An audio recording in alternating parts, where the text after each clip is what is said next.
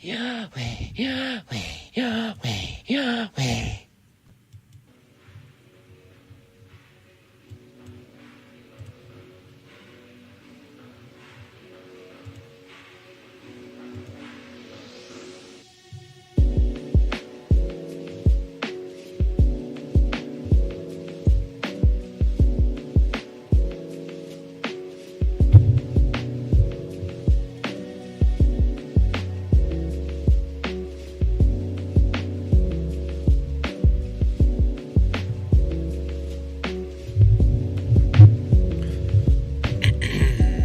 Greetings and salutations.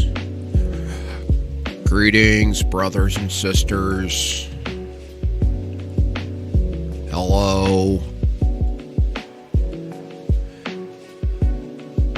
Today's stream, 4/15/2024.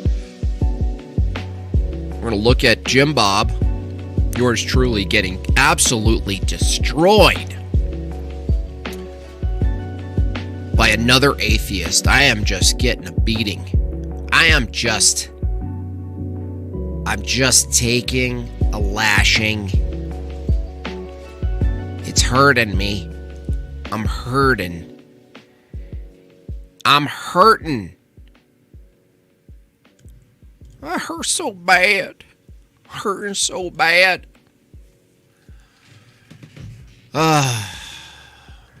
We'll get into that. We'll review this guy. He's kind of a character, honestly. He's probably going to end up being a meme over here.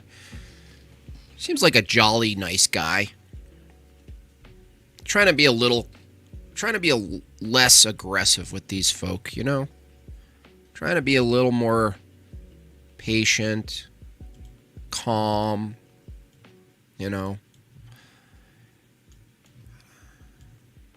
Can't just verbally beat everybody up.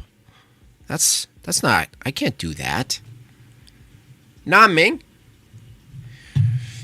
Anyway, I thought I'd cover some news. Haven't done some news in a while.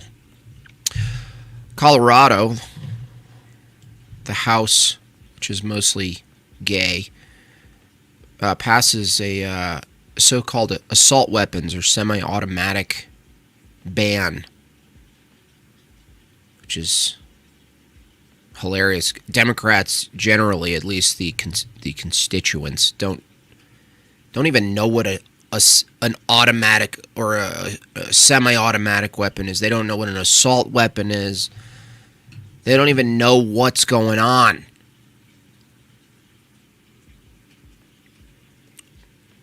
Kind of reminded, yesterday, I don't know if you guys tuned in to some of the whatever thing with Andrew was on, but guns came up, and the chick was like, well, I'd be okay with my boyfriend having a gun if it was small. This is like a general take on, from people who have no idea. They think smaller is like less deadly, or maybe you could argue that, like maybe a 22 or something. But I mean, there are rifles that are 22 or even 223, which is hilarious because the commonly referred to scary assault rifle, an AR, which they think is an assault rifle. That stands for assault rifle. I always ask people that, and I don't even correct them. Oh, yeah, an assault rifle. An AR-15 is an assault rifle 15, right? They don't realize that a 223 and a 22, aside from the force, the bullet is very minor in difference. They don't know. They think also bump stock, like all of these things they're referring to. Oh, a bump stock is, I can make a bump stock today. I go to Home Depot, get a 2x4, put a couple of nails in it, and you have a bump stock. The language, it's like these people have no idea. Look, they make a big scary. Look at the big scary thing. Look at that big scary thing.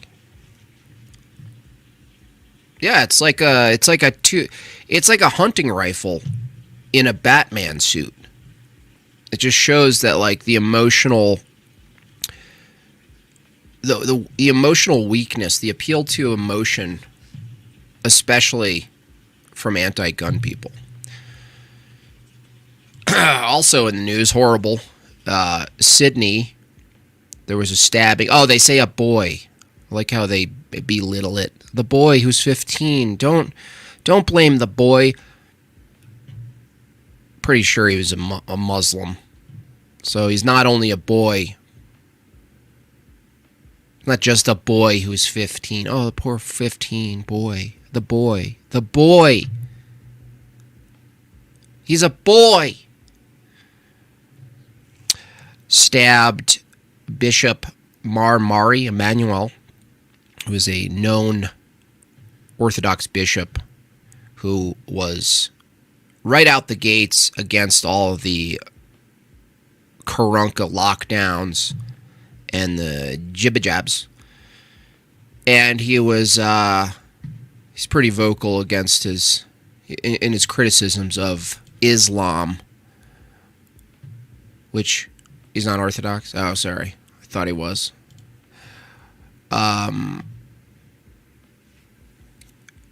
Well, he's a human. Let's go with human for now. I didn't read the whole story. In the story, and okay, got you. Right. And so this attack, look, they basically, now I saw the footage and it's like, well, they said it was graphic. I don't know if it's graphic. I don't know if it's graphic. It's unpleasant.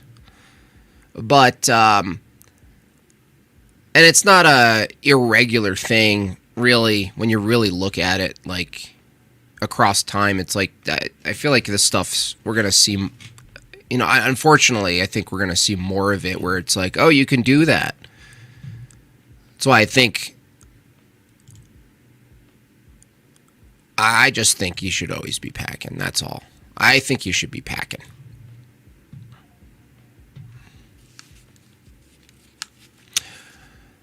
That's my take. Be packing.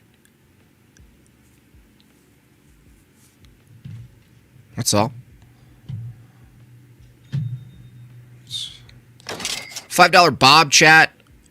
Viewer says, thank you so much. Oh, by the way, I got some Bob chats. What's cool about Bob chats is that you can donate Bob chats off of the stream, and I'll still be able to read them and see them. So that's cool. Let's look at some that I've missed. One came in.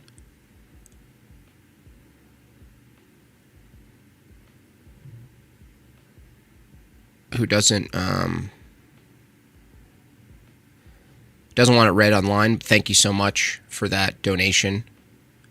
$5. You know who you are. I read your comment.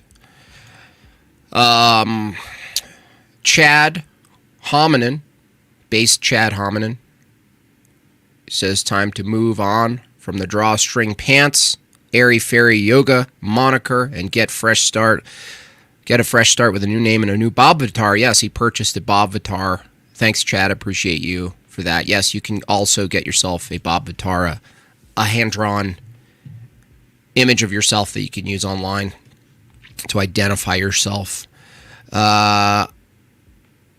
Delano, $10 Bob chat. Thanks, Delano. We've disagreed about a bunch. We're going back and forth, actually, currently, with the debate. He asked a good question, by the way, I'll bring up before we look at our subject today. He writes, just because you have kids. Thank you so much, Delano. Appreciate that. Another one, no message, $5 super chat from Joy. Thank you so much. Appreciate that. Anyway, regardless of this man, if he was in fact stabbed in the face, and other prayers to him, even if he is Nestorian.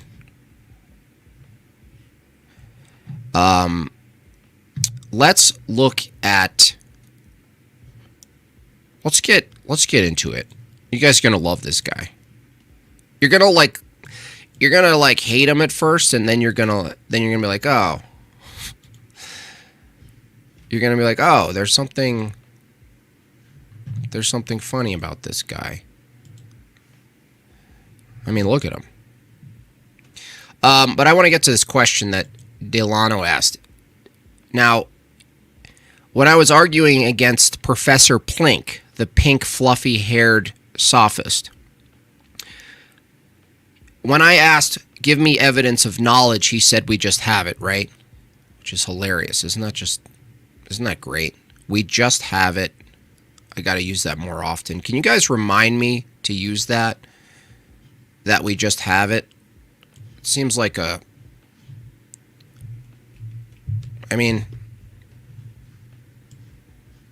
seems like something we should all be doing, right? I mean, if you can get away with we just have it, are you kidding me? I mean, are you kidding me? Anyway, Delano asked a question. He said, or she said, I'm not sure. What's the difference? What's the significant difference between Professor Plink saying we just have it and the Christian saying we take it on faith? Something like that. And the difference is in what you're answering. What's the question being asked? So the question being asked is, do you have evidence for knowledge? And the Christian says, no, we would assume it in faith. Now, can we know things like from Revelation? Yeah, but it's still going to be faith-based.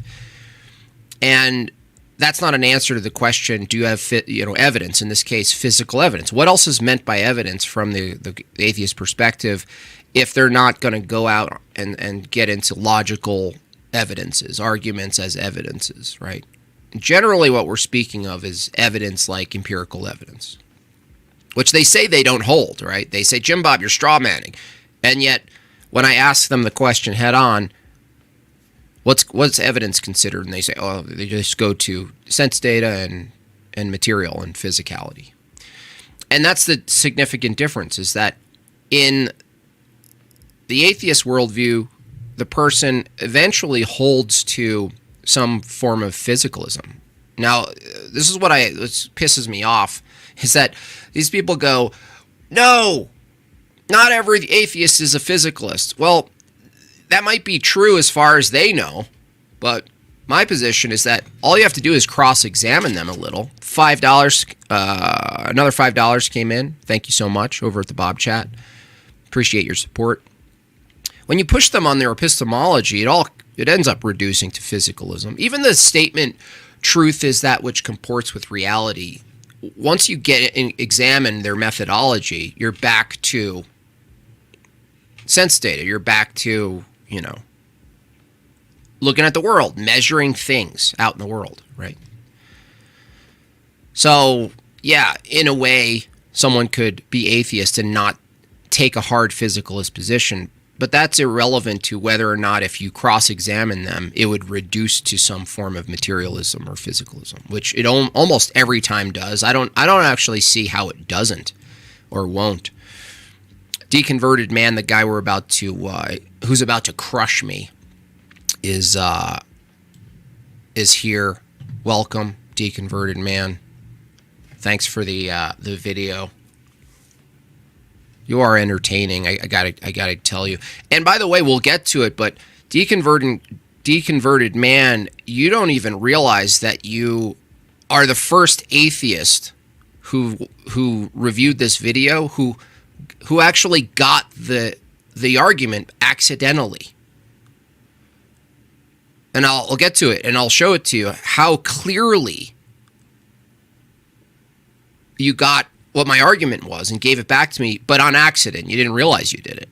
Now, you used the argument I'm making against me in this video, and you did it effectively,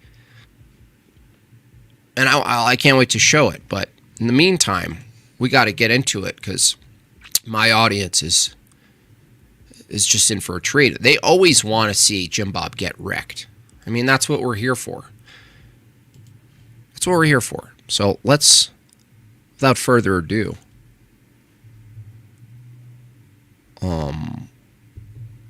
let's do it. No, that this is not the man from Making a Murderer, just so you know. It's not the guy. It's a different guy. Don't get distracted. Okay? Deconverted man here. You thought I was How's the volume? yell it really A little loud, low? didn't you? But I surprised you by not doing that. Let me fix the camera here. Okay. Well, Arguments Against Atheism, Episode 1, made by Jimbob. It's only 6 minutes and 30... Now, deconverted man, I know maybe you don't want to show your body. I understand. But you should fix your camera. You should at least have, like, you know, your chin and your shoulders. You don't want to cut your head off, like, half. You don't want to do that. Just a little advice. People want to, you know, they want to see your person, you know, your full face. If you're going to show your face. Don't half show your face. You do that because it's funny. I think it's distracted. I don't know if it's funny. And now I think you're funny, but I don't think that's funny. I think that's like, oh man, come on, man. 2 minutes, 36 minutes and 32 minutes long. No, 32 seconds long. I can't read apparently. Part 1, because he's got like 3 parts. So I guess this will be an ongoing series. I've revealed my face plenty of times. What are you talking about? Even my avatar's my face. Somebody in chat is like, yeah, face reveal. All we do is ad homs? No, wait, you don't even know what an ad hom is. If you're going to say we insult a lot, that's correct. But all we do is ad hom is not the same as an insult. Dummy. See what I did there?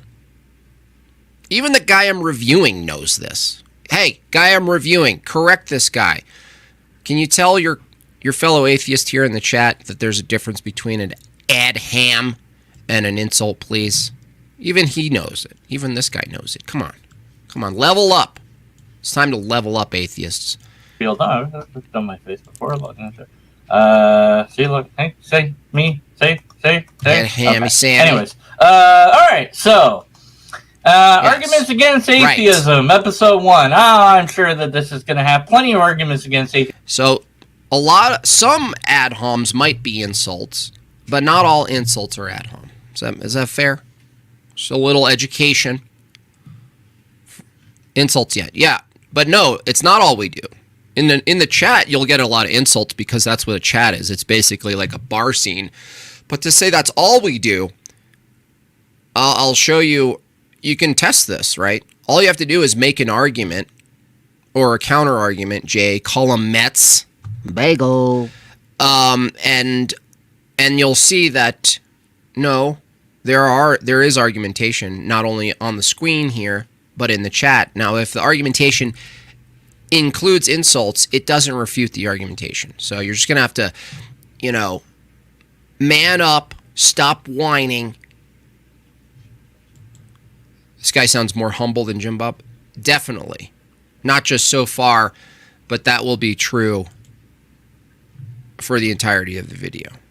Atheism. Before I start, what do you mean by atheism? Because atheism is not believing in God. So you have an argument against not believing in God?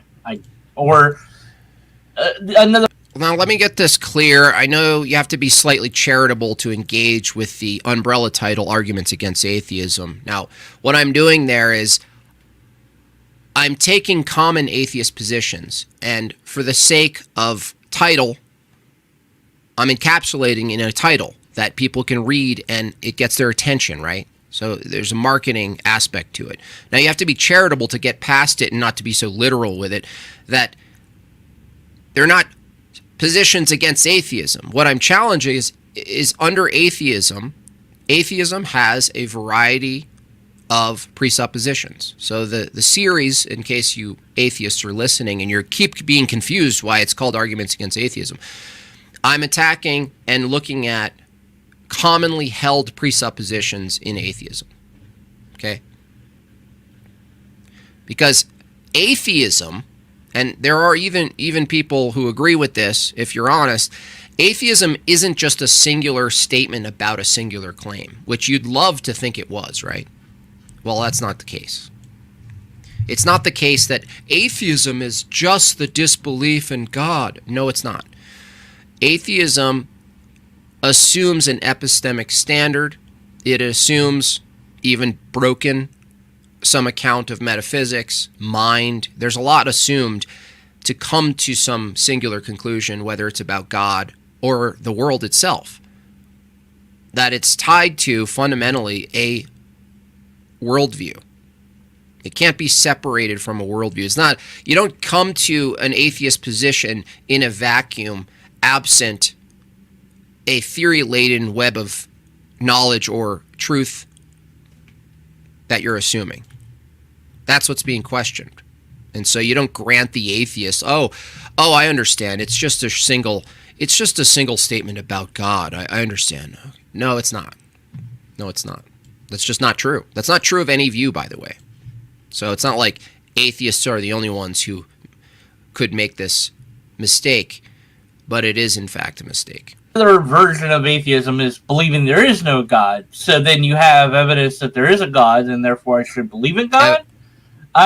Yeah, deconverted man. That's what's in question, what you call evidence. See how you just proved that in the stance, to even evaluate or make the stance about atheism, you have to assume, there's no way not to assume something called evidence, reasonable belief, what knowledge is, what mind is, what reality is, what's the fundamental nature of reality.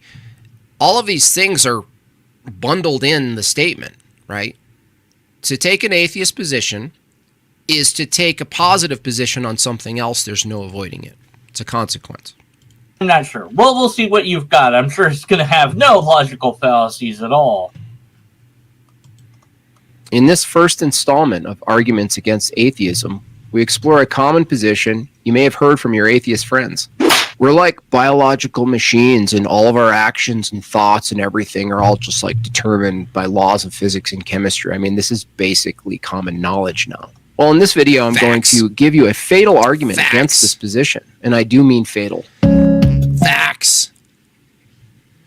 BS says, I'm here to watch Jimbob Day. He's not destroyed. Well, obviously destroyed. Yeah, it's going to be a destruction. Day of destruction. Theosis Pilgrim, welcome. New member. Appreciate you.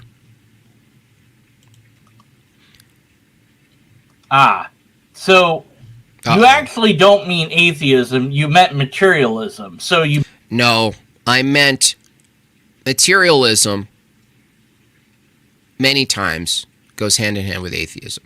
There are many atheists who come to the atheist position because of materialism. It's a pretty simple argument. If you believe matter is all there is fundamentally, and God, premise 2, is immaterial, then from the materialist view, you're also an atheist because God wouldn't exist. So you would reject God from a materialist position. Now, does that make you an atheist? It does. Okay? It does. So if you call yourself an atheist, you're probably calling yourself an atheist for some reason. Now, the reason you call yourself an atheist has a variety of presuppositions you're going to be using that informs your conclusion that there's no God. Materialism is one of those things. Do you understand? It's just one of those things. You mislabeled your video deliberately. No, I mislabeled my video deliberately not to be deceptive. I already explained this. Now, if you're going to be one of these atheists who can't just get it, like, think about all the atheist videos about religion where they just give a general umbrella view statement about Christianity, and all the Christians, we get together and we go, what are you even referring to when you say Christianity? And they go, oh, every time an atheist does a video about, quote, Christianity, they're doing a net umbrella assessment of Christianity, even though they don't realize that there are different positions of proposed Christian views that are in conflict and have been in conflict, right? And yet, when the Christian goes, oh, you're just strawmanning Christianity, they go, come on, dude, it's a general title, Christianity, generally, right? But here they are, freaking out, can't handle it. In an effort to what? Clickbait and get views? Yes. Why do? Why? because it works on you, because it produced you producing a video about my video. That's why. What do you mean, why? That. Why be dishonest from the get-go? No, doing clickbait is not dishonesty. The title Arguments Against Atheism, in the way I'm presenting, is still consistent. There's nothing misleading unless you're going to get your panties in a bunch. If you want to argue against materialism, argue against materialism and call your video as such. No, because I just stated. If you're a materialist and premise one is matter is all there is, fundamental reality, all of it, anything we know, can know, is all material. Premise two, the claim that God exists is immaterial, right? Outside. Therefore, I don't believe in God. You're acting like materialism doesn't produce atheists? What are you fucking out of your rocker? You're being deliberately deceptive, and admitting to it doesn't bode well for me trusting your content moving forward. However, that first thing at the start I take it as constructive. Doesn't seem like an argument that anyone has actually made. What? Excuse me? I've talked to tons of atheists, and not just some, but many take the position of materialism in their defense of atheism. I don't know, why is this so hard to understand? B.S. Lewis, Jimbob won't accept a demonstration as evidence even though he asked for a demonstration. What? That's just, what are you saying? I don't like riddles. A demonstration as evidence? You mean tying your shoe? No, because that assumes the thing I didn't ask for, again, B.S. Lewis, if you're confused. When Professor Plink said, I have physical evidence of knowledge, and he points to tying a shoe, it would be no different than me saying, I have a demonstration of God existing by praying, by going to church. And then the atheist would say, no, that's going to church. You didn't prove the thing that you're appealing to. And I would say the same thing about knowledge. Yet it's okay for him to point to tying his shoe, which assumes knowledge of the shoe and what tying the shoe is before you tie the shoe. The difference is, and maybe it wasn't clear enough in the video, is the difference between evidence of what you're calling knowledge itself as a thing versus what's possible, what you're claiming is possible now that you have the thing. Because tying your shoe is not physical evidence or identical to the knowledge of how to tie your shoe. Do you understand, B.S. Lewis? I know you're willfully in rejection of distinction.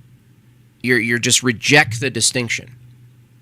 All I need to hear from you and other atheists is there a difference between an action and the knowledge of that action? The answer is yes. Agreed, materialists are atheists. I don't know how you could be a materialist and not be an atheist. Oh, the guy who was arguing about insults says, I find it funny that you Christards have resorted to BS philosophy to prove your case because you have nothing else. See, that's not an argument. Now, if you'd like to understand, I mean, even the guy I'm reviewing, Deconverted Man, at least understands a form of an argument. This isn't an argument, okay? Now, the cool thing, Jay Columutz, Bagel, is that I invite people to the stream. So if you want to be loud in the chat, you're very welcome to jump on the stream and pose any argument you want against yours truly. I highly doubt you're going to, but the link will be there for you. Rather, it seems like a straw man. It is a construct straw man. That is, no, it's you not. have put together. It is not. Atheism isn't one claim. How do you make a claim about God without also simultaneously making an unspoken claim about knowledge? Okay? The claim, BS, God doesn't exist or I don't believe in God, assumes that there's some methodology you're appealing to come to reasonable beliefs. Now, this is why atheists hate pre-sup, because you ask them, well, what is that system? and they freak out, you know. When Posh debated Matt Dillahunty, the question was, is Christianity reasonable? And Posh came out and asked, what is the thing you're calling reasonable? And Matt Dillahunty didn't like this. Said, what's the standard for what's reasonable? Now, of course, the atheist is going to say, no, I believe it's reasonable to not believe in God until there's what? Evidence. Their claim is inextricably tied to their epistemic standard, which they don't like to examine because it reduces to materialism. And when it doesn't, it'll be solipsism or just an ad hoc position where they grant themselves the myth of the given, right? Grant themselves the given. Together what you think an argument is, and then you're going to proceed to attack that argument. Now, if you had a video or an article that you were showing on screen and that you were responding to a guy, you have them all super edgy and all this, and I guess that was done by, you know, somebody they paid for it. No, I did it myself. I animate my own things. To be done, or maybe you did it yourself. I don't know, whatever. Yeah, so, you're going to make them look bad. Yeah, why not? I mean, you don't look great yourself. No offense. You don't look impeccable. You don't look impeccable yourself. Now I find that interesting, okay? Not to attack your presentation or, you know, your person, right? Deconverted man. You know, you seem like a nice guy, actually. Pretty comical. You don't get too offended. You're kind of like run with it. So I appreciate that. But I mean, let's be fair. You can't criticize that I made someone look bad, right? Yeah, not you. Someone else can, but come on, not you. And, you know, give them the origin of species and all this other, you know, stuff in the background. Oh, look how edgy I am. Ha ha ha. You know, but why show your otherwise worthy opponent in such a poor light? Because it's provoking. Now, I'll take this criticism and I'll think, okay, how do I still provocate and sort of jab back, right? Because the atheists do this, and it's fair game, right? It's rhetorical.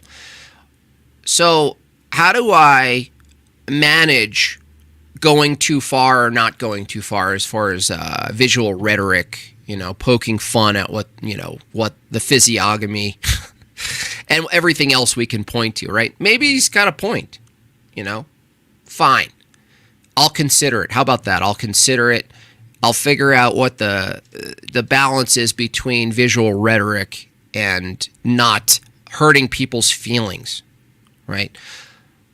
Fine. Knowing is the action of knowledge. Wow, you really have an appropriate name, don't you, B.S. Lewis? That's a meaningless statement. No. I could prove to you that you don't. That's not even true. Can I have knowledge of tying my shoe without tying my shoe? The answer is yes, therefore your statement is false. Knowledge is not identical to the action. What the hell are you talking about, dude?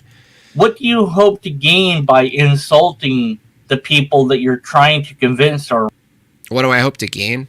I don't know, maybe make someone laugh and then, you know, they give my thing a like? I don't know. Wrong. That you could be a theist like materialist, really? Point. That's funny. You could be a theist materialist. How? I mean, not coherently. You can take the position, I agree. You can try to take the position that all of reality is God itself, but that's just solipsism, you know. So no, yeah, I'm not saying that people can't posit a position. I'm saying it's incoherent. You couldn't coherently be a materialist theist. You couldn't know anything.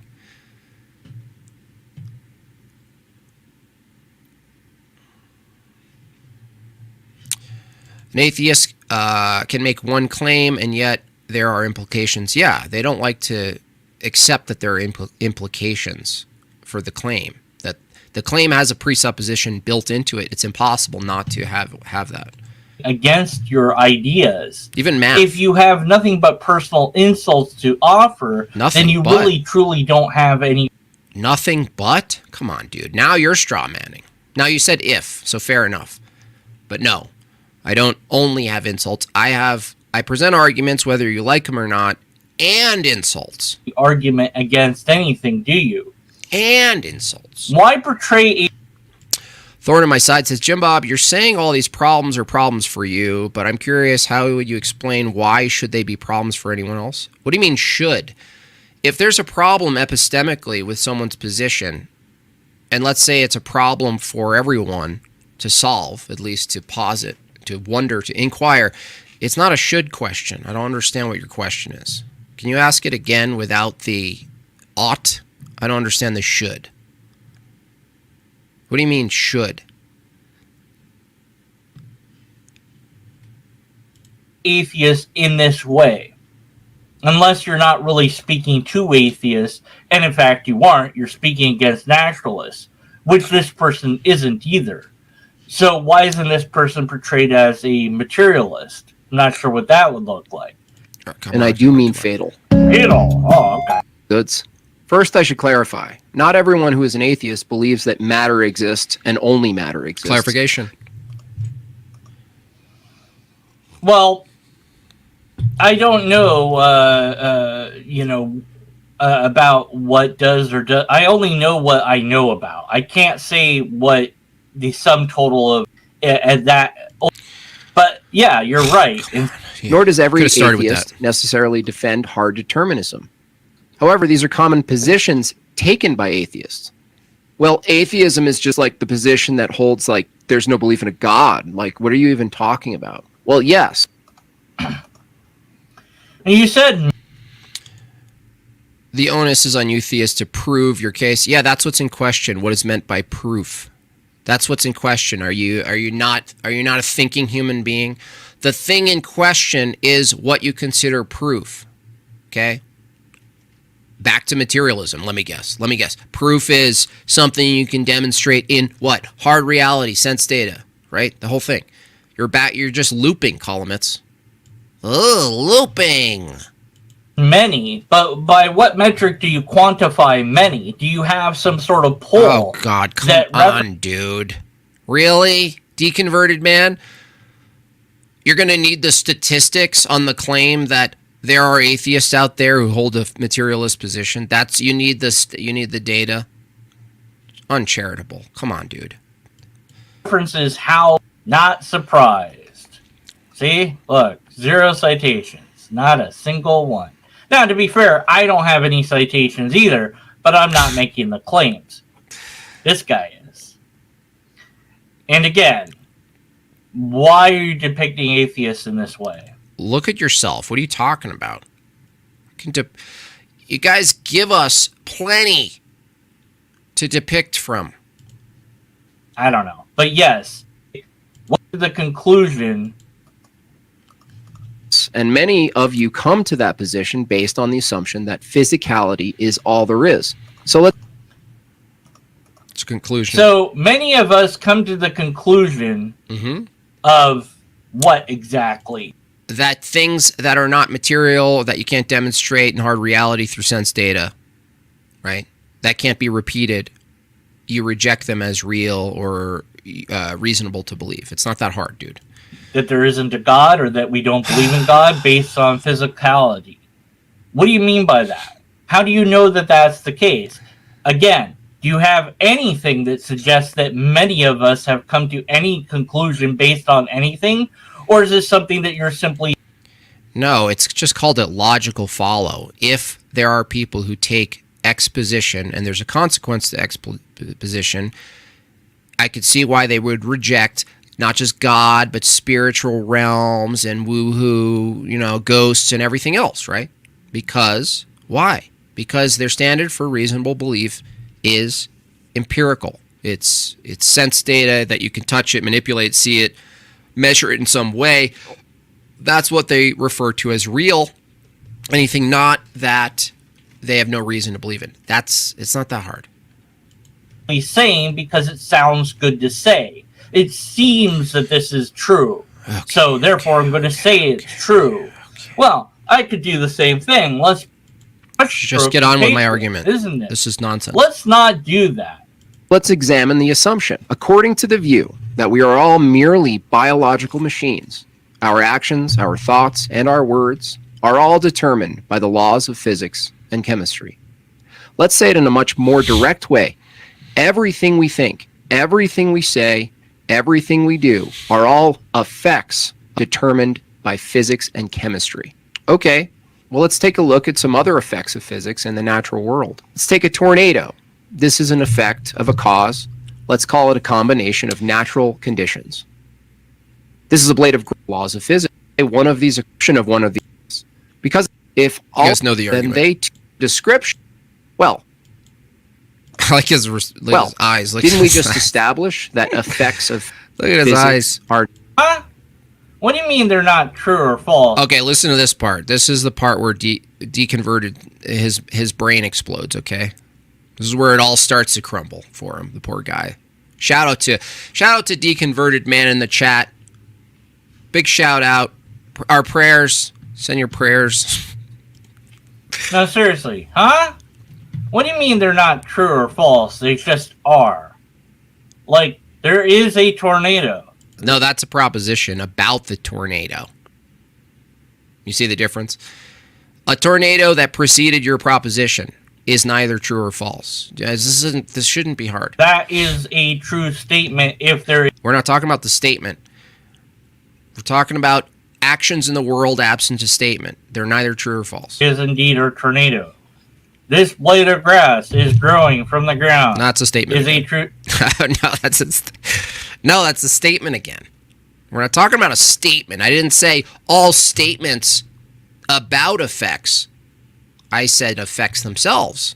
Now, the effect we know precedes your statement, right? So you just want to pretend that it's not true or false. It's just there.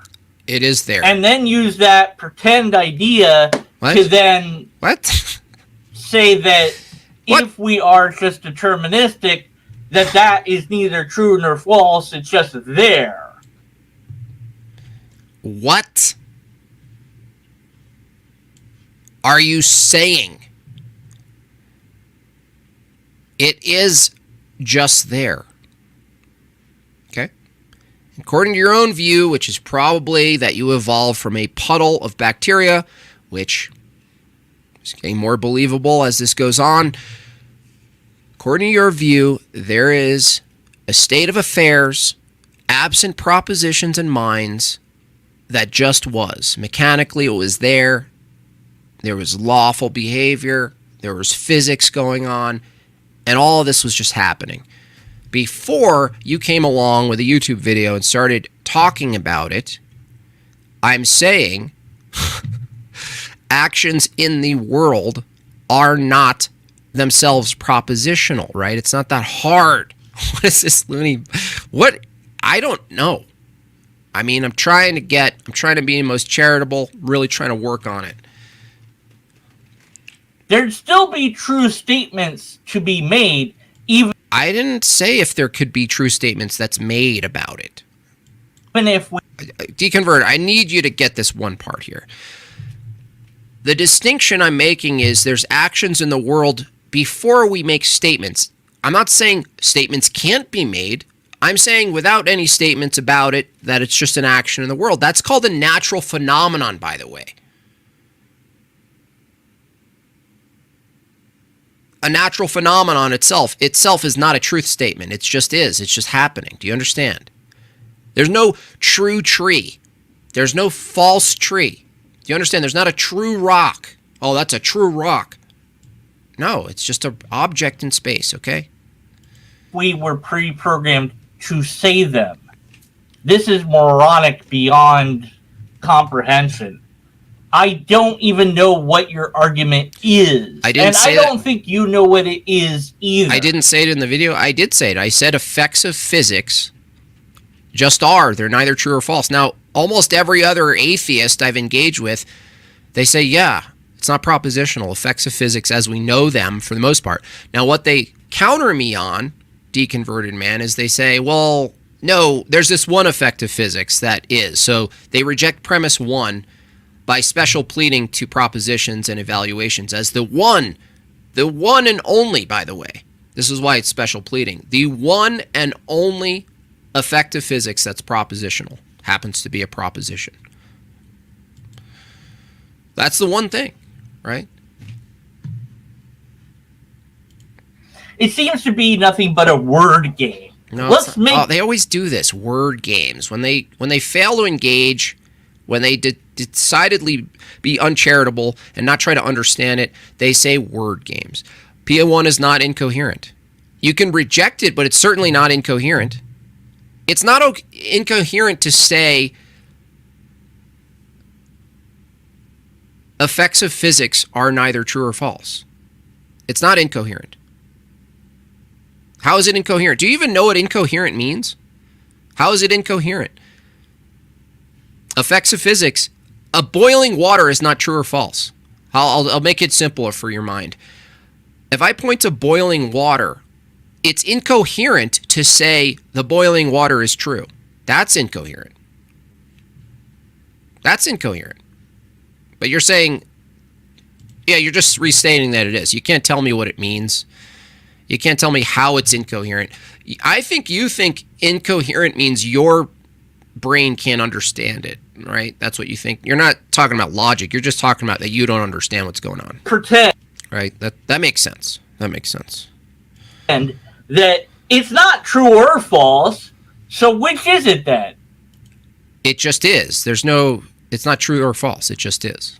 When you say, hey, there's a tornado, well, you're not saying something that's true or... I feel like he's punching down.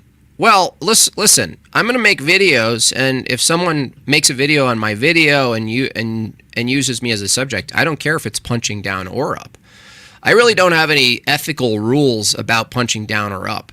If someone uses my video and states my name and makes arguments, I'm just going to counter it. I don't care if they have 200 followers or 1,000, right? So I don't know why you'd assume that there's like this kind of rule set where you don't punch down if that's the case. No, I'll punch in every direction possible. I'll kick a dog.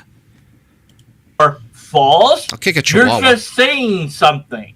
Right, but something. Is it real or not real? No, the question of what's real and not real is not the same question of what's true and not true. BS. Why do my common atheists, not help me make this distinction? Okay? This is why the atheists suck. Now, the Christians will actually go, no, actually, he's right about it. Like, in my experience, they will willfully go, okay, no, well, we got to correct this. Now, what I find is the atheists who at least follow me, they don't correct this guy and they don't go, oh, no, he's confused, right? Where's BS now? Where are these people?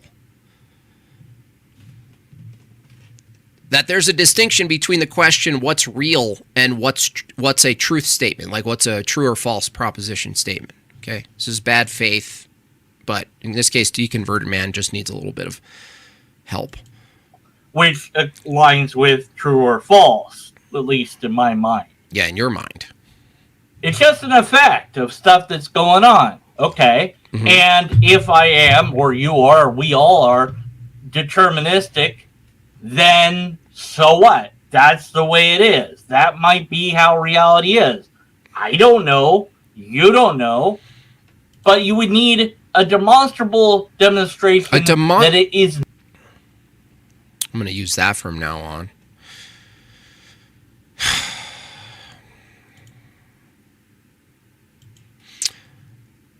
You heard it here, folks. A demonstrable demonstration. Is that like knowing? Is that like tying your shoe? A demonstrable demonstration?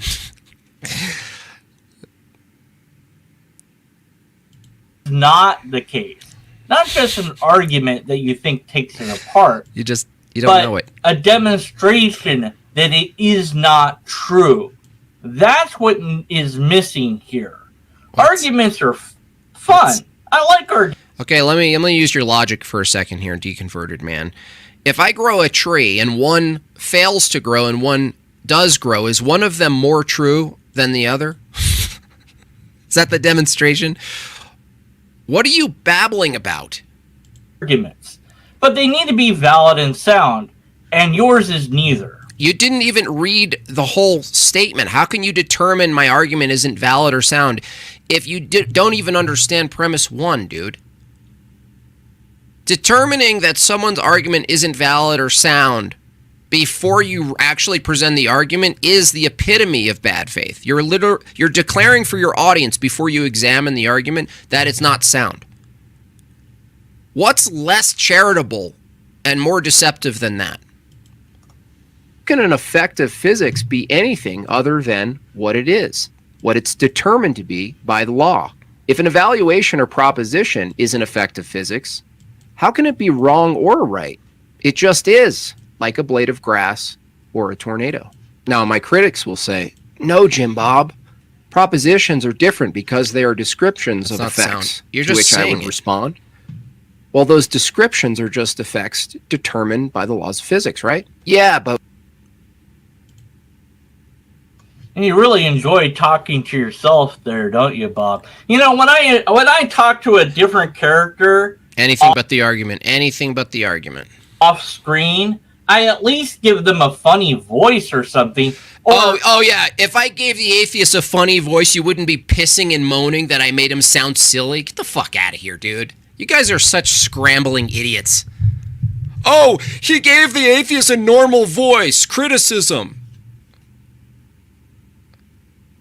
You're going to say that if I gave him a funny voice, as your suggestion, you wouldn't be like, and why did he give him a funny voice? Not fair. Fucking idiot. They have no voice, right? Director that doesn't exist? Yeah, like that. That was funny. Or like this. Hey, how's it going? Whoa, okay there, buddy. Get owned. What was that? I'm getting deconstructed. Who are you? I'm abandoning my faith. I'm abandoning my faith. Oh my god, it's outright lies back. What do you want? I'm here to talk about the thing in the video. Right? Is that what you deconverted? You really wanted me to talk like that? That wouldn't have. Yeah. That would have played well. He starts the video going, why do you make fun of the atheist and depict him in such way? Also, what are you, an idiot? You should have made him talk really funny and absurd. That would have really helped the video. No, I don't want to talk to you. Go away. I don't want to talk. No, you're really annoying. Anyways, so yeah, that's an example of something that would be mildly entertaining.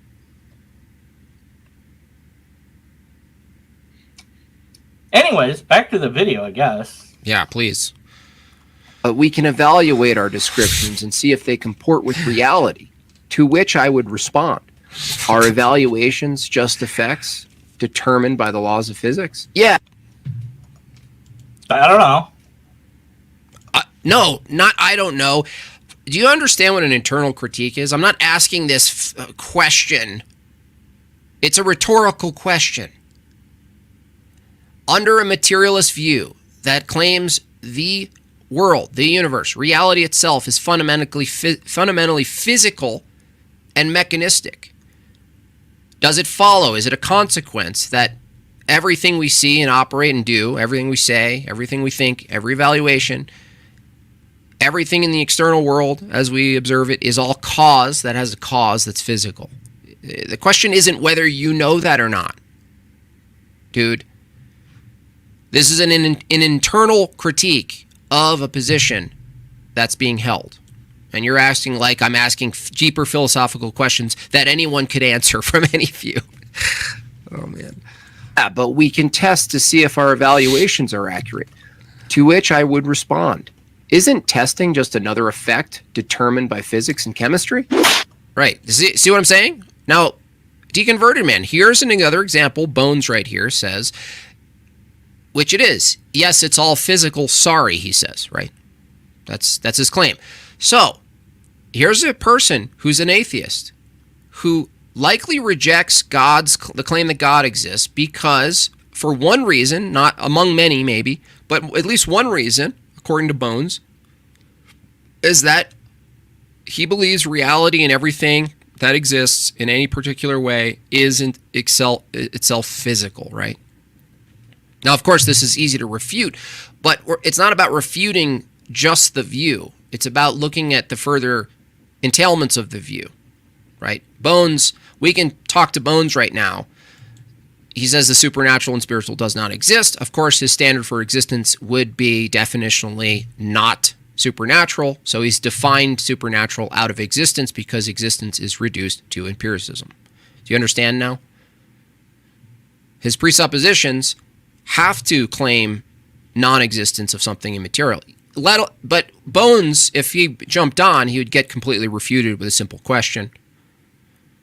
This is why I brought up in the video a list of things in a category that's immaterial that Bones himself appeals to in order to do his empirical analysis. Meaning, information, mind, none of which are material or physical. What question? Is information physical? And what is it made out of? Is meaning physical? Are categories of things physical? Right? Is the mind a physical object? No, Bones, you appeal to immaterial things. That's what's so stupid about the position, is that to make the statement all is physical, you've already appealed to metaphysics. That's how stupid. That's how low form it is. It's the lowest form of thinking. To do a blatant contradiction, it's like people who say all is illusory. All is illusion, right? This statement. It's a contradiction. That's backwards. Supernatural, by definition, depends on a natural. No, you couldn't possibly justify that position. What's meant by supernatural, by the way, which is another word they like to use to poison the well and try to make it icky or make it woo-woo, right?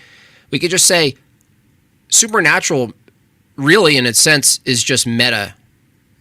It's above nature or beyond nature or not confined by the physical world.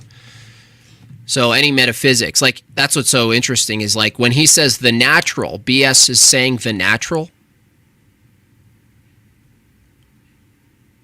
The natural, by the way, BS, is a metaphysical term. The natural is metaphysics, as you're referring to it. It's a category description of the external world. That's metaphysical. That itself is not physical. So more contradictions. This is how easy it is to draw out the contradictions from the materialist. They can't actually make statements without contradicting themselves because any statement they make can't be identical to the matter they're assigning it to. I'll say it again. Any statement they make, the words, the categories, the particulars, they are not identical to what they're attributing it to what they're assigning it to. Even to say there's an external world, metaphysical statement. To which I would respond to myself, having made the argument myself. Hey, you, how's it going? I'm pretty good. How's it going? Do you have an argument against atheism? Absolutely not. I don't have an argument. It's shifting the goalpost to say, using the term natural is already appealing out of nature. No, it's not. You're just coping, right? That's just you coping instead of engaging. Load the cope. Loading the cope. Can we move this? Well, part of Mr. Anderson is engaging with the audience because a lot more of the points are going to come out of the chat, I promise you, than this guy. Argument against atheism, but I do have an argument against materialism. Oh yeah? Are you going to actually represent materialism in a coherent manner? Absolutely not. I'm not. How is it not? Going to represent materialism in any coherent. It is coherent. I basically said everything we experience, what we see, what we do, what we say, everything out there in the world is caused by physics. That is materialism. What are you talking about? It's like the most concise explanation or description of materialism. Coherent manner. Then I'm going to proceed to construct a straw man about what materialism actually is. Oh, Sounds God. good. Just... All right. Let's apart from that guy that does the pitch meetings. So we have a determined effect of physics we call an evaluation, followed by another determined effect of physics we call a description, followed by another determined effect of physics called testing, which requires more effects, more effects, more effects, and on. Yeah, so what's the problem? Well, the problem is it's a vicious circle. And this is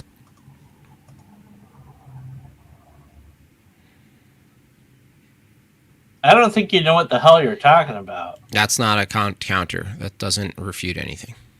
I don't know what you're talking about. That doesn't refute anything I said. This is not an accurate description of materialism. Yes, it is. It's a consequence of materialism. Can you tell me how, under a materialistic view, that everything is material? And if everything's material, it also follows that everything is caused by physics? If everything is caused by physics, what we call an effect has a cause, and then that cause is also an effect of a previous cause. That's the circle I'm pointing to. I don't know. And if you're going to assert that this is circular... I'm simultaneously viewing a video and trying to read the chat, and you're acting like it's a win that I don't catch up with your dumb, stupid comments. I told you, I'm going to post a link so you can jump on. I bet you won't jump on, and then you'll use it as an excuse and say, well, I made my statements in the chat, and he didn't. He ignored them. Fucking dishonest. Oh, he can't debate me while he's also refuting a video? Argument. You haven't done that correctly. What? Is where I gift you the fatal argument against this position. Premise 1. Effects of physics are neither more true or false than any other effects of physics.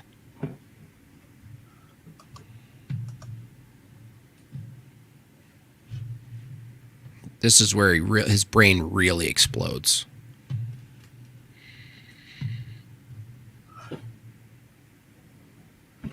Hold on. I got to think about this for a moment. The actual premise. He actually went to the trouble to make a syllogism. And as opposed to... This is going to be the first premise. Yeah, what's wrong with it? Okay. What do you mean, okay? What's wrong with it? Here we go. All right. So, effects of physics are neither more true or false than other effects of physics. Yeah. That's you reading it. What? Okay, I see. What does that mean? What does it mean? It means, again, if an oak tree is an effect of physics and a pine tree is an effect of physics, that the fact that they're growing, right, absent a proposition about them, about describing them, how they grow, how fast they grow, all these things, right, that they're just objects in space doing something, right? Even that's too descriptive, right? They're not true or false. There's not a true oak tree and a false pine tree. Do you understand? They're just effects. I don't know. This isn't very hard.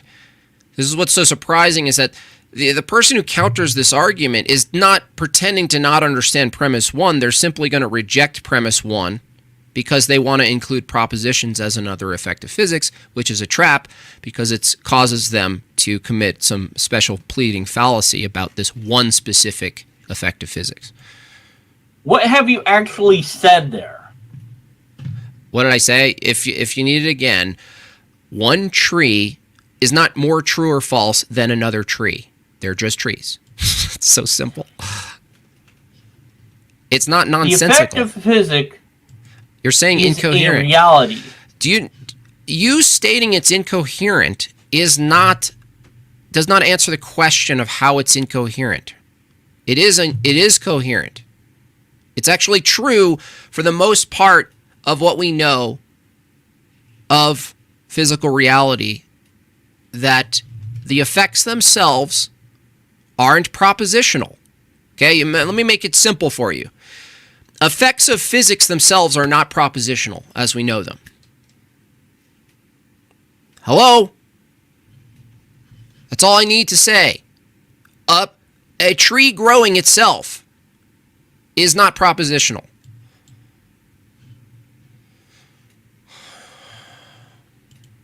True. It is a true thing that actually occurs. But it's not more true than another effect of reality. Neither is true. Duh, because it's just real. It's just real.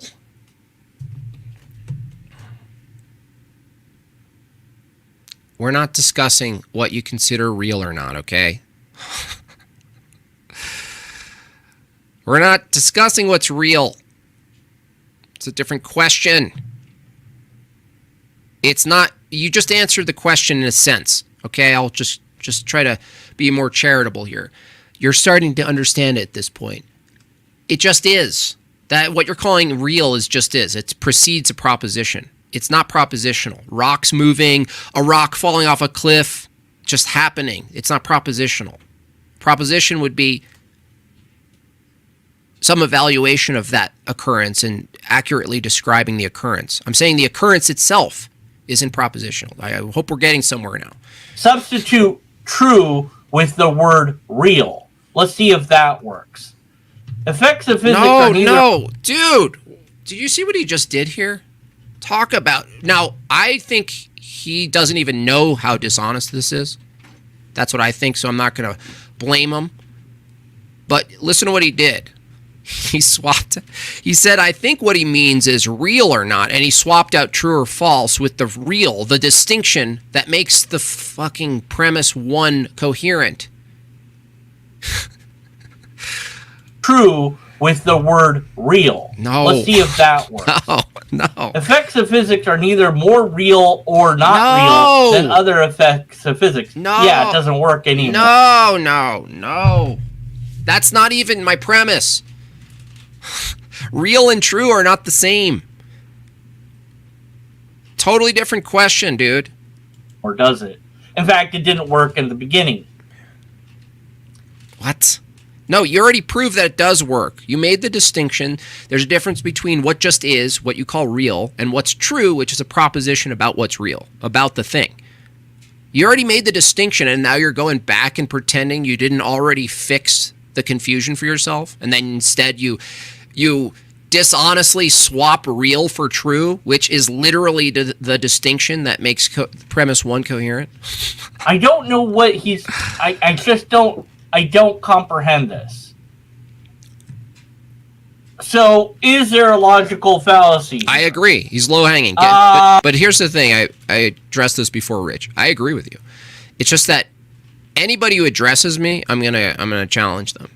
And I don't care if it's low-hanging fruit. You know why? Because, if you have an avocado tree and you're like, I'm not going to pick up the low-hanging fruit, and clean it up, it's just rotten fruit on the ground. So, in the end, I don't care. I'll punch down, I'll punch up, I'll punch sideways, I'll kick in every direction. I don't give a shit.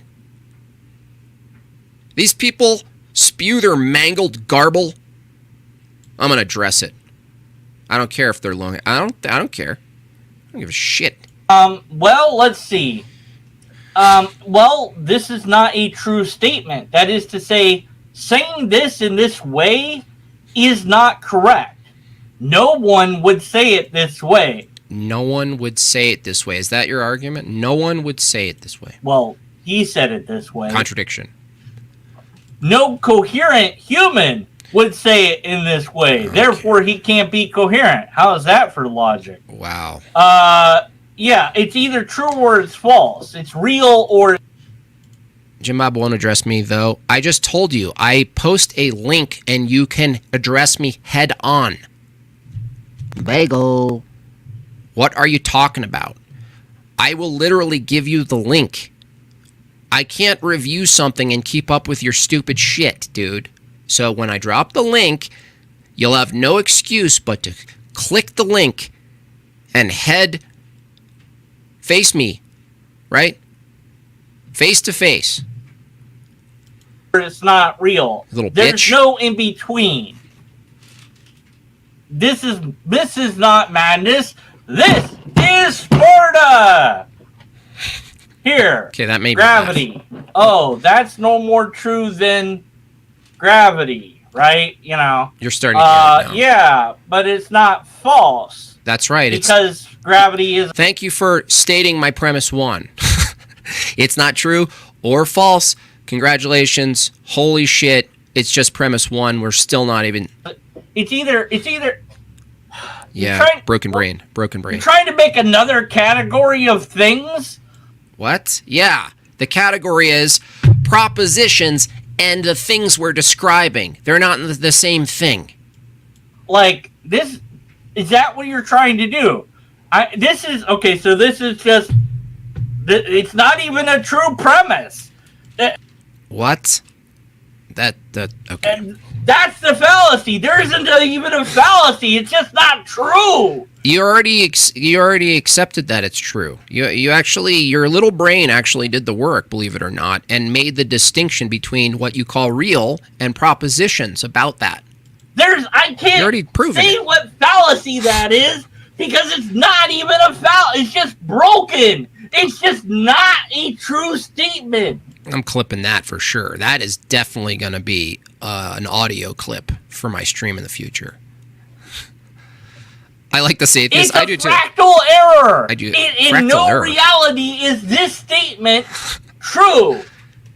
That's how broken of a statement it is. It's a premise that's incoherent. No, it's I not. guess you would say it's a bald assertion without any proof. That would be the closest I could come with a fallacy at any rate. Uh-huh. But yeah, my God, I've never seen anything so insanely worded. Even Time Cube at least made some sort of system sense. overload. I know, it's like a broken the system. Oh my God! Okay, well, what's your second one? Effects of physics are neither more true or false than any other effects of physics. Premise 2. Oh, you won't be able to, but you can type in the chat vigorously every 30 seconds, but you can't jump on and you can't run to the bath. What's your question? Put your question in, and I'll pin it, okay? What's the question theists can't answer, and I'll happily rip it apart for you, okay? Give that guy some dentures. I actually kind of like that he's just as he is, honestly.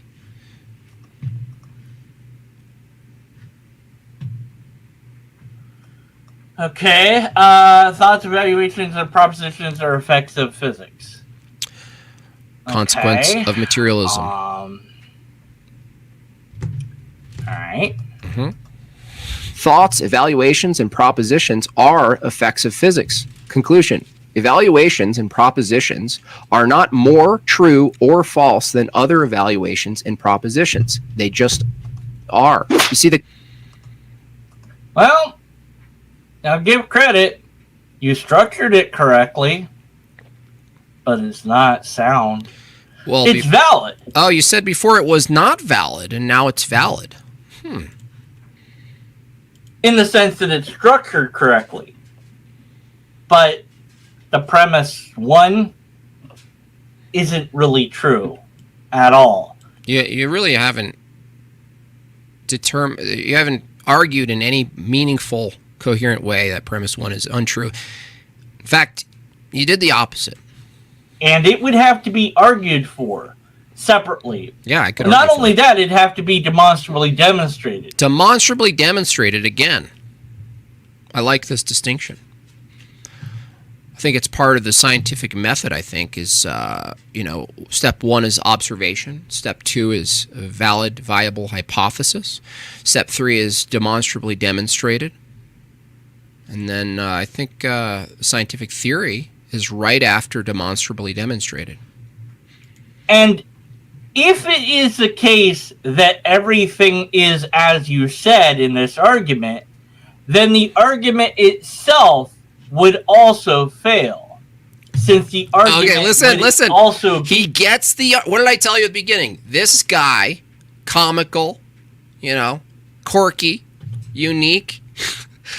Watch as he actually gets the argument and steelmans it and doesn't even notice it. Watch this. This is fascinating. Is that people can accidentally steelman the argument and fully grasp the argument, give it back to you, and then pretend in some way Like they get like the the Men in Black thing that just erases, that they just listen closely what he's saying.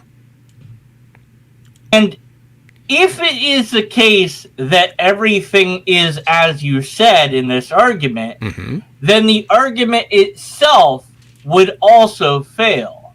Why? Since the argument would also be in effect and be no more true than the opposite conclusion. Can we get a round of applause?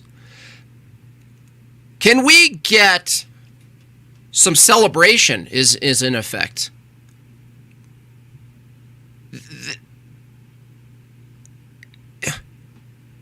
There hasn't been one atheist so far reeing in the comments or doing their little videos on me on this particular argument. There's not one person who got it except for this guy on accident. He's just steelmanning for clickbait's sake. That's funny. No, yeah, his brain actually produced the steelman of the internal. He laid it out. He did it. He's the first one, by the way. First one. He's going to get his own emoji on this channel. He's going to be a recurring meme because even though it was accidental, he got it. I want to just to be clear. He presented the argument clearer than I did. He presented the argument and its consequences clearer than me. Everything is as you said in this argument. We'll just do it one more time. It's just beautiful. And it would have to be argued for. Just beautiful. Separately. Not only that, it'd have to be demonstrably demonstrated. Well, that part too. But if it is the case that everything is as you said in this argument, then the argument itself would also fail. Right. Since the argument would also be in effect and be no more true than the opposite conclusion. Yes. Since everything is neither true nor false, then nothing is true and nothing is false. Yes. Congratulations, you've debunked reality at this point. Yes. Yes. Correct. I just feel so full right now. He mistakenly gets it. It's amazing. It's just phenomenal. He not only understands premise 1, if it were true, and premise 2, if it were true, but he, better than I ever have, with less words, just steelman not only the argument, but the consequences of the argument perfectly. That doesn't work. He's so wrong. You see, the thing is, I know it doesn't work. work. You want to negate materialism. Yeah, you just did it using my argument with less words. That's what you did. Holy shit. You just did it perfectly. I'm actually jealous. It's on Base Boomer. Oh man. If I can produce this with atheists, like where they make a refutation video and then they prove the thing I want them to prove, but on accident. Richie Torres says for $5 over at Bob Chat. God bless you, Jim. I appreciate these videos, even though the fruit is low hanging. I agree. I'll go high, but the thing is, again, like I said it before, if someone names me, I'm gonna look at it. Now maybe I'll question how much time I put in. Maybe I've already put too much time in here. You're going to actually have to, I don't know, show that materialism isn't correct. You just did. In some way, shape. You just did. You used my argument, you steelman my argument, and then we both together, in celebration, let's take a bow, deconverted man, and made by Jimbob. We just basically, we just did our first, what do you call it when you work together? We just did our first video together. And we just both debunked materialism. You just did it for me. We just did it. So that's gone. Now, if materialism is false, now what has to be the case? Now, where else do we go if we can reject a strict mechanistic universe? By my metric, my evaluation, and by your evaluation, it makes knowledge impossible because nothing's true or false. They're just effects, causal effects, forever in motion, cause, effect, cause, effect. You said it yourself perfectly. No, it's not that magic exists. Now, I know you're gonna get weird now because you think, well, okay, we deconstructed materialism in this sense because it makes knowledge impossible. It reduces everything to effects. So arguments themselves, if everything is just effects, and it's true that they're neither true or false, then propositions and evaluations are also just these chemical reactions that are happening. So, now I don't ask people to suddenly make the jump, okay? The argument can't be materialism is clearly false and incoherent, it makes knowledge impossible, therefore God exists. That's not what I'm saying. Okay, stay where you are, deconverted man. Okay, stay in the uncomfortable place. Okay, I didn't debunk materialism. Cause and effect are true. What? No, that's a description of cause and effect. So you're just question begging. You don't even know how to even engage with the argument, Bones. Yeah, I assume you're like 20 and you're working in Amazon right now. Perform. And one way to easily do that would just be to show or demonstrate that there isn't something that is material. That's all you would have to do. Yeah, that's easy. That's easy. Information is not material. Now, instead of going to mind and philosophy of mind and all these other things, information is a good one. And here's why. Because if you're debating a materialist or an atheist who defends atheism from a materialistic position, and they say, "Well, I just don't believe in anything that isn't real." Well, then you ask them what real means, and then they go to the empirical standard, and then you trap them because you ask them to materialize information, and they'll do a Professor Plink, and they'll point to tying a shoe. Well, no, that's an action in the world. That's not identical to the information it's using. Information itself, Bones, BS, deconverted man, any other Spurgs in the chat, right, who are coping hard right now. You can't tell me any example. Yeah, now you don't deny information exists, of course. Why would you? In fact, information is one of those key hot terms in the atheist paradigm, right? And yet, if I ask you to materialize it, I've debated synth before. It's not that. That's a dare for not the reason you think. You can't materialize information. You could only assign information to material. And the material is never identical to the information. Therefore, you appeal to immaterial things. Materialism refuted. Okay? They also failed to materialize on the stream. Well, yeah, here's a good time. Here's a good time to have people call in, honestly.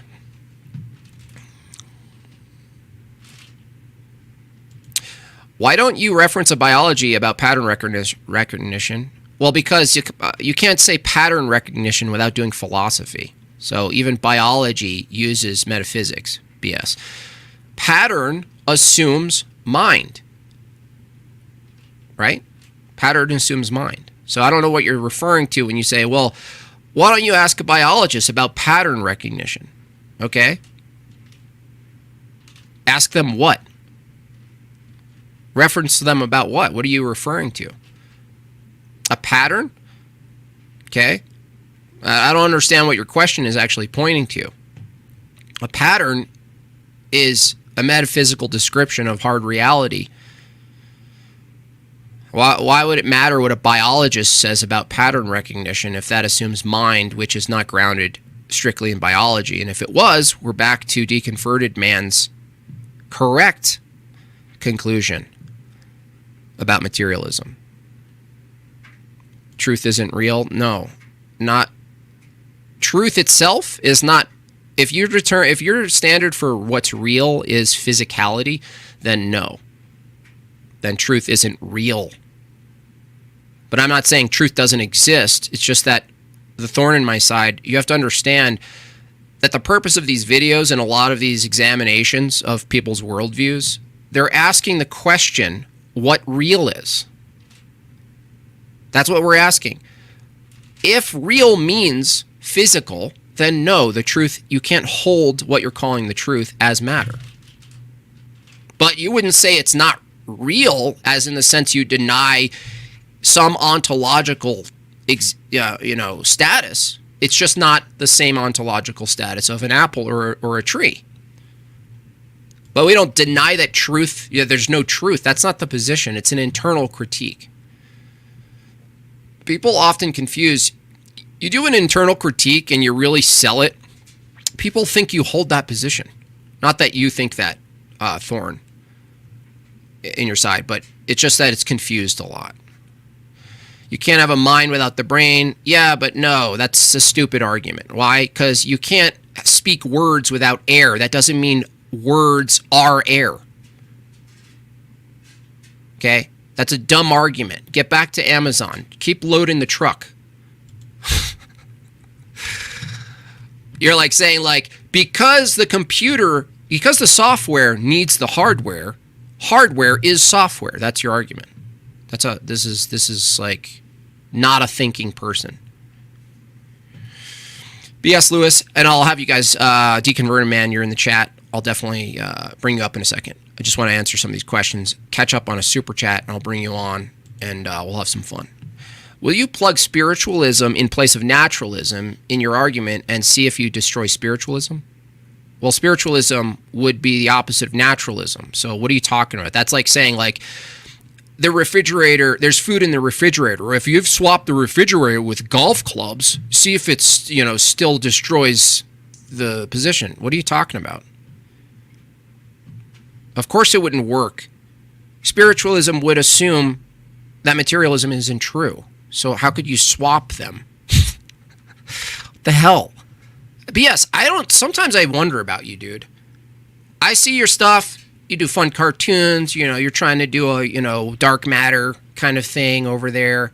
I appreciate your rhetoric and your jokes, and you can handle the abuse in the chat.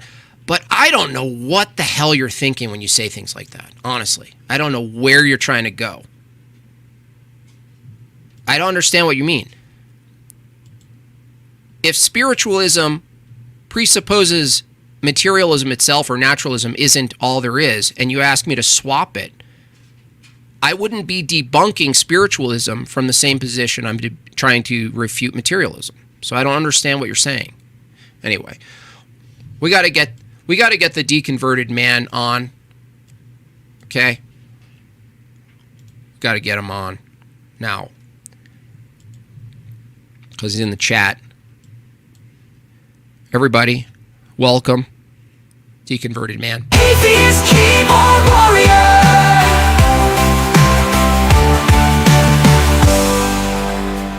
D-Man. Jimbobs. What's up? What's up, D-Man? Thanks for calling, and I do appreciate it. Thanks for coming on. Jimbobs, for responding to my video and taking some jabs and whatnot. Of course. Those, and that was what it was, and hopefully it was seen as constructive criticism rather than any actual insult towards you. You're that it's just joking around. Oh, I agree. I enjoy your playful approach. I need more of that myself. So in that regard, it did reflect like, I could be more playful too. Yeah, my the critique, if you will, of the why are you drawing it this way, those sort of questions is more for the entertainment. I understand. Than actual criticism per se. Yes, you could present them in a nice way and, whatever. That'd be great. I wanted to clarify, there was perhaps a miscommunication between us in text format. When I said that what you're presenting is a construct, straw man, you've said you've heard these sort of arguments before, which I have no doubt. But what I meant there was that there isn't a particular text document that you're looking at that somebody's actually made this argument for X, Y, or Z, in this case, materialism, or this is a clip from, somebody that's made this argument, and then to respond directly to that. You see what I'm saying? So I could probably find a bunch of people who, whether they're engagements I've had with them on TikTok or any. My audience knows that's generally a given. Is that like when we engage with these topics, a lot of times if someone says, if I ask why do you reject God, right, as a proposition or something, almost every time they appeal to their epistemology, and then when you go to their epistemology, they do go to an empirical standard for determining what's real or reasonable to believe in or not, right? It's not like a huge jump. Yeah, it is I think the theist non-theist debate is a question of epistemology and what at its core, we humans ideally want to find the truth, and I think we're all out here trying to figure out what and I switch around the word truth with real. That's my preference for that word. Maybe you have a different preference for how you view certain words, and that's okay because it's natural language.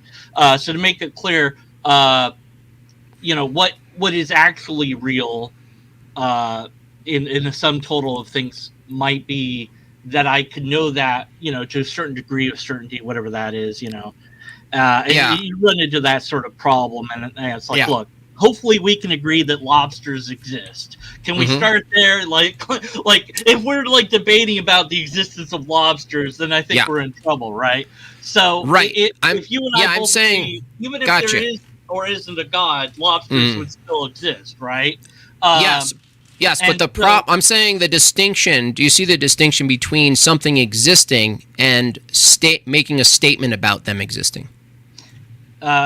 Yeah, because either they really actually exist in the sort of reality of you and I, or they're an object of the mind, like numbers and letters, or think like Jar Jar Binks is a fictional character. Right. We wouldn't usually say Jar Jar Binks exists. That would be a weird way to say that. Right. So yeah, your argument essentially, because I did it live, I didn't really have a lot. I wasn't really carefully analyzing it for logical fallacies per se. So it might deserve its own, edited video where I actually analyze the argument in full. But there seems to be potential equivocation of true and false, because you refer to objective truth of physical effects, but then in the conclusion you refer to the truth and value of thoughts, evaluations, propositions, and those are different contexts. So you're treating them as equivalent, and I think that's fallacious potentially.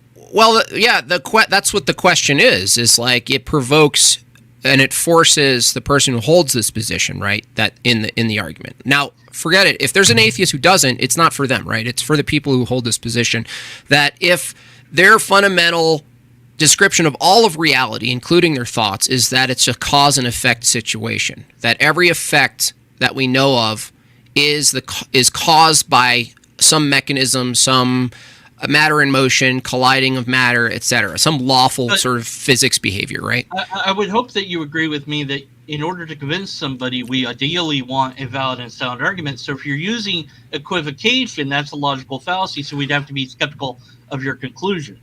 Right, yeah. That's what I'm saying, is that to reject premise one, if I said all effects of physics, right? Effects of physics just are the case. They precede our evaluation of them. They happened before our minds were able to describe what's going on and then argue about our descriptions. I'm saying that the laws themselves, how they occurred, right? Let's take a time in the universe from a view that there was a time in the universe that preceded the existence of Earth and its system, right? I'm saying that the existence of that and its operations and its laws maintained regardless of our propositions about those things. And if that's the case, they just are, right? They just are. I'm not saying they're not real. Those things. Now, see, so by true and false in your argument, what the reason why I replaced it with is real is because that makes sense in my brain. I understand what you mean. You're meaning true, maybe in a different way than I'm meaning true. So, because I don't want to strawman you, what is it that you're saying here that you mean by true? Like, it's like 1 plus 1 is 2. Yeah. Propositions, right? This is an internal critique. So what's meant from the internal, in the internal view, is that truth is some proposition about a state of affairs. Okay, so the state of affairs of a tornado would be then true?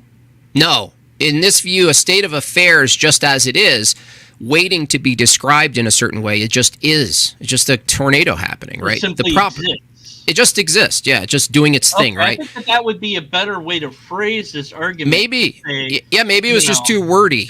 No, because then you're not potentially equivocating true and false in the conclusion, which I said might be a potential fallacy. Okay, so great. Then there seems to potentially, again, these are all potential fallacies. I'm not saying that they are actual. It's just I've noticed that maybe that you're doing them. There might be a red herring that there's, discussing truth of, physical effects and then the truth of thoughts. And since these are different in some way, at least from your perspective, I guess what you're trying to say is like, look, from this other person's perspective, this is what they're saying, of course, but we don't know because we don't have their argument. I'm talking about logical consequences. So I'm not using my position here. I'm saying that if all of reality is mechanistic and everything we see that's happening, that we know that's happening, is an effect of some sort of physical law. That's the first premise, right? If everything we know of that including our thoughts and evaluations are just caused by some physics, right? Some law in physics, right? Right. That's right. If that's true, yeah, I'm actually granting that it's true, so that I can move along in the next statement. Right. So, like, if it's true that everything is an effect of physics that we know of, including our thoughts and evaluations, right, and our propositions and our conclusions, by the way. I'm saying I thought you did a pretty good job in your video.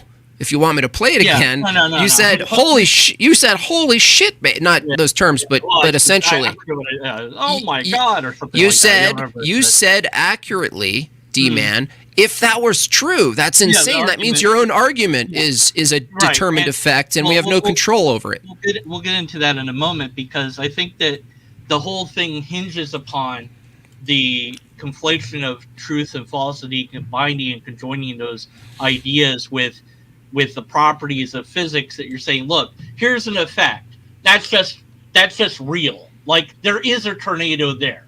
Okay, that's true. That's what I would call true. If there wasn't a tornado there, then you saying there's a tornado there would be false. I would just reject. I think a lot. I think these true and false thing, and I think that weakens the argument. Here's the problem with your sweeping generalization.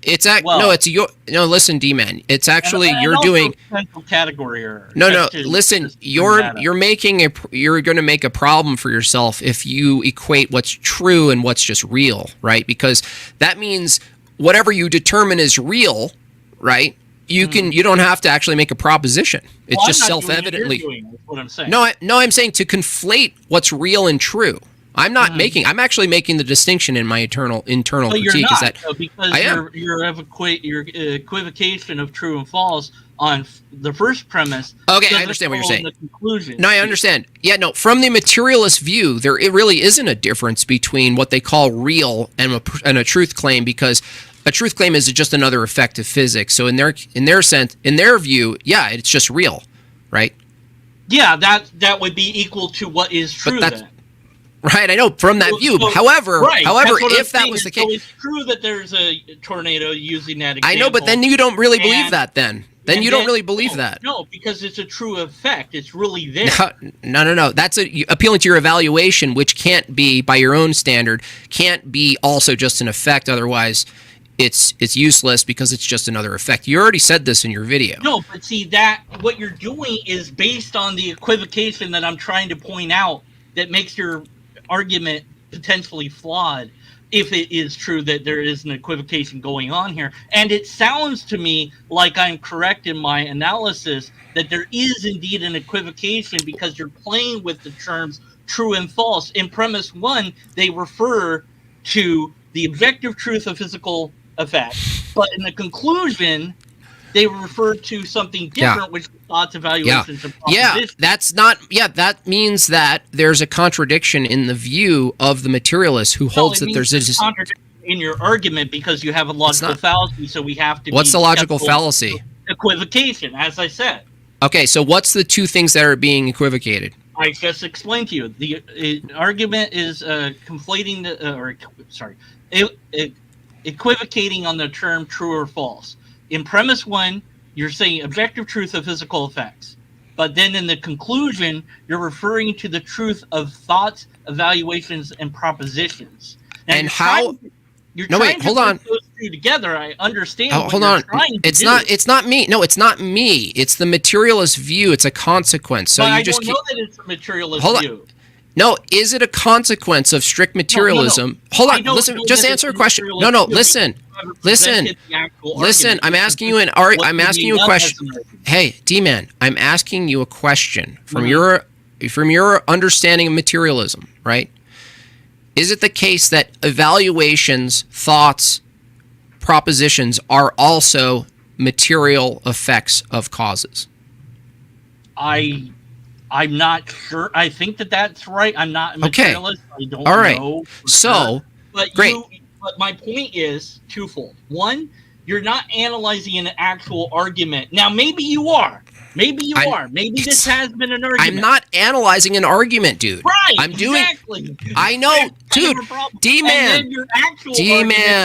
D-Man. Listen, D-Man. Holy shit. D-Man. D-Man. That's the problem. Your argument is not good. D-Man. Better. Holy shit, dude. Do you know the difference between presenting an argument and doing an internal critique of an argument?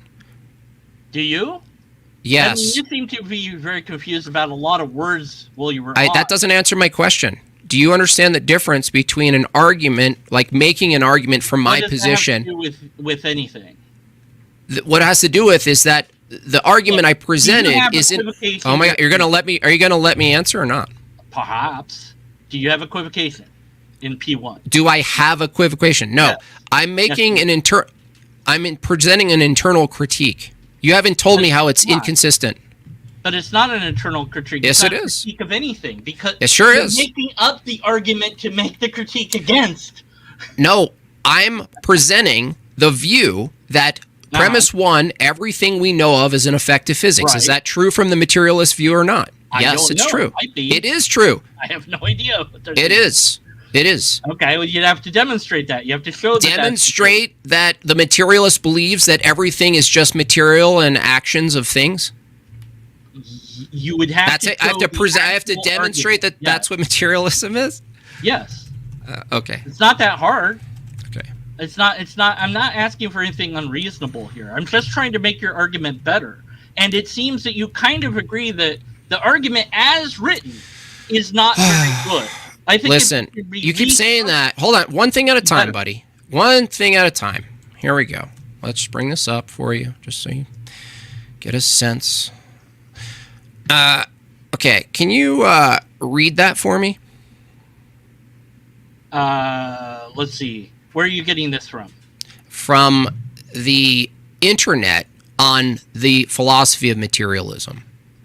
Which website? Any website. This is Wikipedia. If you want, you can give me whatever you think you're the best website for the definition of materialism is. It's not my burden. It's yours to cite. Okay, it's from Wikipedia. Okay, very well. All right, so this is what you. So then, from Wikipedia, then this is what Wikipedia's view of materialism is. Based on whatever somebody wrote about that. That's right. It's a form of physical monism, which holds the matters of fundamental substance of nature, all things, including mental states or consciousness, are a result of material in, etc., whatever. In interactions of material things. Now, my question is, are interactions of material things effects of physics? Is that what we're referring to when we say interactions of material things? I would suppose so, yes. Okay, great. So, does the materialist view hold that everything we know about reality, including our thoughts and our propositions and our evaluations, including the external world and how it operates, is fundamentally based in physics? That would seem to follow if okay. the video is correct. Great. All right, so that demonstrates premise one. Now we can move on. However, no, it doesn't demonstrate Oh, it doesn't? Oh, okay, no. Gotcha. So you're just going to reject the definition? No, you're not defining anything in premise one. What? I just defined materialism if it's the case that all of No, you're just doing sophistry. If it's the case in premise one that all effects of I understand. So now that's the case. No, hold on. I understand what you're saying here. Let me try to get what you're saying here. Okay, I just described materialism, right? How it's described. Right. And now in premise one, I'm not just making a description of materialism. I'm saying all effects of physics, right? I'm stating that all effects of physics, just as it occurs in reality, it's not propositional. That's all I'm saying. Okay, well then let's say that instead. That works much better. Effects of physics are neither more or are simply non-propositional. Physics are non-propositional. That changes the argument, correct? Well, objects in space. Okay, objects in space. It changes the argument, correct? What changes the argument? If you change the phrasing to what we just covered here, that changes your argument, and it might make it a better argument than it currently is. Okay, so you're saying if you swap effects of physics, which you're actually saying is too gracious. You're saying effects of physics are non-propositional. Yeah, they just rather than saying true or false, we'll leave that alone because it's it gets effects of physics precede propositions, so they're not propositional in themselves. So effects of physics precede propositions. That would be the new premise one. Okay, then what would the second premise would still be the same? Yeah, that propositions are effects of physics. Okay, so propositions are effects of physics. Okay.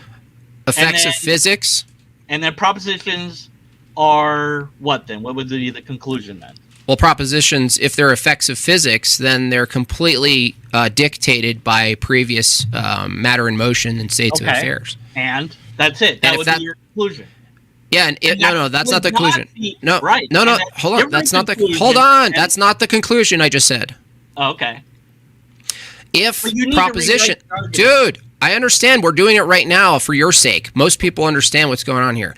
Oh, okay. I'm not most people. I understand. If it's the case, and you already said this in your video, if you want me to pull it up, you can say it as real as what? I know what I said. What did you say? I said all sorts of stuff. No. What did you say? Lobsters exist. I don't know what you're talking about. Wait, what? Here, let's bring it up. No. We should. No. You got to. No, you're gonna hear it. Let's not. You're gonna hear it. Rewrite the argument because that's the whole point. If you have to rewrite the argument, here's the conclusion. You have to rewrite the argument. No, you gave me the conclusion. Here's the conclusion. You have to rewrite the argument. Hold on, I'm gonna mute you. Hold on.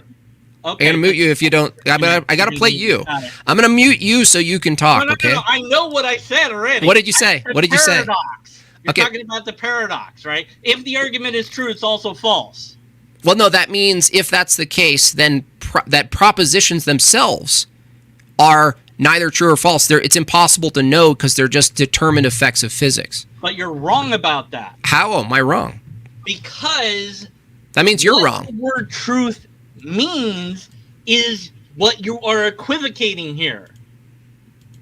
No, you're just that's just that's your external critique. That's no, dude. I said the lion thing. No, I already told you. The argument either. Okay. Now listen. Whether or not a lion is programmed to come and chase after me, and whether or not I'm programmed to run away, doesn't negate the fact that there is a lion chasing after me, right? Yeah, that grants your self-evaluation. Okay. Hello, that's the thing in question. If I am wrong about there being a lion and I run away from nothing, no, you're granting your self-evaluation. You're granting yourself the thing in question called evaluation.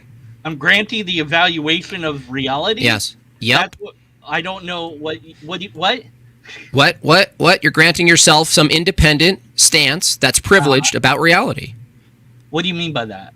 What I mean is there's a you, right, that has a mind that's evaluating the external world, in this case a line and what happens, and you're making propositions about that. That's the thing in question in my video. You're just appealing to the thing in question. The thing in question is your evaluation of reality. The evaluation of reality is... Again, just like BS is doing, again, more appeal to the thing it's in question. Based on our sensory data, because that's all we have. Right, but no. Sense data doesn't evaluate itself, but from the materialist view, it must, because guess what? No, hold on. You got to let me finish my sentences, dude. If your evaluation is based on sense and experience, then if from a materialist view, sense and experience is also just more material data. So what's the thing that's evaluating material data? What the materialist has to say is more material. Yeah. What's the problem with that? What's the problem? You're making a distinction to do evaluation but there's no distinction under materialism. Yes, there is, because there isn't. Either there's a lion that will really eat you, or there isn't a lion that's planning to eat you. That gives you evaluation. No, dude. Yes. That gives you evaluation again. So you fundamentally don't understand the problem with this view. No, well, I think that now. Am I correct in assuming that perhaps you deny biological evolution at some level?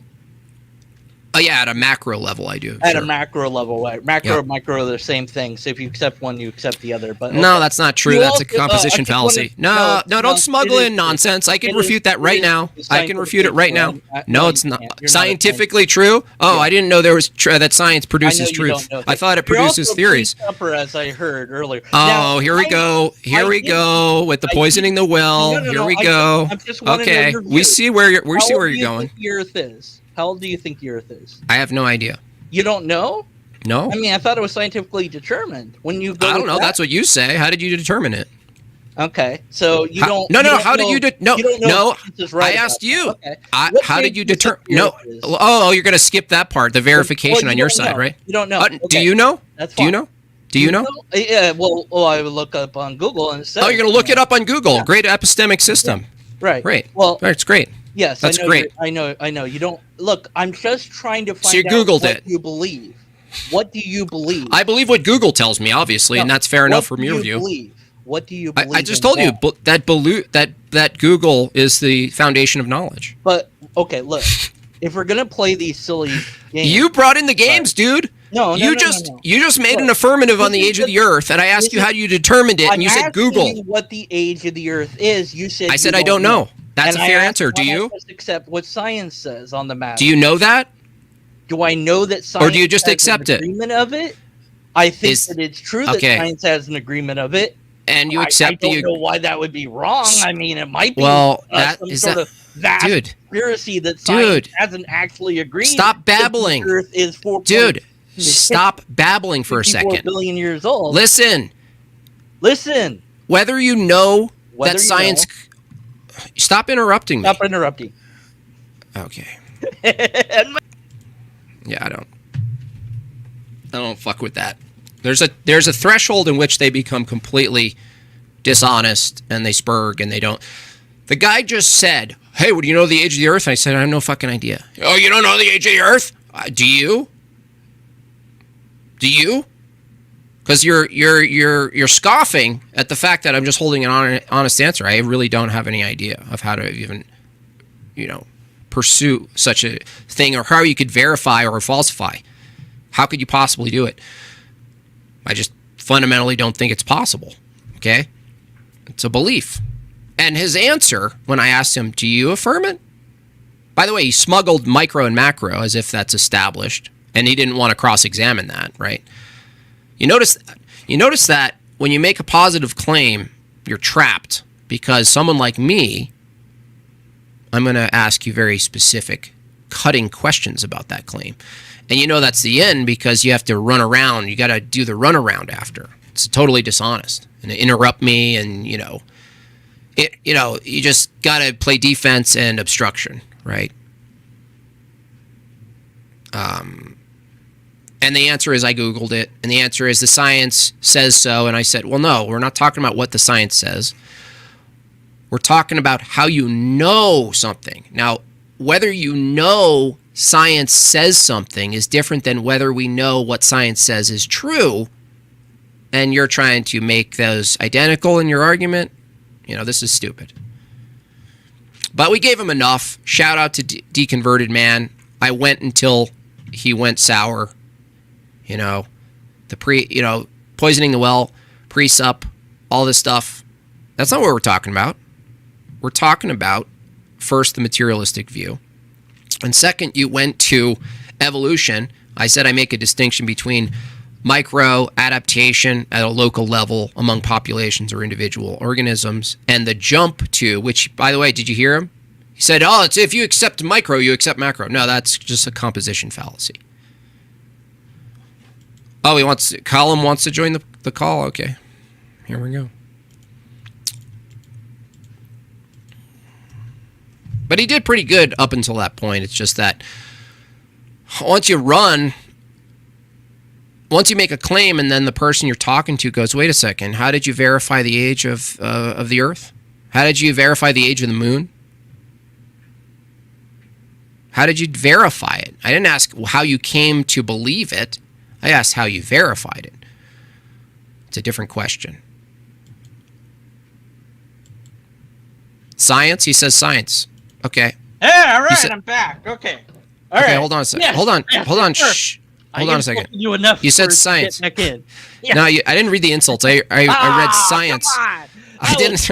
I was trying. Let me so see. hard Where? Okay. Science? Okay. I don't see any good insults in the private chat. I was letting you have it. Okay. Look, I do want to apologize though, because I do let my emotions get to me, and I shouldn't. That's really okay. shouldn't. I forgive you. It's okay. I really do try. Okay. I am interested in what you believe, but you're right. It's not part of the discussion. It would be interesting for me to know what your position is on these different matters, but it isn't relevant to the argument at hand.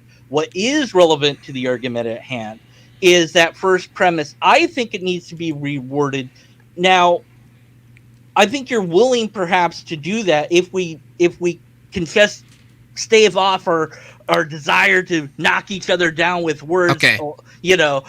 Maybe we can get at that, because Let me restate it then.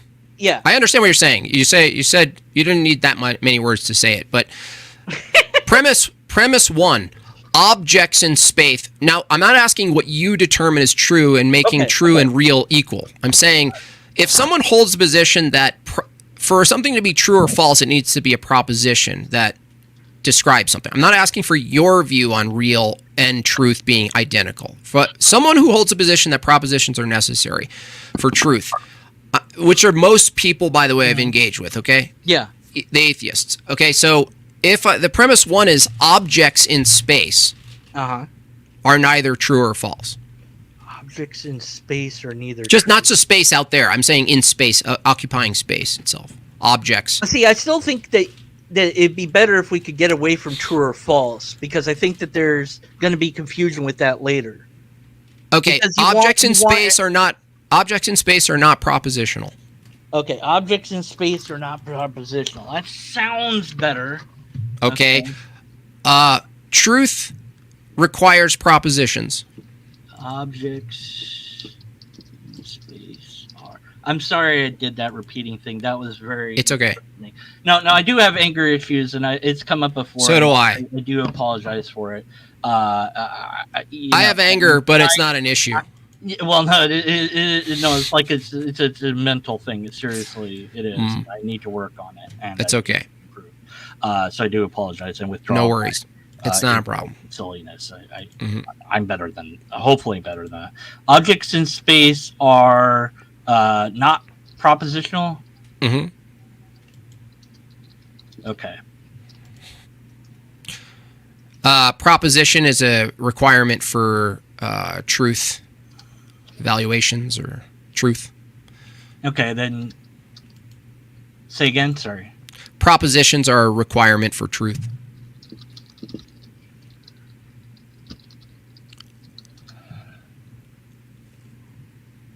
Okay. Propositions are objects.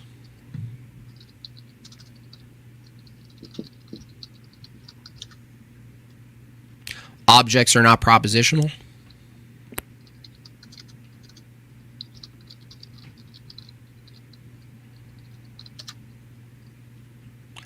Truth is, propositions can't be true.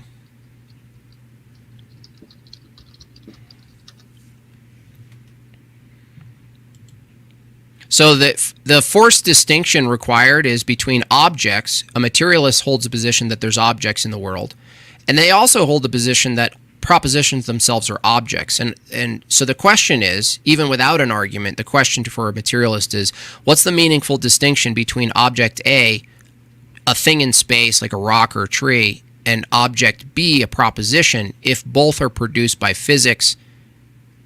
How is it that an object has access to truth if it's merely just an object of physics? Yeah, I think this works better.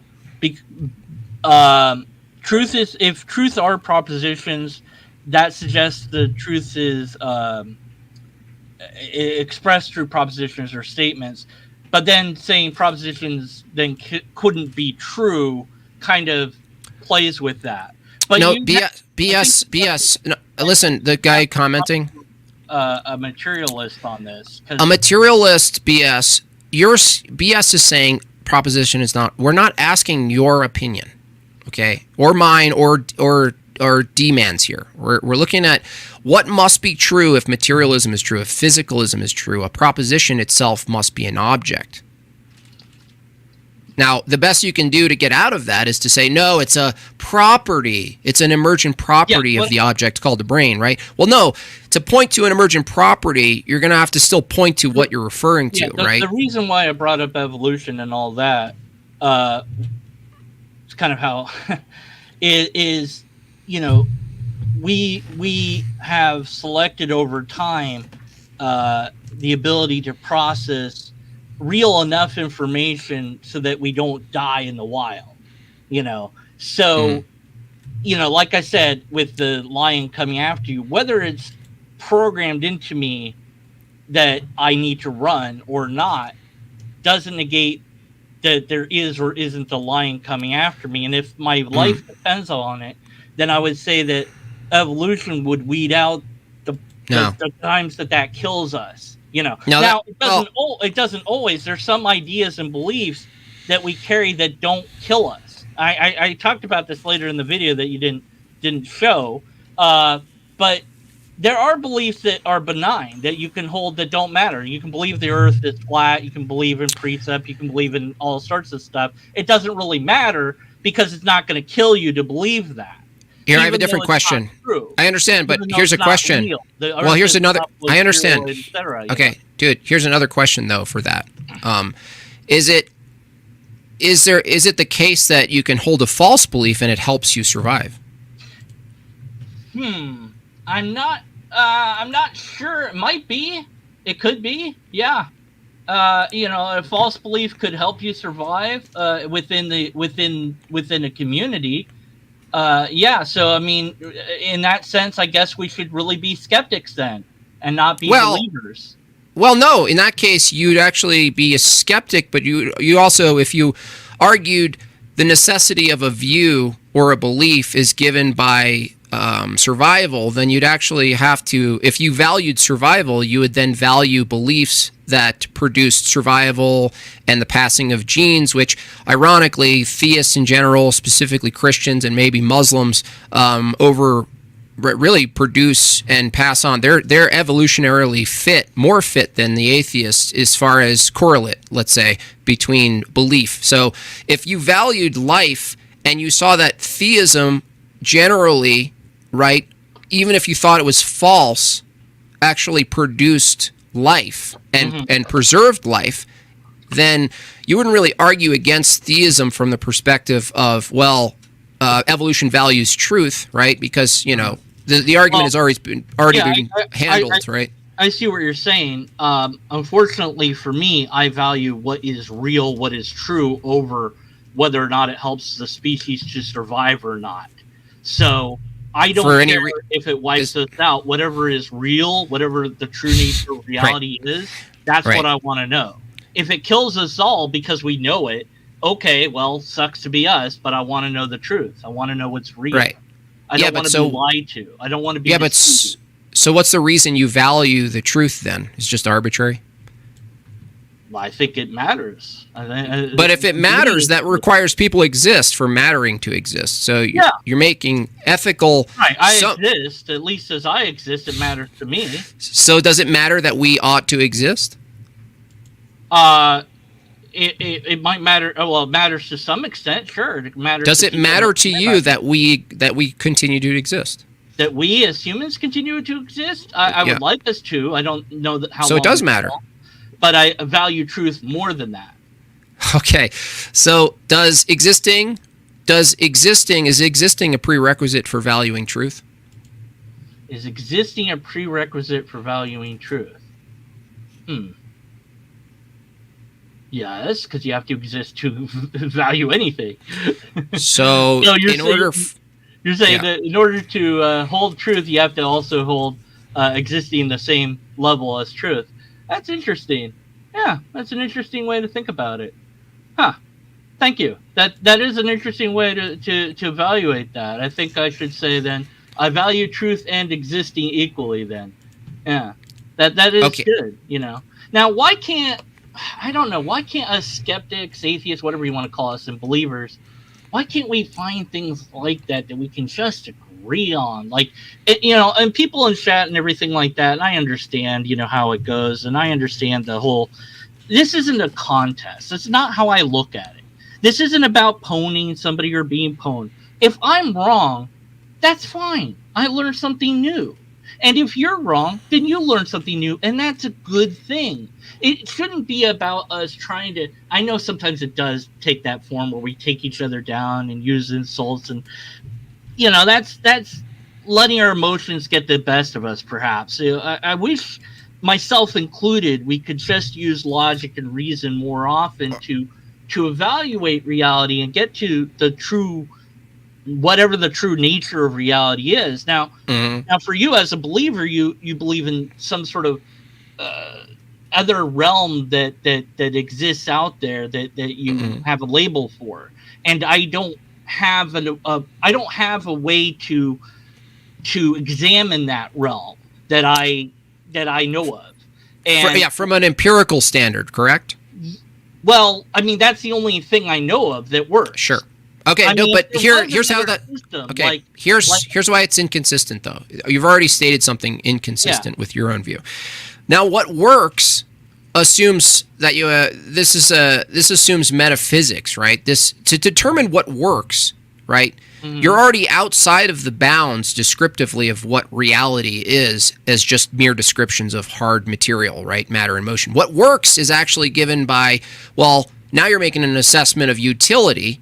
And then you're also making an assessment of goals, that there's a goal to properly describe matter. But that's what I'm saying here, is that the goal and the assumption to accurately describe matter itself is not found in the material world, right? That's a layer over the material world. So you're already outside of physicality as far as you couldn't empirically ground, your assumption of regularity, or this problem of induction, and these things, right? These are it's a philosophical sort of stance that you have, right? And I understand it to some degree. I think that the way that I understand it is it's hard to put exactly. That when you say metaphysical, when you say that word, it seems to me that you're saying that is not physical. And in a sense, it isn't. But to then suggest that means that non-physical things exist is a different category. And what I mean by that is it's easier to call these objects of the mind. The number one only exists as long as brains exist. Once brains stop existing, that's it for the number one. It's gone. It don't exist no more. Hold on. I understand what you're saying. However, but if our concept of math and our arbitrary, term for one and two and all these things, right? Yeah. Now, if brains didn't exist, would the law of identity still hold? Yes. Okay. Is the law of identity ever found in nature identical to matter? Well, the law of identity is a description of reality as we perceive it. Now, no, it's not. No, it's not. I know people say this. I'm going to tell you why you're wrong. Oh, the really? description, the law of identity, is not identical to the thing it's describing. A equals A. No, that's a description, right? I'm saying the law itself preceded our ability to describe. So if the law of identity held before we were able to describe it in the classical sense of identity, non-contradiction, excluded middle, if the law itself held, then our descriptions of the law aren't actually identical to the law. But do they accurately describe the law? Yes. I'm saying what's being described is not identical to the description. It can't be. Well, the way reality works, and we could be wrong. I don't think we are on this one. But, correct, Thomas. Hypothetically, we could be wrong. That when we say it's a law, we are simply saying it's a fact of reality as we understand it, essentially. Now, but again, there's we but could be wrong. there's a precedent, right? But there's a I know, but dude, law is equivalent to like a law, maybe not a law of nature in a sense, but I suppose that might be one way to think about it. But it's not out there in that sense, and I know that there's a very human desire to make an object of the mind be out there. And that's Platoism, and I don't like Plato. Aristotle was better. I know, but you do it yourself, though. But you do it yourself. You don't like it. We might do it, but that doesn't make it right. I don't. No. I'm saying that like even your account of existence requires that the law of identity exists and holds in a very particular way before you come on the scene, before any humans from your view come on the scene. That the system itself, the hard reality system, it does abide by some lawful, behavior that does uphold. Right. So that means the law of identity and the ontology of objects, if they're planets or whatever you want to refer to, previous to human minds, that there is a truth of the matter that isn't described yet, right? But there's a state of affairs that operates and abides by the laws of logic and the laws of physics, right? And I'm saying that if the laws of logic are not found as matter and they precede our minds, I'm asking you from your view, what is the ontological status of that law if it's not identical to matter? Well, it's an interesting way to think about it. I don't know if I have the words to describe this adequately. It's a very deep question, difficult to answer, because basically you're asking me how reality works in a way. I don't know that I know that. The rules of reality. Again, we could be wrong, but we're gonna place that asterisk there. Just pretend that it's there from now on. Well, I'm also not asking how reality works. But we are, because whatever reality is, there are rules that govern it. Physical laws. Then we say, well, logical laws. Well, those logical laws, the ones based on the physicalness can only exist if there is a physical nature. The ones that are just true because that's how things are. Like the idea of a true paradox is impossible. You can't have a paradox. That's just not possible. The idea that if you had a true nothing, you can't say that there are any rules to that. You can't say that you can't get something from it because that's a rule. So if you have a true nothing, you can't have a rule that says you're not allowed to get something from nothing, because a true nothing would exclude rules. So maybe the first rule is you're not allowed to have paradoxes. And that's just the brute fact of reality, and that's just how it is. Yeah. Whatever we want to describe that as being physical, metaphysical, however, maybe we don't have the proper terminology to describe it, but it is describing the nature of reality. And now I understand that for you, you might think that is explainable because there's a being whose consciousness permits that idea to exist. But of course, God itself would be subject to the laws of logic. It couldn't create them. It'd always have to exist simultaneously with them. Otherwise, you run into the same paradox problem again. So I think that, when you say metaphysical, you say non-physical, there's a tendency to make it into something that it isn't. It's just a description of how things are, and I don't know that I have the proper words for it. Yeah, the answer is you don't know the ontological status of the law of identity. I suppose that would be a way to put that. Much shorter way of putting it, that's for sure. I don't know that you know it either, that it is knowable. Now, I know that there might be arguments for it, but we're going to have some system to get to know if that is correct or not. And that kind of goes back to the epistemology, doesn't it? Right. It does. Not just epistemology, but metaphysics as well. If you're going to appeal to epistemology, you're going to appeal to metaphysics, right? Yeah. How do we know what's true in the first place? And that's a good question. What we need is some sort of method that is shown to accurately predict things, that is reliable, repeatable, testable, and demonstrable. I disagree. No, that's materialism again. No. Well, but it's not. It is. No, it is, because testability. Hold on. Let me answer. Okay. Testability assumes regularity of nature. If we're asking a fundamental question, what accounts for it? How do you have a worldview that accounts for the regularity of nature? And you say, well, let's get to testability. Well, I'm saying, no, I didn't ask you to grant yourself all of the preconditions for testability. We're asking what view accounts for that logic precedes the mind, but is yet mind dependent, right? There might. What if the answer to that is that we don't yet know what that view is? If logic is mind dependent, logic and truth are conceptual. But it's not. How is logic not mind dependent? If it's the brute fact of reality. No, brute facts are mind dependent. Brute facts. By the way, the myth of the given already completely dismantled brute facts. But the state of to say there's a fact means you're already appealing to metaphysics, things that are not found in nature. Facts are not found in nature. Metaphysics are part of nature. Well, they're not matter, so they're a part of reality. They are. They're where is a fact found identical as nature? Where is a fact found identical as nature? I'm not sure I understand the question. You just said facts are a part of nature. Where is a fact found out there in nature, please? Fact found out there in nature.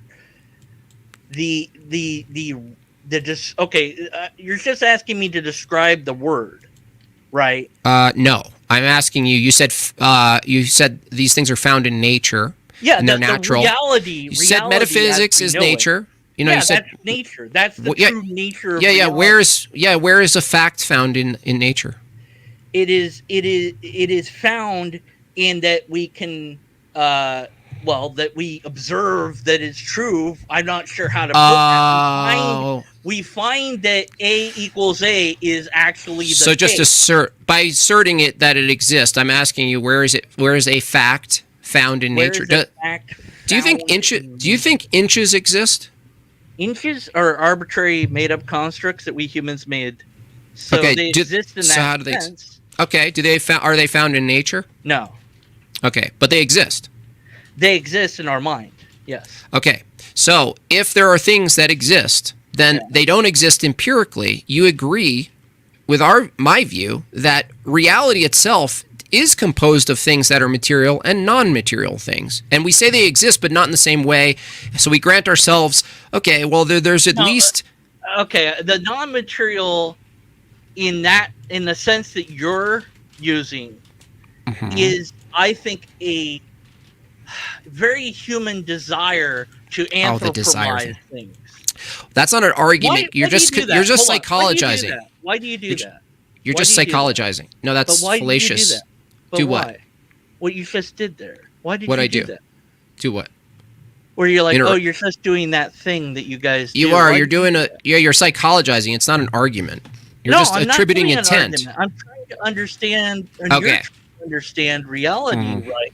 We're trying to get to the same goal, ideally, and we both recognize, yes, we have different views of reality, and we're trying to figure out which one is the right one, which one is useful, or whatever it is we're trying to figure out, right? And I'm not trying to do any game here. This isn't about winning or losing.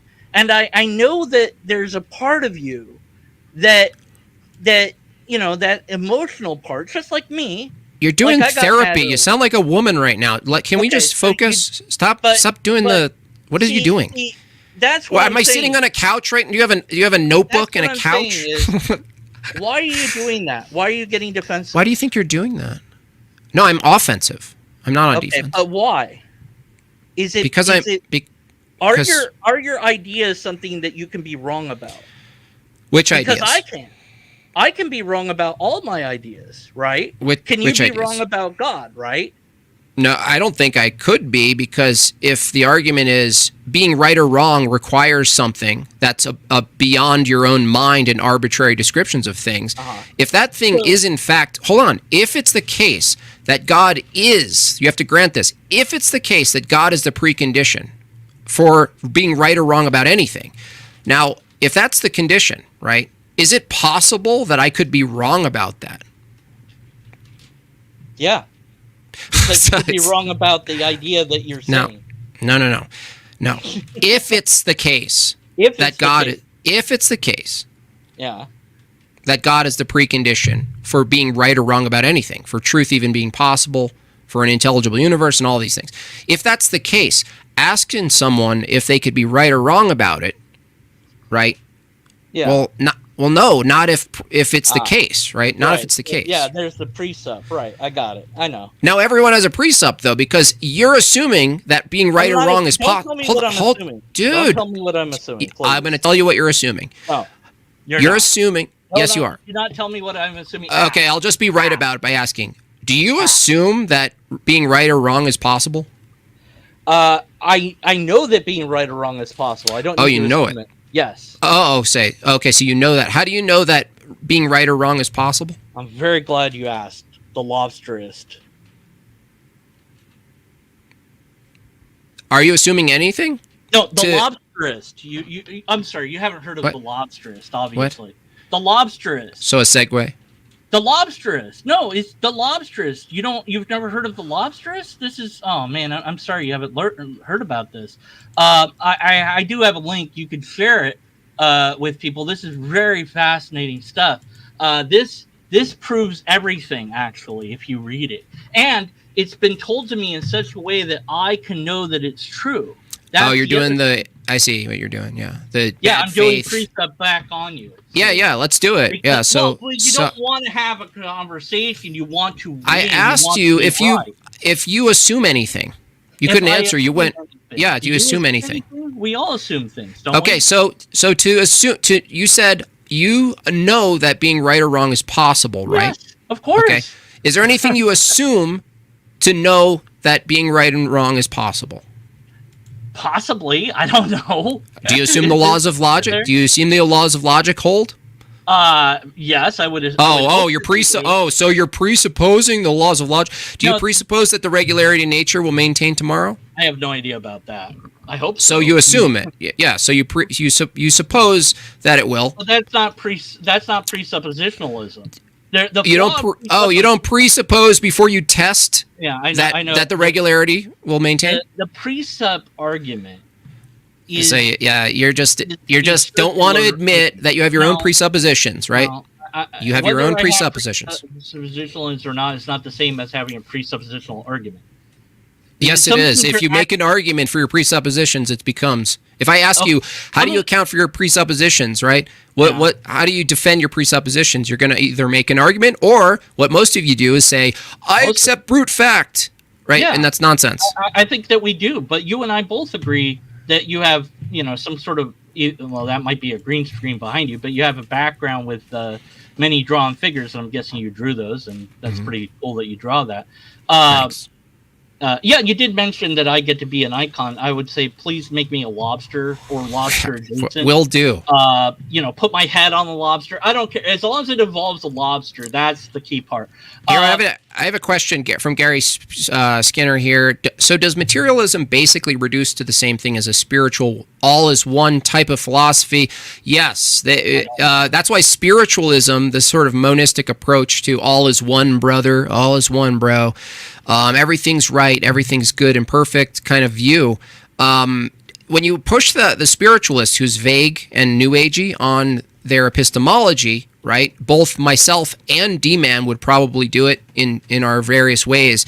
They would eventually be materialistic once you push them on it. They'd maybe say energy, right? Which is kind of close to materialism, but not yet there. It's still kind of woo, like, oh, it's energy, bro. Energy is material. It's just right. It's physicalism. We're not calling it material, Yeah, we'll say physicalism. Yeah, we'll say physical.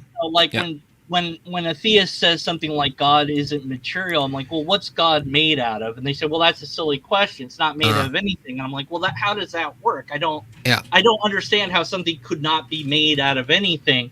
But now, of course, to go with your analogy, if I could, or the not analogy, but the reference to laws of logic, the brute forces of things, right? Mm-hmm. And if God is like that, then it has no agency. So I would just reject the sort of a tech that God's a technology or a mechanism. But someone might hold that. Yeah, from the spiritualists, they do make it a mechanism, don't they? Like I said, I think that you could be a materialist and also believe in a materialistic God. I don't see any conflict with that per se. Well, it would be incoherent in the end because, like what you just said, like there's no distinction between like a grapist, right? In that view. There would be no distinction between a grapist and the God itself, right? I don't know. They'd have some way to frame it that would make sense. But B.S. Lewis says presup. Hold on, let me read the chat. Same presups -1. D-man wins. No, you're assuming. Hold on. I understand you don't like the winning thing. I'm just saying that from this view, BS, you're assuming that less is better epistemology, right? Well, that just that presupposes another thing in your system, by the way, ironically, is that to cap that less presups is better adds one more presup to your system. Yeah, I think that, this is a fun conversation. I'm going to see if anyone else wants to join. Anyone? Listen, shout out your channel. We spend a lot of time. You're welcome to be back on. Please continue. I have two more. Because I mentioned, being okay with being wrong, and I asked you about if you would possibly could be wrong about God. To which you answered in a roundabout way that if it's true that you can't be wrong about God, then you can't be wrong about God. Well, okay, but are you able to accept that in some way, shape, or form that you're wrong about God, some things or existing or whatever, however you want to phrase that? Like, I guess it's a better way to put it that a good person I know asked this question. I thought it was really well put. Is there anything that you could point to or say, any word, any idea, that is not evidence of a God? That's not evidence of a God? Yeah. Well, you mean like physical evidence or any evidence? Like if everything, there would. Sure. Sure. Not a good argument, like, or anything, or good evidence, or evidence I wouldn't accept. Like, I don't accept generally a classical foundational approach that just points to nature and says this is evidence of a God. Now, from my view, if it's something that might hint or point to God, is different than me looking to nature and doing sort of like, well, look at the math and look at the complexity of nature and intelligent design. These aren't good arguments. Why? Because they don't actually point to who God is. Further, they could point to an intelligent being that's not God, that's alien, that made this system, right? So it's not a strong argument. So yeah, I would say yes, there are things in nature, just simply pointing to them are terrible arguments for not only God, but a specific God. It's a really bad route to take. And unfortunately, most of the internet, most of the apologists networks are classical correspondence argument, interlocutors, and they're not really pushing bigger questions about the nature of reality. They're granting themselves brute facts the same way you would and another atheist would. So in a sense, they're kind of arguing within the atheist home turf, and the atheists could have their way with them, and you guys should. You guys should push classical foundationalism and strict correspondence apologetics into a corner and demonstrate it's not sufficient. Well, I point out logical fallacies from any argument that comes my way. That's just, what I enjoy doing. I just happen to focus on apologetics because for whatever reason I can't fathom. It's a because you hate God. No, that's rhetorically. I feel about God the way I feel about Jar Jar Binks. He said evidence, not arguments. I honestly, I don't think you could separate what you're deeming evidence without presenting it in some sort of logical form. Honestly, I don't know how you separate. That's evidence. And you go, well, okay, how? Yeah. And then you go, okay, here's how. I don't understand how you could separate the two. But arguments aren't evidence. Evidence is evidence. It's a category thing.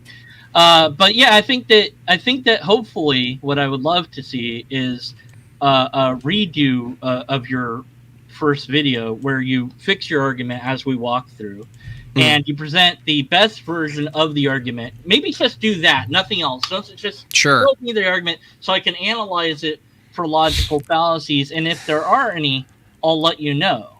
And if there are, then you need to revise the argument. Do you disagree with this statement on the screen? Because I do. Evidence is required for arguments. Evidence is required to demonstrate whether or not the premises have, well, I would put it this way. To know I can make an argument without evidence? To know if the premise is true or not, you have to check in with reality, and that requires some sort of evidence.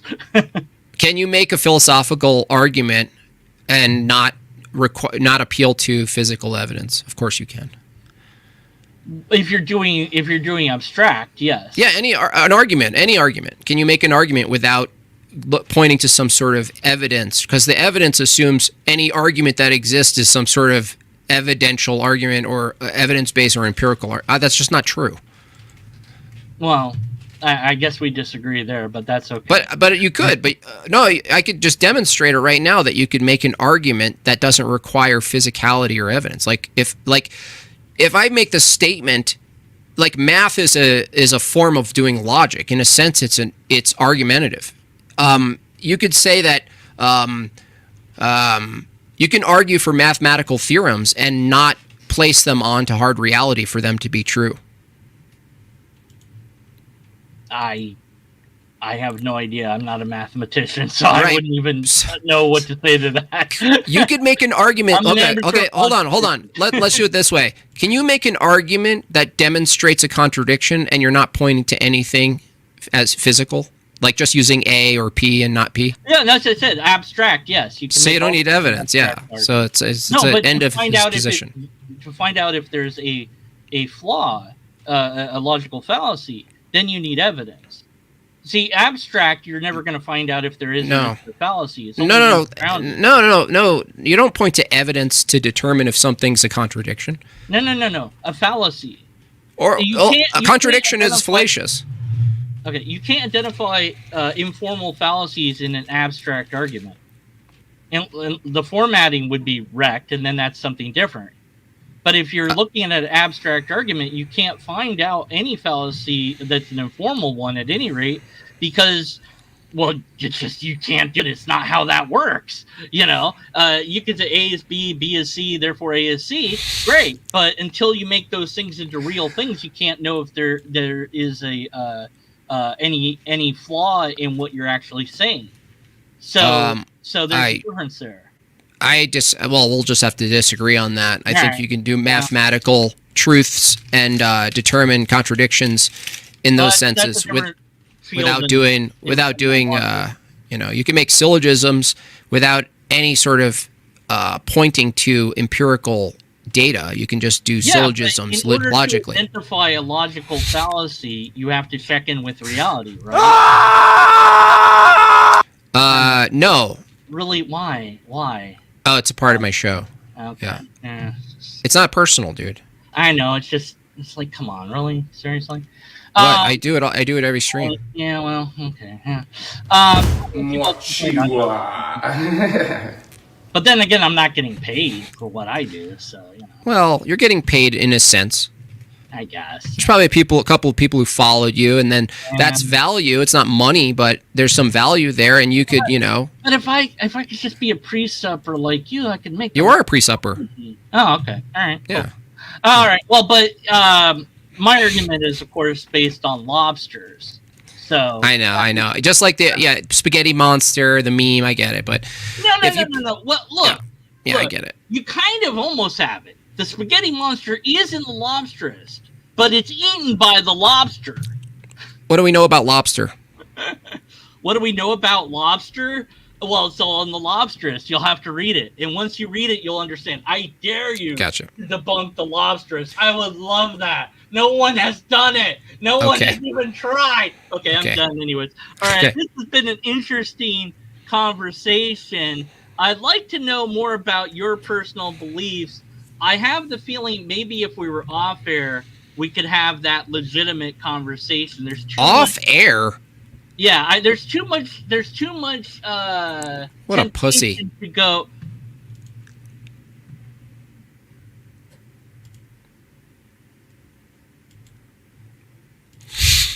You have no argument.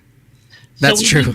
That's true. Of your conclusion. Your argument has many logical fallacies, and that's true. We have to be skeptical of your conclusion. True. Your Absolutely. Dialogue has no power over me. Good day. That's true.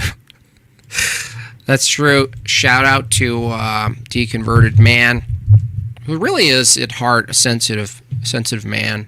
That's okay. You know, playful, fun. I'd pick him over most of the atheists, honestly. They're like, hey, you have to go fishing with an atheist. I'd be like, all right, D-man, let's go.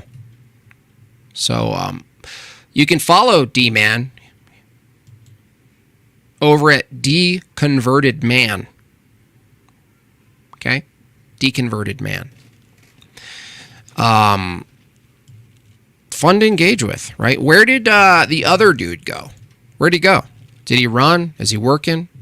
He was saying all sorts of stuff in the chat. No, you know, like I said, he gave him the link, and we can now determine that at least D-Man is not Atheist keyboard warrior. He is not. However, the other guy, he sure is. Tagawa, $5. Tagawa. Now, I'm kind of upset that he didn't like this. I mean, how could you not at least smirk? $5, thanks so much. The point isn't that D-Man's worldview relies on presuppositions, but that those presuppositions contradict his system. Yes. That the moment you presuppose something that's not permitted in your own view, and you just say, well, no, I have to permit it because I need those things. And by necessity, I need them, therefore I permit them. This is what they do. They call this brute fact. They call this axioms. Axioms aren't self-evident and justified. An axiom that necessitates another axiom that's not that axiom? No. A great book or essay, it's an essay, is look up the myth of the given. The myth of the given really does sort of make a summary of the consequences of the Enlightenment and all of their thinking, where they just said, you know what, fuck this. Let's just grant ourselves logic, induction, regularity, nature, mind, truth, knowledge, information. Can we just start there, for heaven's sake? And all of the modern theists were like, sure, let's get together. And then you get these people. You get the Brendas of the world arguing brute fact. just granting themselves all sorts of stuff. My axioms. Wilford Sellers, thank you for the name, Carpenter. Sensory experience and the myth of the given. Is that what you're referring to? Yes, thank you for being precise with that. And it's not Peter Sellers. So, was it relevant to the argument at hand, D-Man, is that you perform an internal critique of your own materialism? He did a great job. He didn't want me to play it. He didn't want to hear himself talk. That's fine. I understand that. I don't like to hear it either myself. I don't like playbacks. But he did the best job so far. Better than any of these other atheists, by the way, including B.S. Lewis, you little bullshit artist. Atheists and theists should get together for volleyball and kombucha. Yeah. We basically we followed that model, and we have modern churches. We have modern, we have Christians who think the Constitution is like some sort of divine, extra biblical added scripture or something like this. Stupid. Exactly. I'm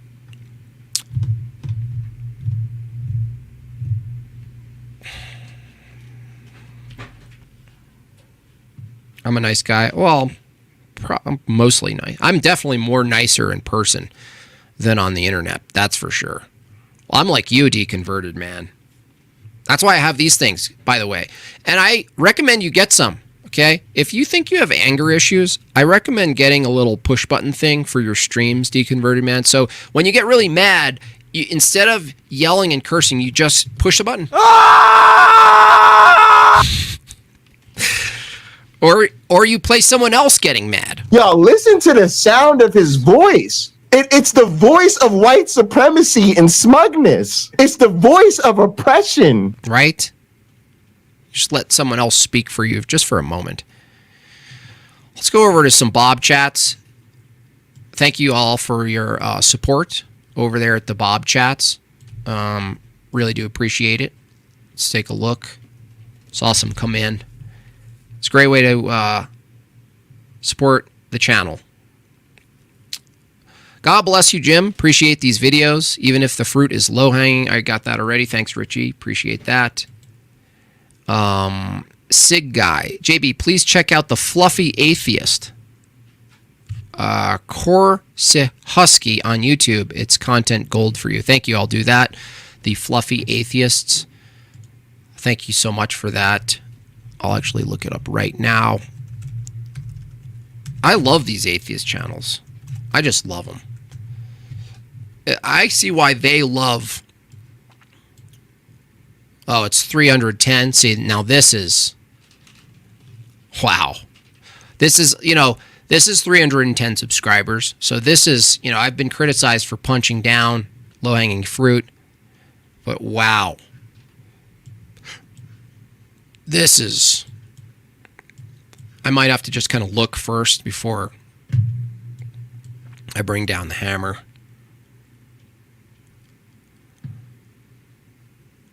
You're ready to fight. Mr. Anderson's ready to fight. I was really looking for those other two, because they were really mouthy. You're a little too reasonable. A little too reasonable for at least right now. But I could also put it to chat. They know who you are, I think. The other Mr. Anderson. He has low subs, but he's well known in the debate Discord. Oh, interesting. I just want to know where the mouthy ones went. They're all fiery. They're fiery. I want to go back to B.S. Lewis since he's here. I have to celebrate when he is here. This whole notion that, oh, well, we do presuppose all these things, but you guys add another unnecessary element called a mind behind the mind-dependent categories that you just take for granted. That's their problem. That's our problem. The things you take for granted, like brute facts, you take freely. All these assumptions, truth, knowledge exists, information, the mind.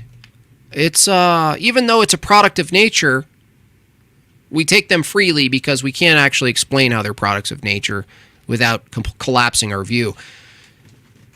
They say, we'll just take these truths. We take these truths as self-evident.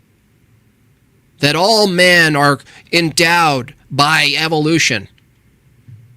An unguided process of random mutation that grants you the ability to evaluate nature.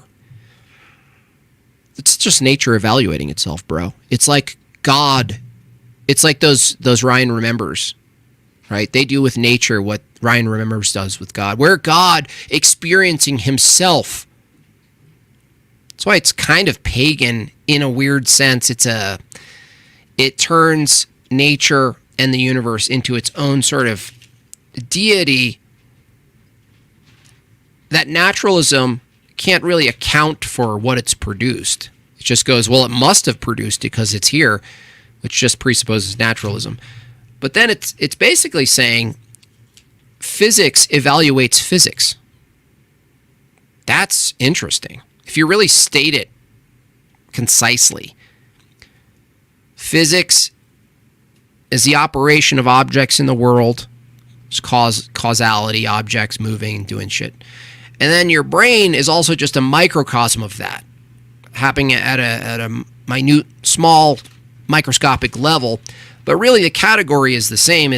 There's physics out there, and then there's physics in here. And then physics is describing physics and making propositions about physics.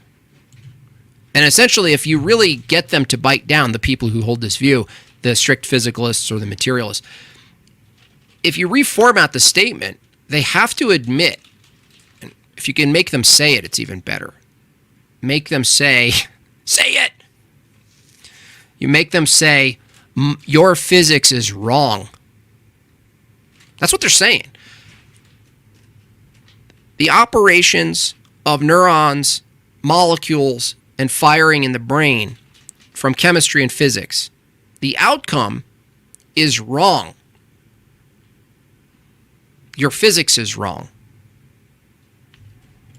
I still haven't heard an answer from any of them.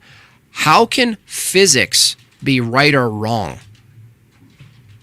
Well, because you evaluate it. No, that's the thing you're calling physics that's right or wrong. My evaluation of X, God existing, rejecting evolution, any of this stuff, you're like, oh my gosh, they're so wrong.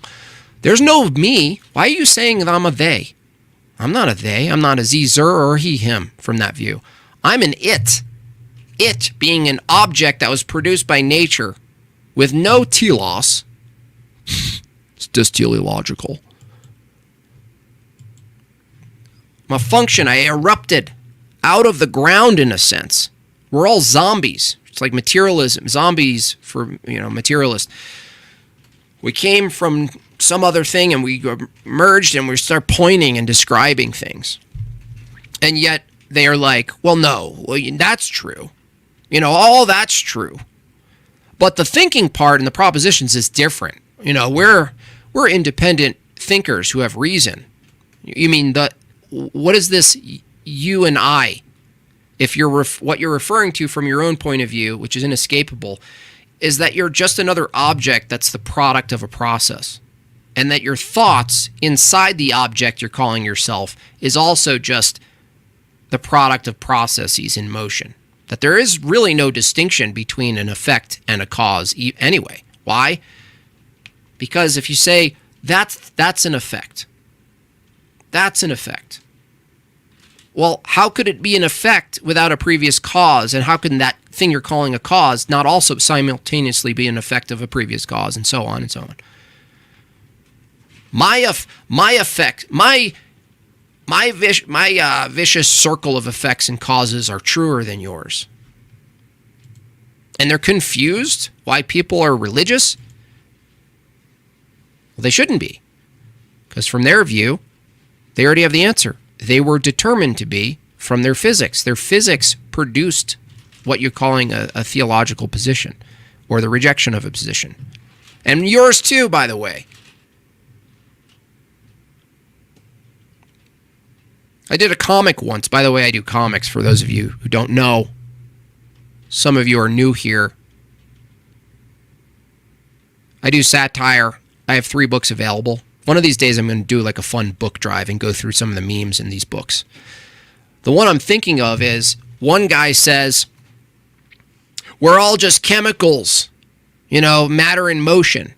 And the other guy says, have you tried debating that with other chemicals? That's really, that's too reduced, Jimbob. You're being uncharitable. No, I'm not. Not even a little bit. I'm being precise. I'm being honest with the position. Comparative analysis, smug giraffe. That's kind of funny. It's funny. So mad Jimbob won't release the earlier books. I can't. They're sold out. 1 and 2, gone. Especially 1, I'll never produce again. I don't know why you even want that. Exposing Powerful Lies. Do you know that volume 1 is my libertarian phase? My classical liberal phase? You don't want to see that shit. You don't want to see that. Oof. Cringe. Definition of cringe. Ooh, you don't want that. I just want to... who is the guy's name? Bones? How did he just disappear? How did he disappear?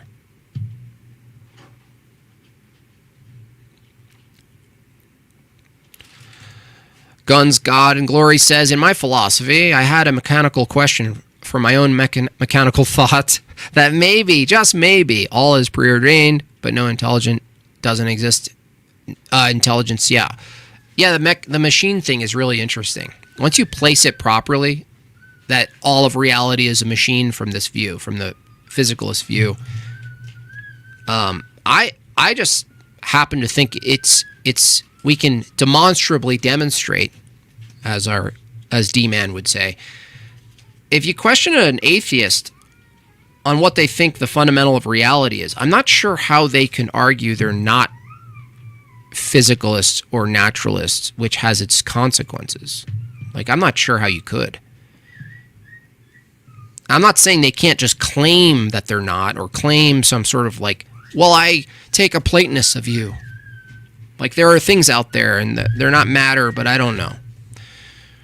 Just saying, I don't know. That's incomplete. Maybe they can just say, I'm fine with it being incomplete. But I don't think it's consistent at all once you prod at it. I'm a former libertarian, now apolitical. Yeah, I'm not fully apolitical, but maybe there's like a magnitude. There's a scale of politics that it's hard to engage with, honestly. It's like a larger level. Maybe for me, it's like once you get past state, it's kind of hard to really keep up and engage in a meaningful way where you think you're a part of something. Local's the best, right? Because you can just confront people physically. And I don't mean that in a gangster kind of way, but kind of. Like, you can go to meeting. You can go to your school. You can do helicopter citizen. Do I have enough energy? I don't know. Does the chat have enough energy for one more person? But it's not just any person. It's Mr. Anderson, who is too agreeable, and when he's not agreeable, it's kind of passive-aggressive, which I can handle. I'm asking the chat. No, hold on. Let me do a proper YouTube thing. I'm really trying to be professional here. And what's more professional than doing a poll? And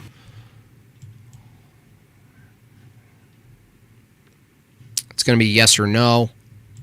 Here we go. How do you do this? What's going on? Where am I? Pop out chat. Please give a like.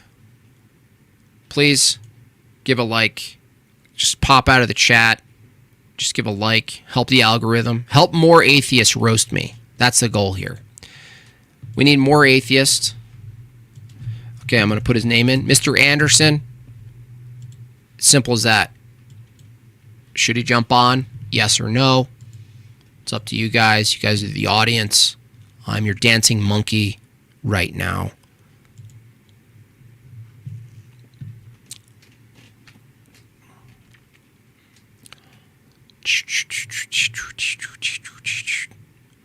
Mr. Anderson did wait patiently. Okay. All right. Your patience paid off. Hello. How you doing? I'm doing good. How's it going? Good, good. Sorry for being, polite to you last time. Well, you're Canadian, obviously, so you can't. My secret is out. It's out, yeah. Right. So what do you want to talk about? Do you want to I don't want to go too far back into everything we just looped for, 30 minutes with D-Man, but if there's anything... Yeah. Well, I had something sort of specific I wanted to talk to you about there, and I hopefully, it's not ground that you already covered, but I had to duck out there for a second, so I'm not 100% sure. But so one of the things that you had said to D-Man was that it's evaluation that's the thing that's in question. Is that still fairly accurate? Yeah. And when I heard premise one, I had a bunch of the same problems that D-Man did. And it seemed to me that what you were saying is that going deeper, it's not necessarily that a materialist can't form propositions, which could have truth value. It's more so that it's impossible to determine whether those propositions are true or false, because in order to do that, that process in and of itself is, evaluative. And because that evaluation is mechanistic, it's just turtles all the way down, and it's an infinite regress. Is that fair characterization? Yeah. That the consequences is what you said. And honestly, it might be hard. It might need two different arguments or longer premises. And either way, you're doing should I make the first element short and concise so people understand the problem, and then bring in the problem of knowledge being, the argument would be impossible to know, not that you can't do this thing, but that the thing you think you're doing would also just be like this effect, right? So the thing you're doing is making a proposition. So we're trying to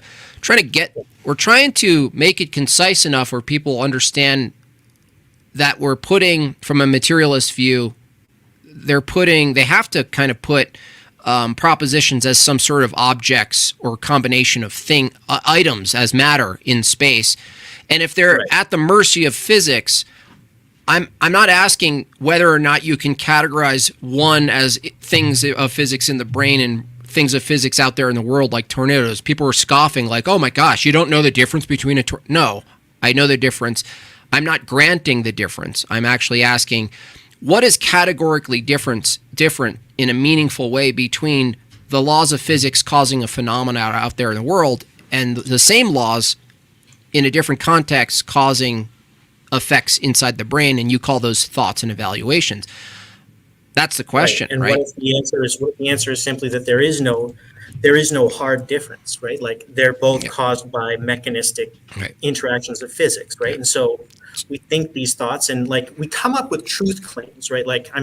Whether you're a materialist or you're a spiritualist, you're going to come up with truth claims. To probably put it, whether those are true or I know, but I agree, but I would even say, well, no, if what we just laid out is true, that it's just deterministic and mechanism in motion, there is no they or you. There's just it's, a bunch of it's as objects fulfilling their mechanistic purpose of being at the effect of previous causes.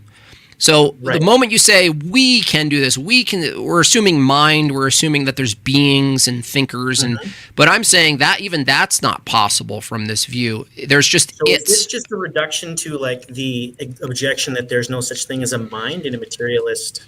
That I'm certainly that in a materialist, physicalist position, you couldn't justify a mind. No. Right, but I mean, the materialists will say, and I guarantee you've heard this emergent here with the echo. Emergent property. Right? That's what they're going to say, right? And but doing is more materialism, though. I did this with Matt Dillahunty, right? Well, no, then they reject the mind. I did this. I called into Matt Dillahunty. I started with this. He said, let me get are you asking what, how we get a mind? And I said, no, yeah. I'm asking what a mind is. And he said, it's a collection. It's an emergent property of brain. I said, is there any part of the brain that isn't the mind? And some things are, right? And then he said, the mind is, and I said, a mind is doing, right? And he said, no. And I said, well, no, action is doing, right? And he said, yes. And he eventually just said, there is no mind, what we're calling a mind. He said, there's no mind. He's just saying, yeah, is an illusion, right. I mean, he's just actually as I understand it, there is actually an argument to be made that like consciousness, like the storyteller, the person, the part of the mind that experiences reality is not actually the whole brain, and it's a portion of the brain. But like whether that's here or nor there, whether or not the mind is an emergent property or whether the mind is an illusion or whatever, something is generating propositions, and those propositions can in reality be either true or false. Isn't that true? If you grant a mind, okay, right? Let's grant. If you think I have to grant a mind, then grant me a mind. Right. Because what else are we talking about, right? Like, you've been on stream for what, like 3 hours, right? Let's not fight about that. No, I know. I'm saying if we granted a mind of certainly that evaluations and propositions. But that mind is mechanistic, right? Like it can't make any other decision other than the one it No, that's not possible then. What you're referring to a mind is no longer possible. It's just another machine identical to matter. Yes. Otherwise, what is it you're calling the mind? That's the materialist perspective. Well, there's no other way. Mind is the illusion of consciousness. The illusion of consciousness. But that statement, but that would be self-refuting from that view, because that's a statement. Yeah, it is, because that would be an illusion too. How would you know that the statement wasn't illusory, the statement itself? That's like saying reality is an illusion. It may be illusory. Like the whole thing might be illusory, right? But that's epistemic nihilism. And I don't know what that means, but it means that you can't have knowledge, right? So, I don't. It does matter. That's true. I think that you can still have knowledge because even if the mind is an illusion, even if like we're all matter in motion and it's all mechanistic, I can still have knowledge about whether or not the truth statements that my illusory mind is considering are true or not. Yeah, that's asserting the position. I'm saying how. No, because how? That's the question. Yeah, right? yeah. That's the question. So that's what we're really getting to is, how is it possible that? So let's say, I think you framed it this way in a different debate. It was like, let's say that there's two people and each one has a different, mechanistically arrived at, view of reality, right? They believe two contradictory things. And it's like, well, you can't really go and get a third, you can't resolve that without just going to a third mind and then asking that mind what it thinks. And then you can't, and that doesn't help. You just get another one, and it doesn't really matter, right? Mm-hmm. Except that's not really true. Because let's say, go ahead. I'm just saying, by just saying it's not really true, are you going now outside of the deterministic mechanistic view to evaluate whether that's true or not? I mean, you're stuck in the system, right? I'll tell you how, from a deterministic perspective, we can determine whether or not one of those two ideas is true. Okay. So let's make this a concrete example, okay? There's guy A and guy B. Neither one of those are you and me, okay? Mm-hmm. And guy A and guy B, guy A thinks that he can beat the crap out of guy B, and guy B thinks that he can't and that he would beat the crap out of guy A, right? Mm-hmm. And they both arrived at those propositions through deterministic mechanisms, purely as a result of the law of physics, and there's no true mind in there that's the result of those determinisms, right? And so it's like, well, how can we determine whether or not, in fact, what guy A knows is true, or guy B knows is true? And the answer is guy B could beat the shit out of guy A. And they would know. Both of them would know that, in fact, the proposition that I can beat you up is not true because I just got the tar beat out of me. No. And my proposition just met cold, hard reality. And I got new information, new deterministic stimulus, right? This is how we know that it is possible for us to have like who is the third observer? I don't even need a third observer. Right? Oh, really? Guy B can change Guy A's mind about whether or not Guy B can beat him up by going and beating. No. Right? Who's the observer then? Pick one. Do you want it to be Guy A? Sure, let's make it Guy A. It doesn't matter. Guy A is the observer. It doesn't matter. So Guy A is the observer. Guy A has a belief, right? A proposition that is based on his deterministic, right? Everything he knows about the universe. I have a yellow belt in, karate, and I lift weights once every 3 months, right? And so he thinks, I can beat up Guy B, right? Uh-huh. And then Guy B is like, I don't think that's true. Guy A says, well, I understand. Yeah, I understand. Mm-hmm. Now A gets the tar beat out of it. Now Guy A knows that his purple belt or yellow belt or whatever I said in karate didn't help him, right? He has new information. Oh, you mean okay, hold on. You said new information. So was the way in which sense data. So the way in which he engaged and evaluate with a new sense data, was that determined? It was all determined. Okay, so now we're back in the same problem. No, we're not. No, we are. Dude, listen. Dude, the thing in question is evaluation. But there is no evaluation in this situation. No, there is. Hold on. Yeah. There is. Is he not evaluating new sense data? Okay, Is he, yes or no? He is. Well. So the answer is yes. Not consciously, right? No. Non-conscious. No. Don't do this. Don't do this. So you set up a system where two people had contradictory propositions, and you said there's a way from determinism to determine whether or not the propositions, the truth of the matter is accessible. And you said they have a fight, and there's an outcome, and then both people or one, right, evaluate new sense data. That's the thing in question. What's the thing in question? The question. Their evaluation of sense data. So you're saying like that? You're saying I'm okay. Well, that doesn't. There's new sense data. There's new sense data. Argument. So you're saying no. There's new sense data. Okay. So there's new sense data. You understand? You understand? You understand? Here's what I understand. I think what you're saying is that there is such a thing as a stubborn mule who, no matter how much information he's given, no matter how badly somebody beats him up or in an argument, that's not my argument. He won't change his opinion. No, that person can't get new knowledge. No, that's not. That's what you're saying. Then I agree with you. Nope, that's not what I'm saying. You just fundamentally changed the whole thing. No, what I'm saying is. I mean, how is it not? You're not going to let me say. New sense data. Go ahead.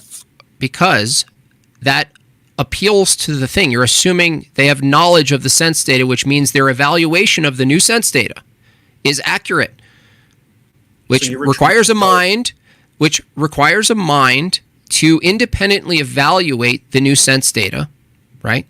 And come to a new proposition about the sense data. Yes, there's no way around it. There is. Here's an example. So, because, I mean, if the mind is an illusion, right, and there is no evaluative function to the mind other than mechanistic determinations, then we can still have conditioned responses which result in new behaviors, right? The question I'm asking is, how do you determine the distinction between pure reactivity to stimuli and conscious, meaningful evaluation? Well, what I'm saying is that from a materialist perspective, there isn't one. I know, me too. It's not coherent. No, it is coherent, and it still means that even if I have a person, like even if I have no control over the decisions that I make, I can still learn things and know things. That's question begging. Yeah, that's question begging. Of course it is.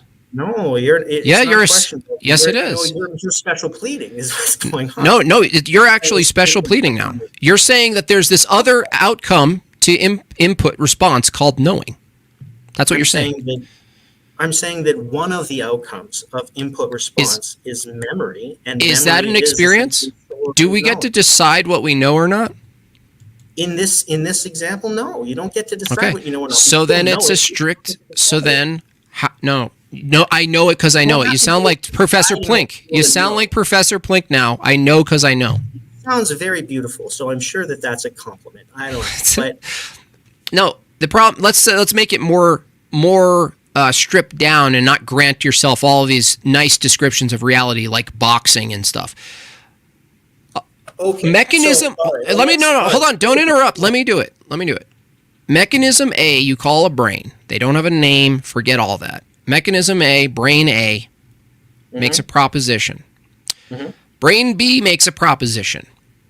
Now, we're going to grant a third brain that's the selector of the two in this scenario. Brain A makes a proposition, what you call a proposition, utterance. Brain B does it, and now selector C, what mechanism do they use, right? Brain C, to determine the truthfulness or the incompatibility between mechanism A's utterance and mechanism B's utterance. If mechanism C, the selector, everything they're about to do in evaluation and trying to reason is also just another determined utterance by physics. There's three ways. Just give me one. One of them is conflict. We've talked about it, right? That's not a mechanism. Well, it sure as heck is. It is a mechanism of dispute resolution. No, we're not talking about. If I have a contradictory idea to you and we have conflict about it, then that can resolve that can resolve the dispute. So you mean a mind is required to independently evaluate two different conflicts? How do you identify a conflict? Why would a mind be required? How do you identify a conflict? How do you identify a conflict? I'm not talking about dying. Again, I just said there's two brains that have contradictory views or compatible or incompatible. We didn't determine what they are. You skipped to boxing again. Are those brains connected to physical somethings that can physically interact? Can these two brains physically interact? No, they're just making logical assumptions. Okay, well then you can't physically resolve a dispute if you're not. I didn't ask if you. Oh my god, dude! I didn't ask if you can physically resolve a dispute. Well, I'm telling you, I'm saying that. I know you're not saying that. No, I'm saying you did. I just presented. No, I just presented something. You just totally your problem. You just no. The resolution to whether one proposition is correct or not is not always who can win physically. Are you kidding me? But it sometimes is. I'm not asking about. No, I said for the sake of not granting you boxing, right? I'm saying two propositions about reality. Two propositions about reality, not about boxing, about anything. Right. Two brains make statements. I didn't even determine they were in conflict or not. You're able to determine whether they're compatible or incompatible, not whether or not they can be resolved through physicality. I'm asking you, just evaluating two statements uttered from two different determined mechanistic brains. I'm granting a third one is the selector of the two. I asked you, what methodology do you have from a materialist, physicalist view to determine which of the compatibility or incompatibility between the two statements from the two independent objects we call brains? What's the mechanism? Okay. So in the real world, right, there are three basic mechanisms. One is conflict, right, where, as a third mind, I let the two fight, right? And that can be, it could be Dude! If someone, I don't have a guy. If someone says, this dude, holy shit! If someone says some truth statement about a tree, and another person says a truth statement about a tree, and one of them is right or wrong, fighting doesn't determine who's right. It determines who's left. That's very quick-witted, right? But no, we're not talking about who wins by force. We're talking about who's correct. No, we're not. This is nonsense. Well, so I mean, like, if you're not going to engage with the argument, there's nothing else to do here. Let's talk about the other two then. So the other two things are, so conflict can be, it can be an element of like, Correct, David. We could go and we could test in reality, right? So like let's say the two statements were, I hold my pen up, if I let it go, the pen is going to fall, right? And you say, and guy B says, if you let it go, the pen is not going to fall. And we could just let it go, and whatever happens, right? So there's a reference to an objective reality. That's one way to resolve the issue, right? Hold on. Okay. Now let's look at that. No. Let's stick with that one. Okay. You just said the methodology is someone says I'm going to drop the pen, someone says it's not going to fall, someone says it's going to fall. The methodology is referencing reality. And I'm saying, what's the mechanism for referencing reality? So now we're going back into solipsism then. Oh, now what you're arguing with me is that I can't trust my senses.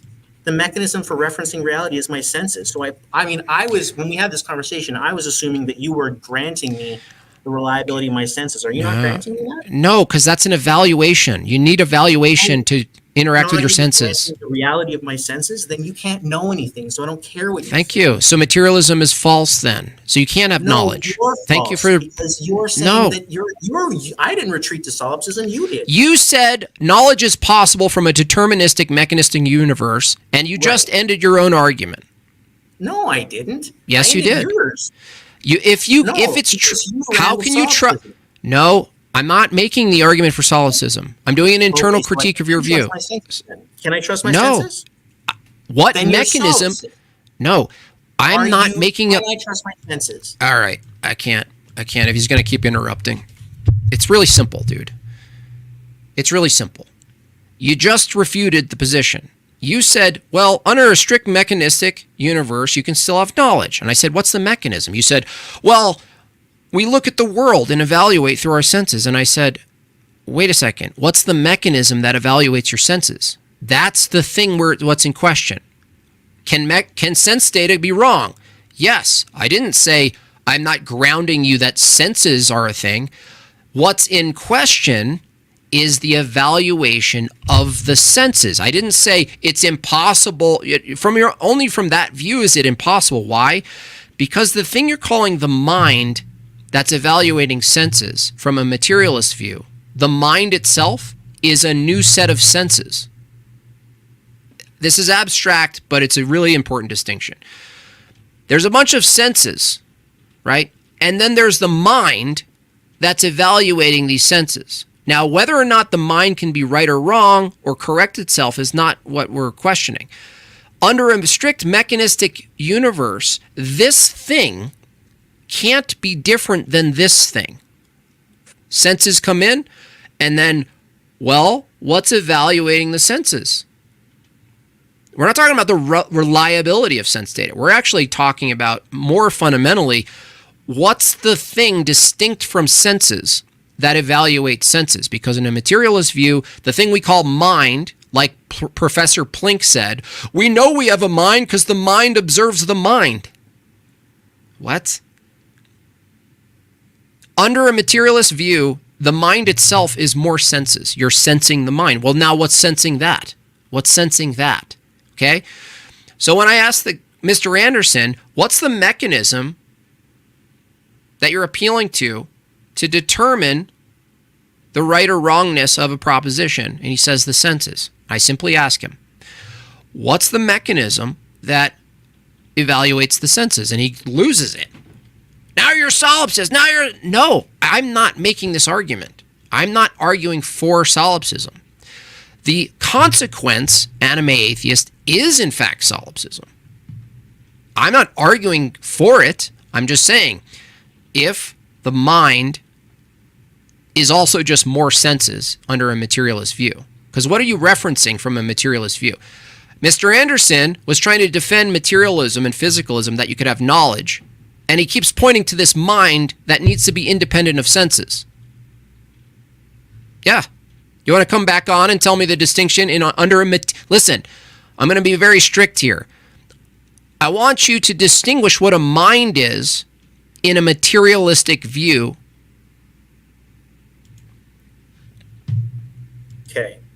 So a mind in a materialistic view, the mind is an illusion, right? Okay. That's There all we is needed.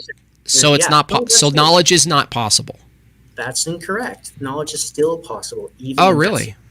Yeah. How? How? If the thing that you're calling is illusory, is your evaluation of the very thing you're appealing to determine what's true and what's not, what is knowledge, but the thing you're appealing to is illusory. Your state, it's a contradiction.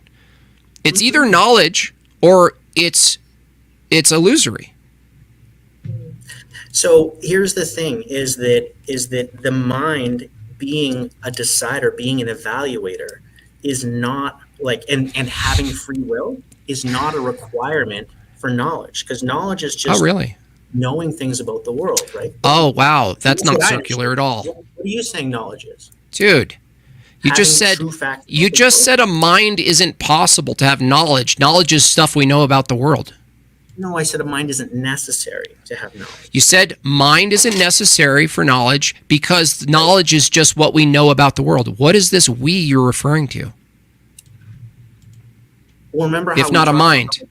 Well, remember how we talked about how like the mind is an illusion, but subjectively it's real to us, right? Even if under the hood. So us is an illusion. True. Yeah. So, okay, if us is an illusion, what is this? Okay, hold on. If us is an illusion, the statement we can have knowledge is a contradiction. No, it's still not. What's we then? What's we then?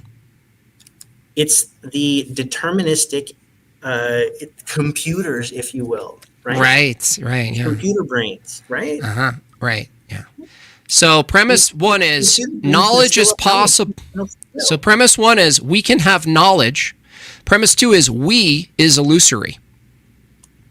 Okay. What's we can have knowledge. There is no we. That's okay for you? We can have knowledge. There is no we. Yeah.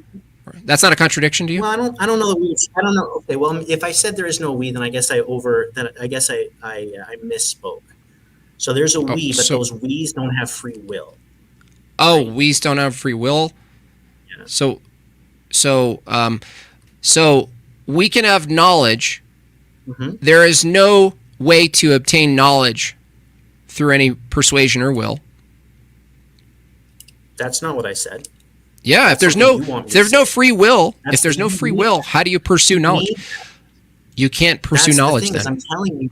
Okay. I'm sure you can. Okay, so I can add to your deterministic. Sorry. What do you mean I? What do you mean I? I told you I still have. What do you mean you? We're not talking about whether or not I exist. We're talking about whether or not I have free will, and I can still have free will even if I don't deny free will. I can exist even if I don't have free will. You can what?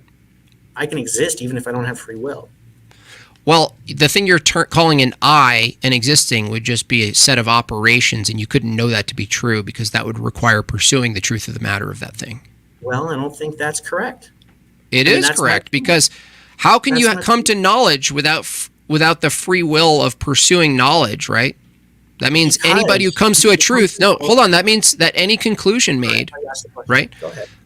That means that anybody's conclusion is just a result of a mechanistic output that they have no ability to engage or evaluate. That means evaluation itself, including this experience that you thought was coming to knowledge, there's no you in rejecting it or accepting it.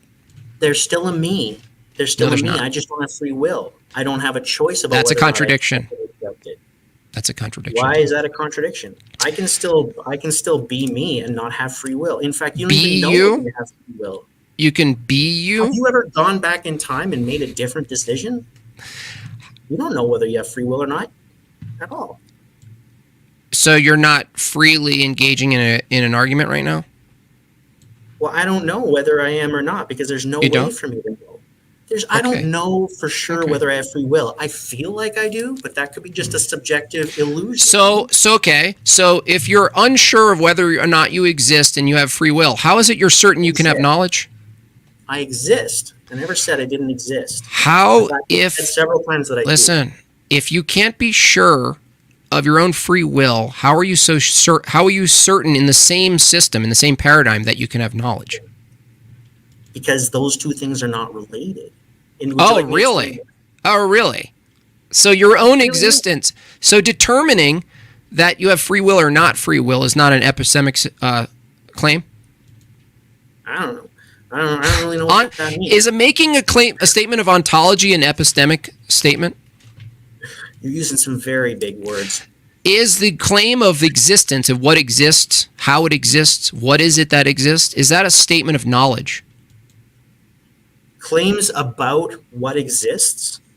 Is that a statement of knowledge? Are they statements of knowledge? They're Yes. not statements of knowledge, no. Okay, gotcha. A statement about what exists is a statement about what exists. A statement about whether I know that thing exists is a statement about... So there's first order. Yeah, so there's first order knowledge and second order knowledge. So you can't appeal to... I don't know what that means either. Okay, but you can't appeal to any statements about ontology without assuming epistemology. It's impossible.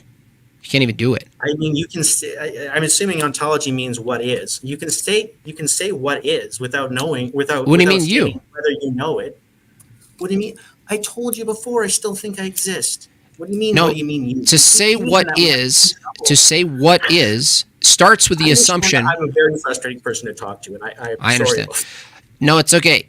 To say something exists in any meaningful way, you're already assuming knowledge of words, knowledge of meaning, knowledge of categories, knowledge of statements of fact, knowledge of what a tree is, knowledge of what a brain, all of this stuff.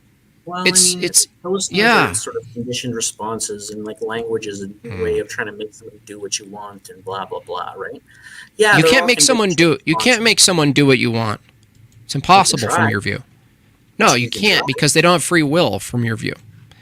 Well, that doesn't mean I can make lots of things do what I want that don't have free will. I'm making this computer talk to you, and it doesn't have free will. Well, no, we made the computer transmit what we're doing. The computer's not talking to me. Yeah, I know, but I'm making it do things. I'm making it like send signals, right? Oh, okay. So, are you in your position? Are you under the assumption that it's possible that we were determined to make computers, including the ones that didn't work properly?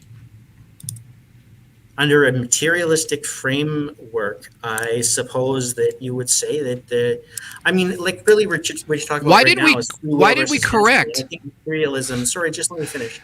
I think like materialism sort of is kind of intertwined with destiny, but from the other end, right? Like destiny is like, somebody's decided at the end, and it will always get that way, and determinism is kind of like, these facts start here and they're going to go in a particular direction. But if you know what all of those facts are, like, it'll get there.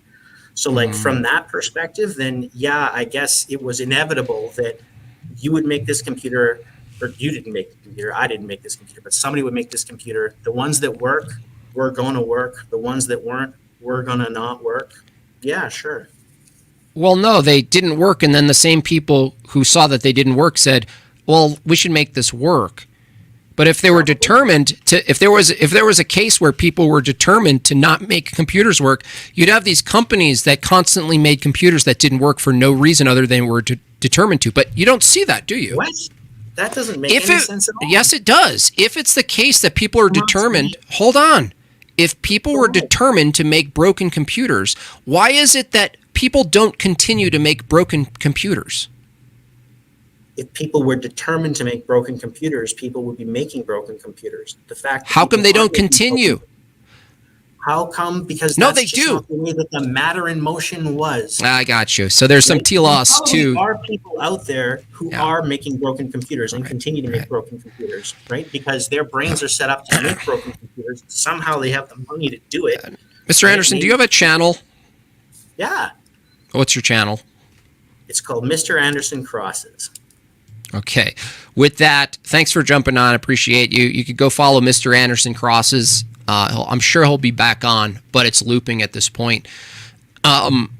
Determinism, the moment you start arguing for it, you're in a performative contradiction. You have to then basically denial of free will paired with the argumentation that you're making, debating, persuasion, reasonable, this, that. Now, if you said, it's possible I have no control over what I'm doing, well, then from both views, right? If that was the case, there wouldn't be any purpose to talking or making sounds. We just might as well be making sounds that aren't words, and it would just be as valuable and grounded in the absence of higher purpose. It would just be gibberish, right? And that would be fine. It would be no real difference between gibberish and non-gibberish.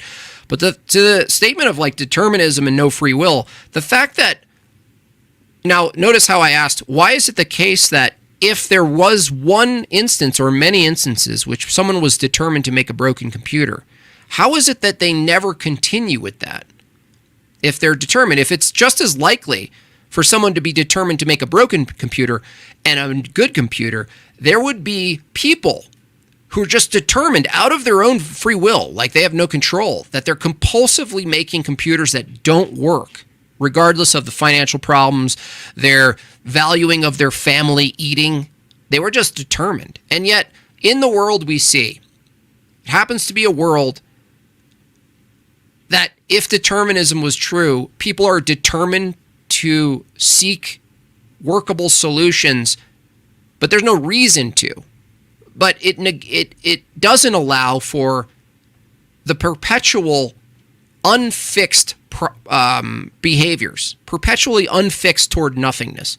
Just there would be a person determined to count, lines on a table forever.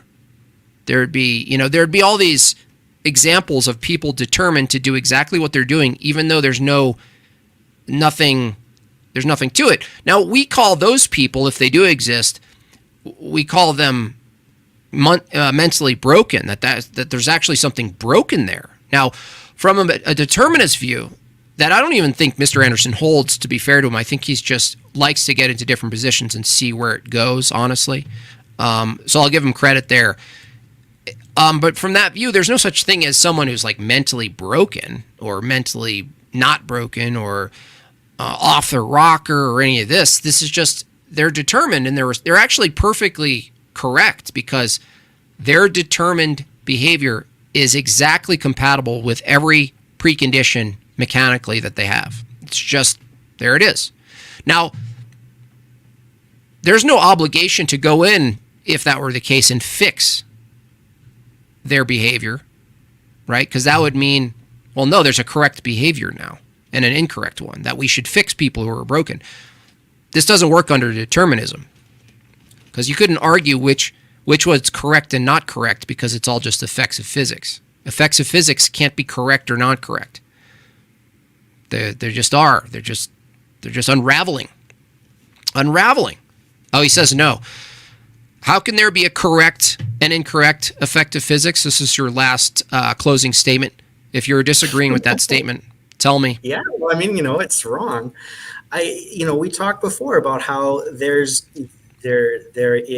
reality, and we can have reference to reality. And in this case, probably we'd be talking more about like natural selection, fitness, all that jazz, right? So definitely there are more fit, like. I didn't say fit. No, I didn't say fit. Well, fit means effective in terms of... correct. No. I knew you'd do this. You knew I'd do it. I knew you'd do this. You are determined. That's the irony, is every time I argue with a determinist, they prove to be deterministic in their responses. We're not talking about what's fit. I didn't talk about what's fit, because that assumes what's correct. You're just equating you're just saying, well, what's correct is what's fit. No. Right. No, based on, that's not even true based on evolution. It's not even true. Well, I think it is. No, it's not. No. Unfitness would be just as valuable to fitness from an evolutionary standpoint. Evolution doesn't make listen, evolution as a process doesn't make value judgments about its fitness. What's fitness from an evolutionary perspective? The ability the ability to pass on your genes. And how do we determine that? How do you count it? Well, you just do it in a circular way. You say whatever still exists today obviously is the most fit, because it still exists. Kind of. Yeah, it's circular. That's why it's nonsensical. The question isn't evolution. The question isn't whether evolution is true or not. The question is, I said, and I saw you react right in the green room, I said effects of physics aren't correct or incorrect. They just happen. They can't be incorrect. And you said you're like this, and I let you on. And guess what? You come on. Yeah. And you come on and you say, no, that's not true. There's something. Hold on. You come on and you say, no, there's more fitness and less fitness. I'm saying there's no incorrectness between unfit and fitness. It's just an effect. Right. I know that's what you're saying. I hear you. You're wrong, but I hear you. I'm happy to explain why you're wrong, but I don't want to interrupt you. I don't want to grandstand. I understand the stream is winding down. We could talk about it another time, or if you want me to talk about it now, I'm happy to do that. Are you a guidance counselor? Worse. It's worse. Yeah, I figured. Listen. Yes, again. Tell me you're worse than a guidance counselor? Worse. Well, you're not a psychologist. No. A war banker? I'm not sure what that is. You don't have to say it. You don't have to say it. It starts with an L and it rhymes with Boyer. Oh no, yeah. So a sophist. Gotcha. So listen. This is that does make sense why you're quickly able to shift the definition of words and pretend that redefining. No. What is you just collapse? I could see you in a courtroom going, "Well, Your Honor, and the jury, I'm just going to go ahead and collapse what's fit with what's correct and make a value judgment about fitness and determine that it's the correct thing to do." Well, I mean, I can make an argument. I can explain it for you if you like. Let's hear premise one. You know what an argument is, right? Lawyers don't know what arguments are. That's the irony is, or lawyers can't present arguments. What's premise one? I haven't put it in a syllogism. I was going to put it in an argument. I can explain the argument for you. I don't have it in a syllogism. Well, let's just start with a premise. Right. That's better. Okay. So the premises are that that evolution works by way of natural. So I guess the first premises are like the reality of reality and all those kinds of things, right? So you're going to grant me the usual ones. And then we got to talk about evolution and how things are going to stick around and make more of themselves when physics is in their favor, right? When the deterministic like heuristics of your brain are such that it makes you live, right? And so it is more correct if it is more conducive to propagating your genes. And so there is an objective reality that determines correctness in terms of behaviors and traits in living organisms because of selections of things. No. So, again, you did the thing again. You inserted another standard, right? That then values, hold on, I'll let you talk. Hold on. That values sticking around and saying sticking around is correct. How is sticking around correct? Well, I guess you got me. I guess I'm assuming that living is better than dying. Well, that's a value judgment, so you can't determine that it's correct, right? Yeah. So you agree. Yeah. Well, I mean, I'm predetermined to determine that because my ancestors did, because that's how evolution works, right? So you've been disbarred. You've been disbarred then. God, I hope not. Oh. Well, that's all. That's all that needed to be said. Okay. I'm glad you conceded it because that is the smuggled assumption is that there's a correctness to sticking around. However, there's more so things that didn't stick around. Now, those things that didn't stick around actually gave the things that did stick around the chance to stick around. So they almost were sacrificial in a sense from the evolutionary view. They did the correct thing. They did the correct thing. Right? Yeah, well, listen, here's another example. There's this bacteria that crawls into a snail and gets into its brain, and it forces it to stay outside, right? Yeah. Did it do the correct thing by ending the life of the snail? The bacteria that, I think if we're going to talk about, because we're trying to talk about minds and the way that the minds make decisions, right? And so correct for like within the context of a mind, right? A biological organism, in the context of a biological organism, there is I think that it is not unfair and that it is correct to say that life, if we're talking about living things that like decisions that promote life are going to be correct in an objective sense. So the wasp whose only job when it comes into life is to end itself. Right. That's correct, right? If it increases the propensity of its genes to get into the next generation, then yeah, paradoxically it is. Right. But correct, that's assuming sticking around is correct versus sticking around is just an effect of what happens. Okay, so when I say sticking around from a deterministic perspective, right? We're talking about determinism here, right? Deterministically, if your gene pattern sticks around, then it sticks around. How does a lawyer have this much time? I don't. I shouldn't be here, but it's interesting. So are you correct for being here? Because you're not really providing, you're not doing things that provide for your own survival right now. Well, you're really making me feel guilty now. That's correct, though.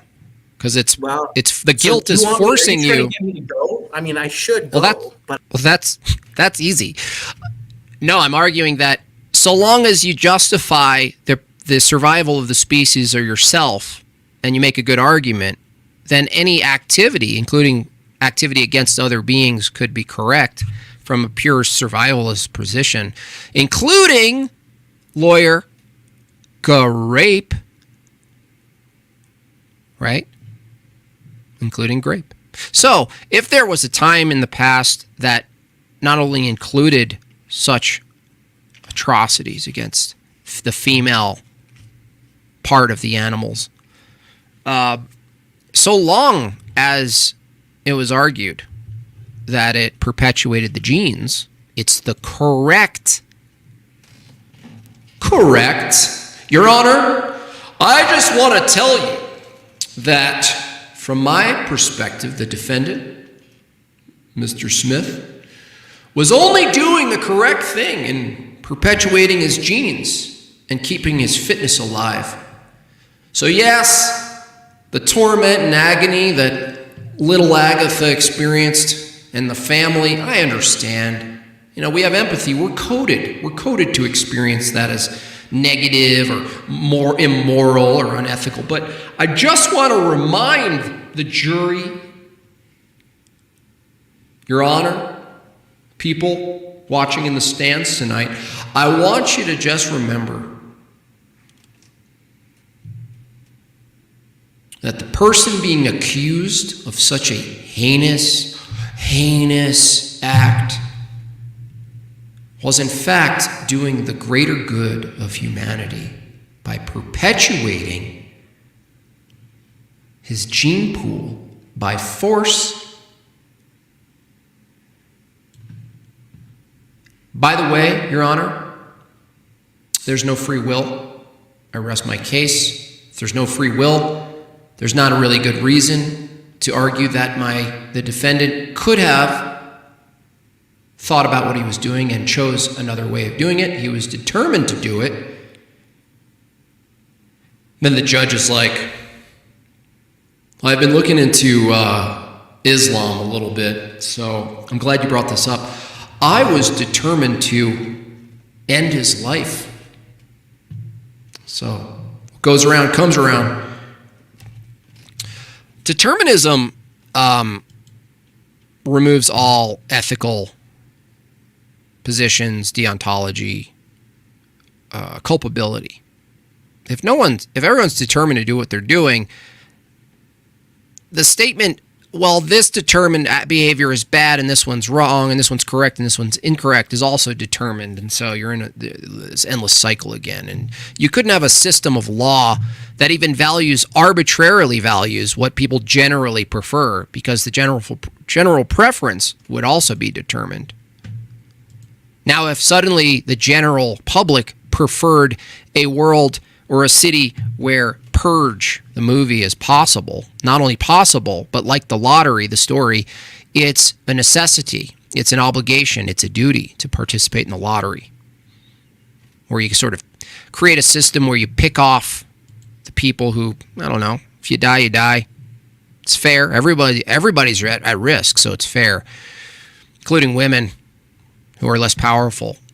Then, I don't know, from that position, you can't really argue that it's wrong. It just happens to be the determined outcome of a given population. From an evolutionary standpoint, too.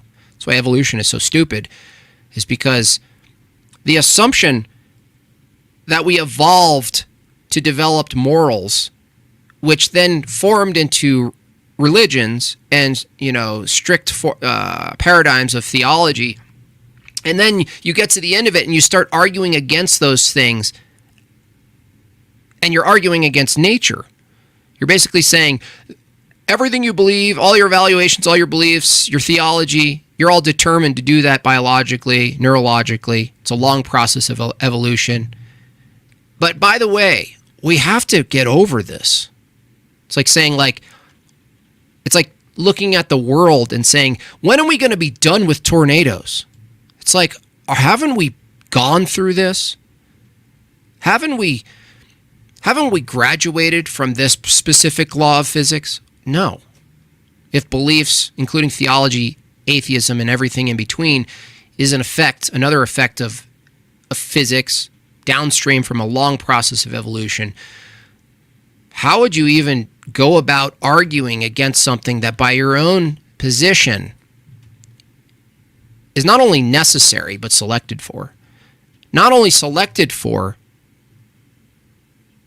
but impossible to willfully undo. Meanwhile, all the theists, based on fitness, are reproducing quite higher volumes than the self-hating secular humanist who thinks humans are some sort of bacteria on Earth.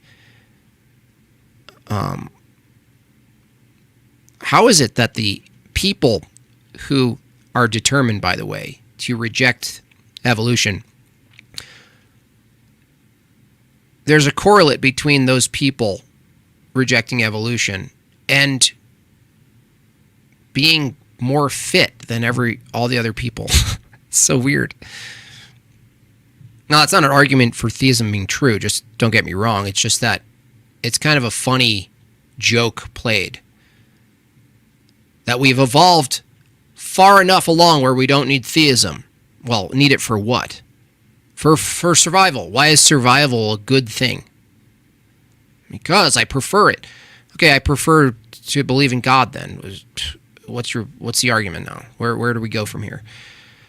Well, no, you should do, because I want to go by what's true. Well, no, evolution doesn't select for what's true. You can actually believe something false, and it could actually aid you to reproductive supremacy. It's not incompatible, believing false things. And you can believe many things that are false. What if you had a false belief on what was necessary in regards to procreating, and it forced you, and from that thought, if it was permissible, right, before modern Enlightenment law, if it was permissible just by, might is right, not even might is right, just might is, I could craft a bunch of beliefs that inform behaviors that from the atheist secular view would be reprehensible, and yet completely consistent, because religious people are less educated. Oh, you mean educated like educate? What does that mean? You mean went to a public school? Educated on what? Why would you value education if it has nothing to do with reproduction? And if reproduction is fitness, right? Why would it matter to be educated or not? What if being educated, Addie, just go with me in this. What if being educated resulted in less fitness as far as reproduction is concerned? Now, you have to make a judgment now. You're forced. Let's just grant it, right? Now, by your standards, I see why you say that. Like, people generally go to a secular school. They sort of weed out their beliefs. Maybe they're not well grounded in their theology. Maybe it's shitty theology, right? Maybe it's Maybe, in fact, it might be a good thing that they abandon their theology.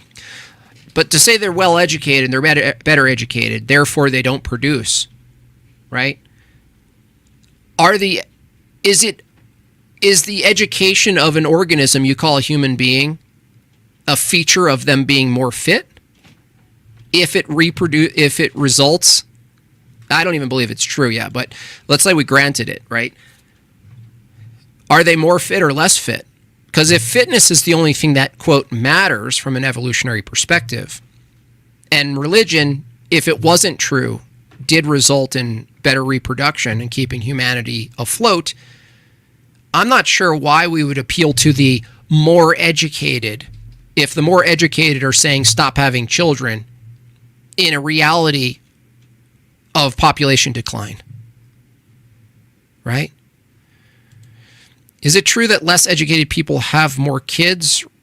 Well, probably a net balance, but that's just making an assumption on what's available to people, right? And it also assumes that we ought to value education over having kids. I don't know how you would get that, right? If that's what you're saying. I'm not seeing what the meaningful distinction is, right? Like, let's say the majority of the world isn't in a luxurious, decadent state where everyone has education. Now, what's more important? That they know things about, I don't know, history or evolution? What's more important to them? To build a family and live the life that they have, or to seek education? Education on what? Most of the secular view you call educated, 80 Matt, doesn't know how to change their oil. Are they educated? 80 Matt, most of the population you call more educated has no idea how to do a variety of things that, absent the debt-based floating economy and all of its amenities, they would collapse. They wouldn't even know what to do with themselves.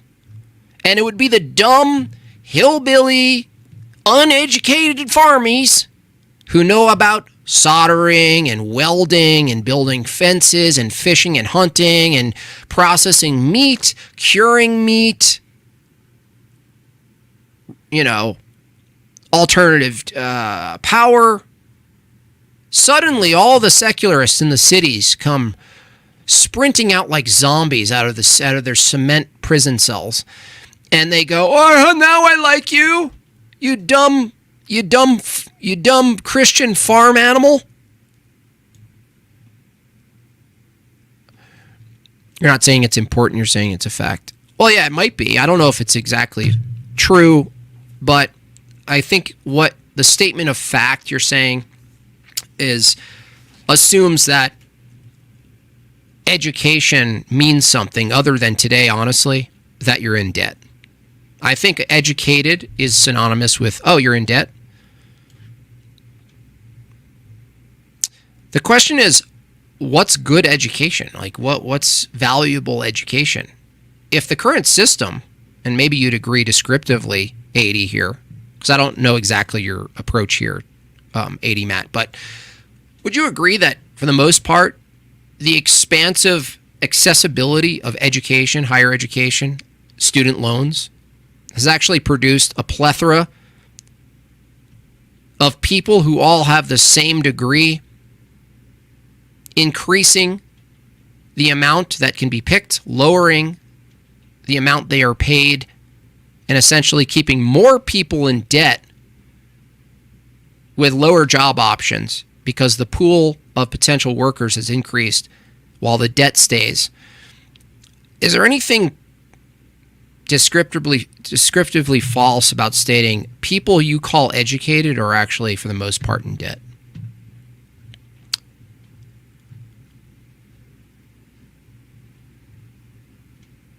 They are.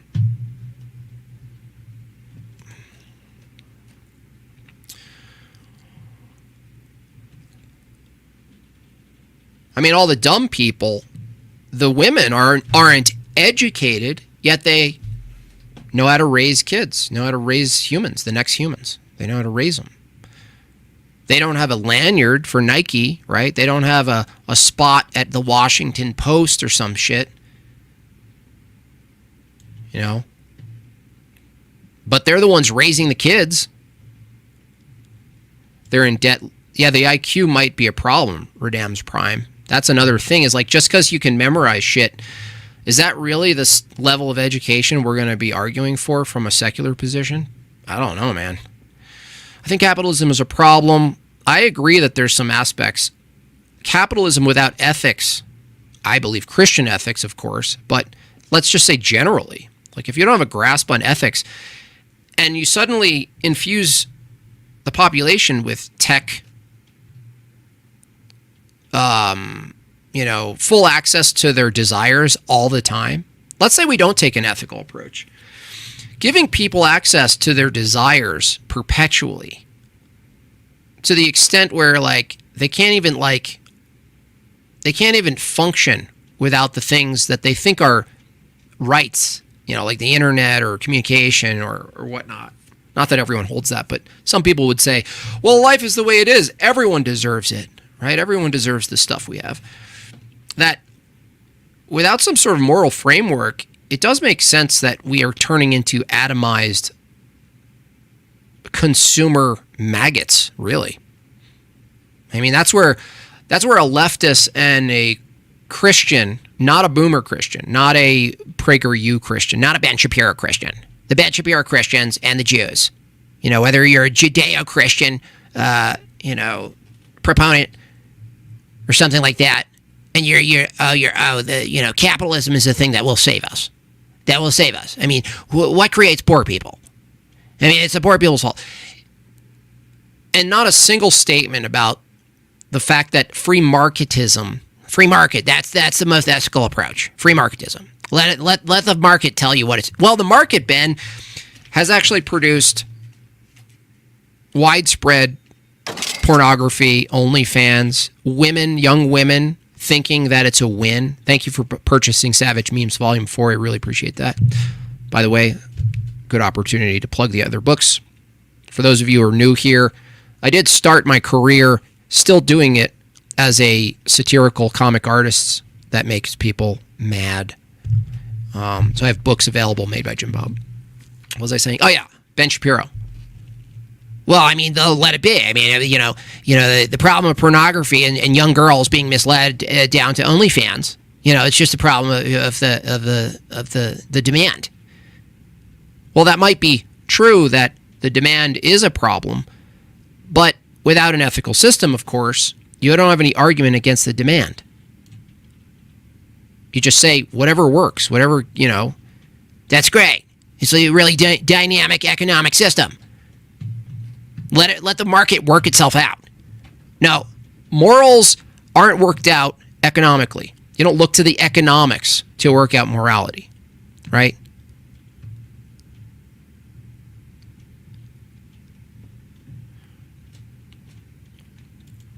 Bobby C. says capitalism without a moral foundation is what allowed for the transatlantic slave trade. In a sense, yeah. I mean, it'll lead to a bunch of things.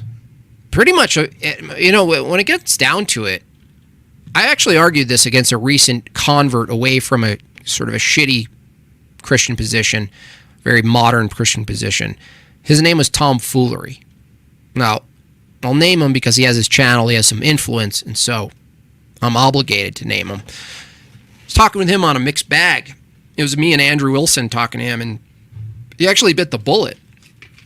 He basically said, and this is an argument for free capitalism, in a sense.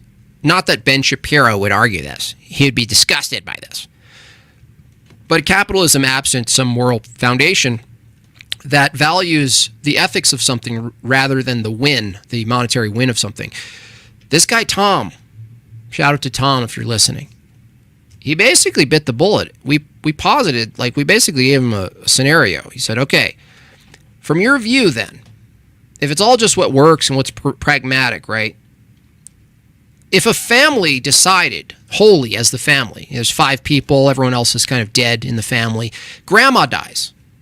We want to make it grandma because it's jarring and you'll see why. Grandma dies, and not only grandma says this is okay, but the rest of the family beforehand said this okay, that for the couple of weeks the body's preserved, they can rent it out, if you know what I mean. I won't go any further, but they could rent it out. It's an agreement, you know. Consent is there, right? Libertarians, consent is there. So if consent is there, the family agrees that generally, on net balance, you know, renting out the corpse for whatever reason, right? No one's getting hurt, right? It's a dead person. No one's being harmed. She's not crying out. Now, Tom Fuller said there's nothing wrong with this so long as everyone sort of agrees with the terms. Okay. So now you have this scenario where there's companies that exist that do all of the prep work for you. Maybe they house the corpse and they look over the corpse. Maybe there's some stipulations on behavior here and there, but generally, no harm, no foul. This is how capitalism, in a really extreme sense, by the way, which honestly you think I'm doing a slippery slope or something. I'm not.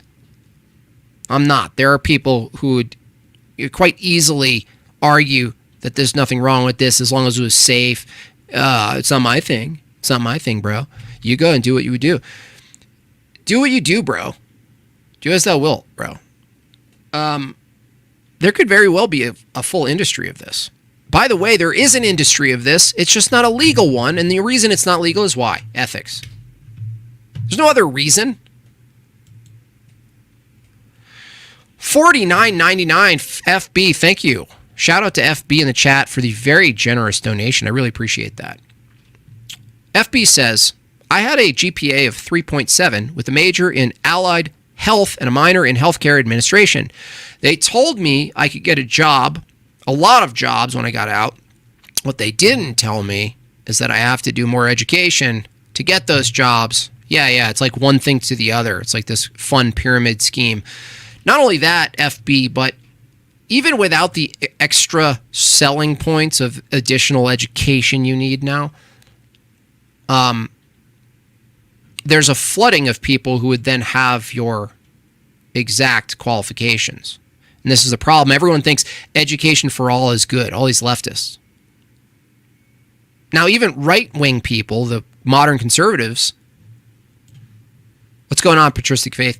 Even the modern conservatives think that going to school, like go to college. I'm for it. Women go to college. Everyone go to college. Well, just like voting, why would it be true that everyone should go to college? And why would it be true that everyone should vote? Simply because it's like some assumed value of like liberty. Like, oh, we're winning. Everyone votes and everyone goes to college. No, that's just diluting everything. It just dilutes everything. It saturates everything. It's like no value. College, when it was constructed, regardless of, some of the things we can say about the entities that sort of made their way into the education system, right? Forget the I don't want to lose all of the non-conspiratards. It was assumed and accepted that not everyone went to college. You'd be the guy you're like, oh, you fancy boy going to college? You do you, brother. I want to stay here and do the things you need, like toiletry and trucking and electric and all this other stuff. I go to a different college. I get the dirty hand college. You go to a smart boy college. That's for you, boy. And it's understood. And then it was like, well, liberation time. And if liberation is true, we ought to really dedicate time to get these women to take on some debt so that they can grow up, miss their fertile years for having a family, chasing, 5, 6, 7 figures so they can show the world that they become something as they rot away with their collection of cats and their wine-stained teeth. That was the Faustian deal. Why is it good? Why is that good for society? Why? Oh, they can have kids too. You can have it all. Okay, so now another woman goes to college, gets debt, so that they can graduate, and then, like FB said, take on more debt for additional training to what? Well, to raise someone else's kid during the day while the mother of that kid is doing something else. So the mothers are still needed. It's just that now motherhood from this view, capitalist view, the egalitarian view, it's all garbage, funnels women. They keep the necessity of mothering. They just format it differently. Well, mothering happens at a corporate, corporate structured or, public-private partnership, healthcare, daycare centers. What a complete dismantling of society, Western culture as we know it. Horrible. It's really bad. It's really bad. Yeah, 80, if you want, definitely, we have an active Discord. I think the hello, Shay. What makes you think objective morals exist? Well, we could argue the absurdity of the contrary, but it wouldn't be a contradiction from someone who rejected morals. But if you're arguing that objective morals don't exist and you think it's important that we get to the truth of the matter of that claim, it seems to be to determine or to advocate for the truth of the matter of anything, you're already holding a meta-ethical position that we ought to pursue the truth.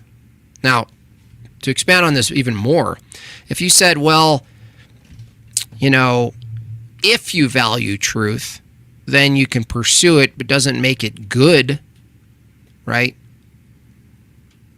Well, then anything you pursue wouldn't be bad or good. You'd just be kind of living out stuff, right? But nobody lives that way. So the question is could you live in a way, right, day to day? Let's say you're a father especially. I don't know if you are. But if objective morals don't exist,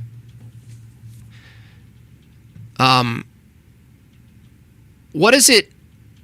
I always ask people this. If they think objective morals don't exist, and I ask them if they think rights exist, that's a good starting point.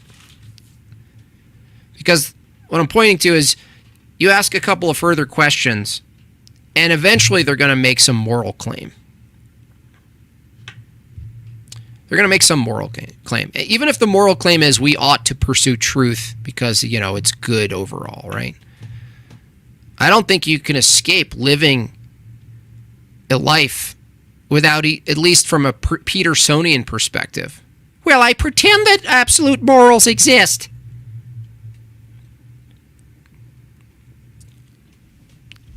It's like, I don't know if I could live a life minute to minute, day to day, year to year, and even pretend that they don't exist. But I certainly pretend as they do.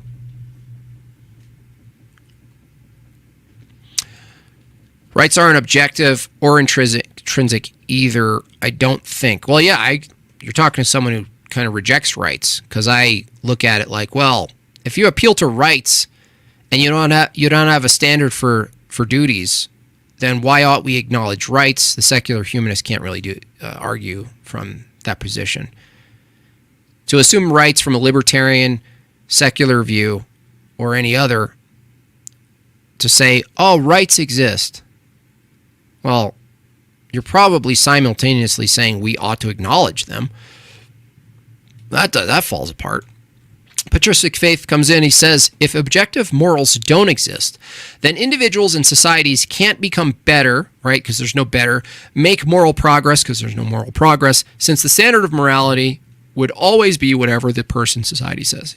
And to this point, Patristic Faith, which is a good one, from the Christian view, some Christian views, in my view, there's the Christian view, but from the secular view and even a mediocrely crafted Christian view, what's interesting is people agree on this notion of moral progress, right? Now, that's like saying, if you rejected objective morality, you couldn't say progress. That would be like saying, it got hotter in the room, but I don't believe in thermometers. So if there's progress or some sort of heightened resolution in which we convey, apprehend, and apply morality, if there's progress at all, means there's a standard. If there's no standard, you can't say the word progress, but almost every secular, you just ask them flat out. Now, I don't know if 80 will do it, but you just ask them, do you think overall, generally speaking, that we've really progressed in our moral standards? Do you think that? Based on all the carnage and all that horrible stuff in the Bible, by the way, terrible. Do you think we progressed?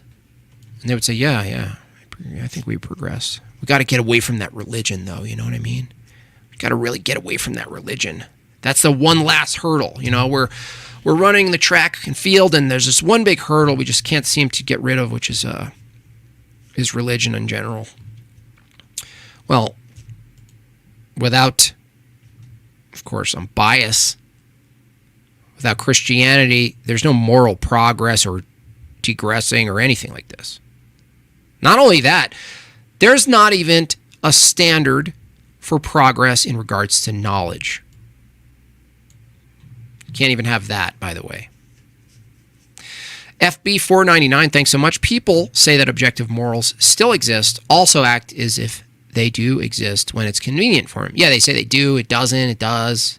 Like Richard Dawkins, my favorite. He went on Joe Rogan, and now he's changing his tune a little. He's taking a pragmatic approach to being cultural Christian. But on Joe Rogan, he's like, yeah, what do you think about religion? It's deeply immoral to teach children about hell. It scares them. Okay. In the same sentence, he'll reference his book, which nonsensical book it was, and quote, the universe is particularly indifferent. The universe, reality is pitiless indifference. Oh, really? And Christianity is immoral? That's interesting. That is so interesting, Richard. Please, write another book. Patristic Faith says, but people and societies do make moral progress. They do. Therefore, moral objectivism is true. Relativism, it's false. Yeah. Whether it's progress in knowledge, progress in morality, I don't think you could separate morality from knowledge. I don't even think you can even reverse make arguments for why progress in knowledge is good without eventually making a moral claim. Well, of course, the word good, but even if you said I prefer progress in education. I prefer progress in knowledge. I prefer it. Well, so long as there was a group of people that was bigger than you and had more power, and they preferred something else, in your view, stagnance, but they had a reason for it that was pragmatic. For example, from an evolutionary view, if believing something and practicing it and it was false produced better fitness that resulted in the propagation of your genes, and you declared that in your paradigm was in fact the good propagations of your genes, you couldn't really argue from the position of, well, no, I value what's truth over what's genetically advantageous. Okay? Well, you really can't have both of those views, because what you determine to be true and genetically advantageous from your own view, you can't separate them. You have no reason to value truth. You don't have a standard. So ending the slave trade in the U.S. wasn't moral progress? Well, no, from a secular view, it wasn't progress. They would say it is. What we're saying is, we're not saying you can't make the claim that it wasn't moral progress. Saying that you can't justify it from a secular view. How could you possibly justify it from a secular view? In fact, you'd have to argue from an evolutionary view, which most secularists take, that the long history of slavery, and even before a systematic application of slavery, that just carnage and barbarism and Vikings taking over and all that shit, plundering, you'd kind of have to say it's selected for. I'm not sure how you could say it's not selected for. I'd really like to know from an Evo perspective how anything you can point to as far as behavior, even if you were disgusted by it, you know, how it wasn't selected for. You just go back in time, that was selected for and that wasn't, and that I don't like that. That must have been not selected for and that was selected for. I like those things. It's like you're shopping. It's like you go to an evolutionary, Kmart. You go through the aisle. You ask someone who's an Evo proponent, can you just take this big shopping cart and please put all the items in the shopping cart you think were selected for and leave out the ones you don't? It's basically their system of knowledge. FB 999, if they really believe that morality is not objective, they would not be forcing their morality on others. Right. Feminists, right. Egalitarianism, they do all the same thing, my body, my choice. Right. It's impossible. Now, if you want to be a consistent subjectivist, moral subjectivist, you wouldn't even use the term moral, subjective moral. You wouldn't use the term moral. See, this is what he's doing, right? I'll point you out because you can handle it. But no, you can't say morals are subjective. Because when we ask you, what is it you're pointing to that you're determining is subjective, when it comes down to it, 80, you're going to actually say preferences. So all you're really saying is preferences exist and they're subjective. When I ask you, what are you referring to when you say moral, it can't reduce, from your view, to anything other than actions you don't prefer, outcomes you don't prefer, right? So no. You're not really referring to a standard for morality. That's like taste is subjective, right? But the standard and the system we use to determine what taste is isn't subjective. Like what we like is subjective, but the system in pointing to what it is not subjective. We know what taste is, you know? This combination of taste buds transferring and transposing, stimulus through the olfactory, categorizing it. By the way, what a magnificent coincidence that generally we all describe and experience the taste of strawberry similarly. But yeah, the thing you're pointing to, 80, morality, we don't know what you're referring to. So that's why it's useless. If you're a moral subjectivist, I wouldn't even use the term. Now, you use it so that we know what you're referring to. Things you find good or evil, it's subjective. So you might say, oh, he's being so nitpicky. I'm saying you're really pointing to what you're arbitrarily defining as. Chris G says his tastes are objective. You're just pointing to some preferences. It's not morality you're pointing to. It's just something else. If morals were objective, wouldn't we all agree on what is moral? No, that's like saying if the truth is objective, wouldn't we all arrive at the truth? No. No, agreement doesn't determine whether something's true. Case in point, there are people, now more and more, who think men could have babies. If we all agreed that truth was objective, wouldn't we all agree that men can't have babies? No. That's why we question the methods by which people come to their conclusions, and then further examine their starting assumptions and their epistemic systems. Now, isn't it interesting, 80 Matt, that the same argument, if morals were objective, imagine you swapped morality with truth there. If truth was objective, wouldn't we all agree on what the truth is? No. Are you allergic to strawberries? That's wild.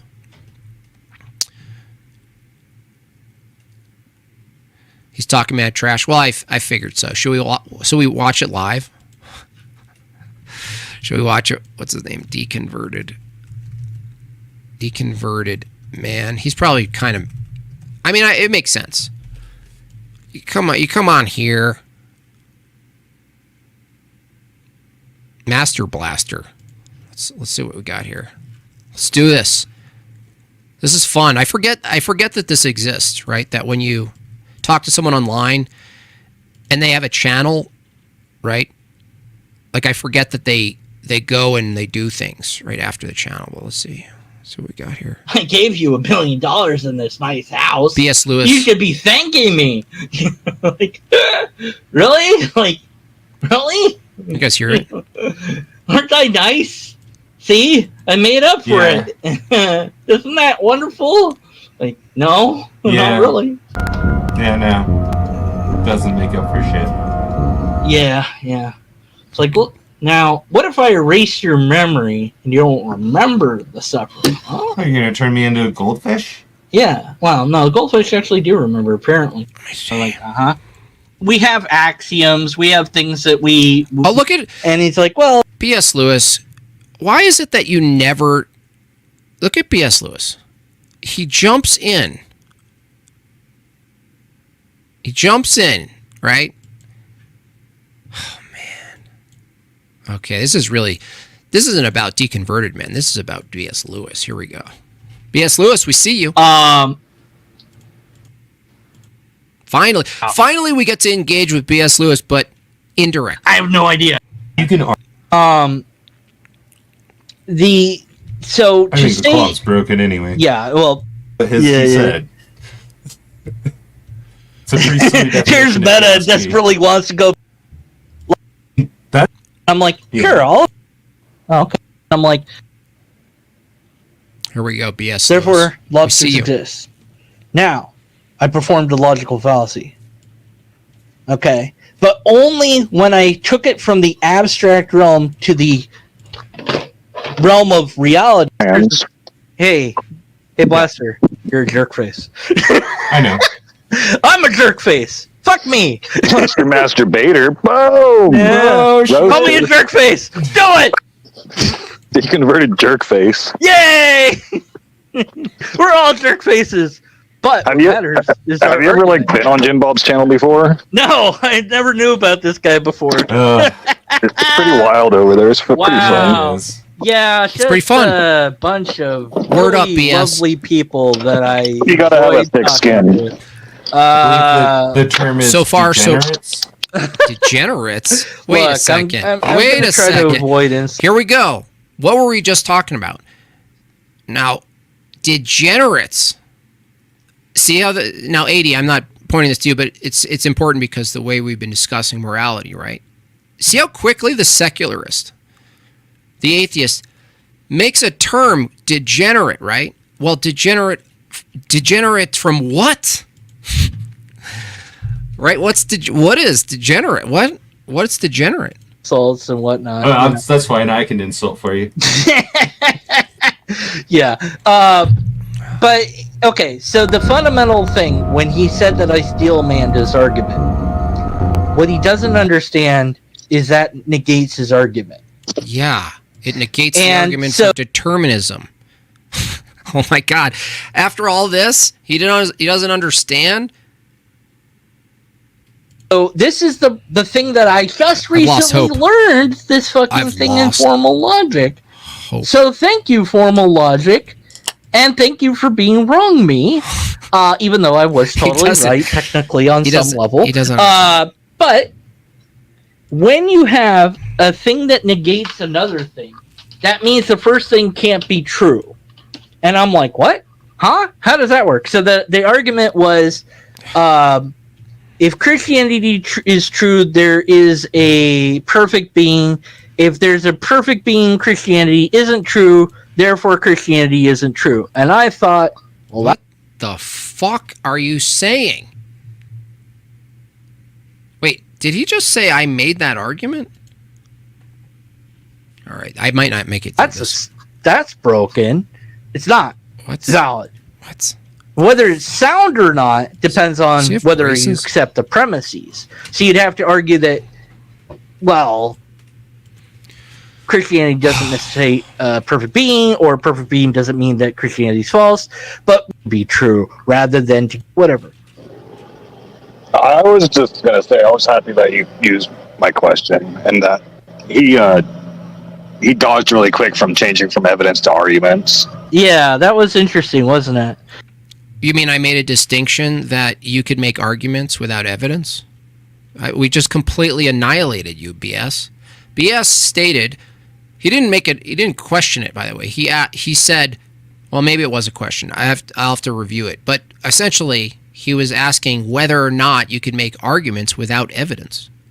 Yeah, you could make arguments without pointing to what you refer to as evidence. In fact, some people accept the term evidence like logical evidences, right? Like something could be evident in a logical sense. But when we're talking about materialism, we're not talking about physics. When we're talking about whether an argument can be made without physical evidence, is of course you can make logical arguments. Like if I said, truth is absolute. Premise 2, to reject truth is absolute is to present a contradiction. Therefore, truth is absolute. It really is blowing level of stupidity. I can't even handle it. Plus, I'm at time, but I can't watch that much cope anyway. So I'm gonna wrap this up and move it on down the line. Again, I'm glad he jumped on. BS. I wonder why BS feels comfortable going on that channel, but not on this channel. I wonder why. Anyway, I got in this. Let me make sure I didn't miss any other super chats and Bob chats. Again, if you like the channel, please hit the like button. I had a big amount in here before. Thank you so much. Someone who bought Savage Memes Volume 4. Appreciate that. We'll send that out immediately. That looks like it from that side of things. Again, welcome 80. Thanks for the engagement in the chat. 80 is your name. Please go over to Discord. It's fun to discuss this stuff. There's multiple Discords to play with this stuff. Max Power says atheism is retarded. Premise 2, people live in atheism. Atheists are retarded. Yeah, kind of shameful BS, honestly. You're welcome on, right? But come on, dude. You're going to go over there. Now, I'm glad you at least defended. Glad you defended and said, hey, it's pretty fun and wild over there. Anyway, adios. God bless y'all. Thanks for hanging out. It's been a great stream. I don't even have time to send you over to somewhere, but appreciate all the support ongoingly. And I'll be working on my next Arguments Against Atheism. And by the way, good news, Arguments Against Atheism is now going to have featured guests. Isn't that going to be cool?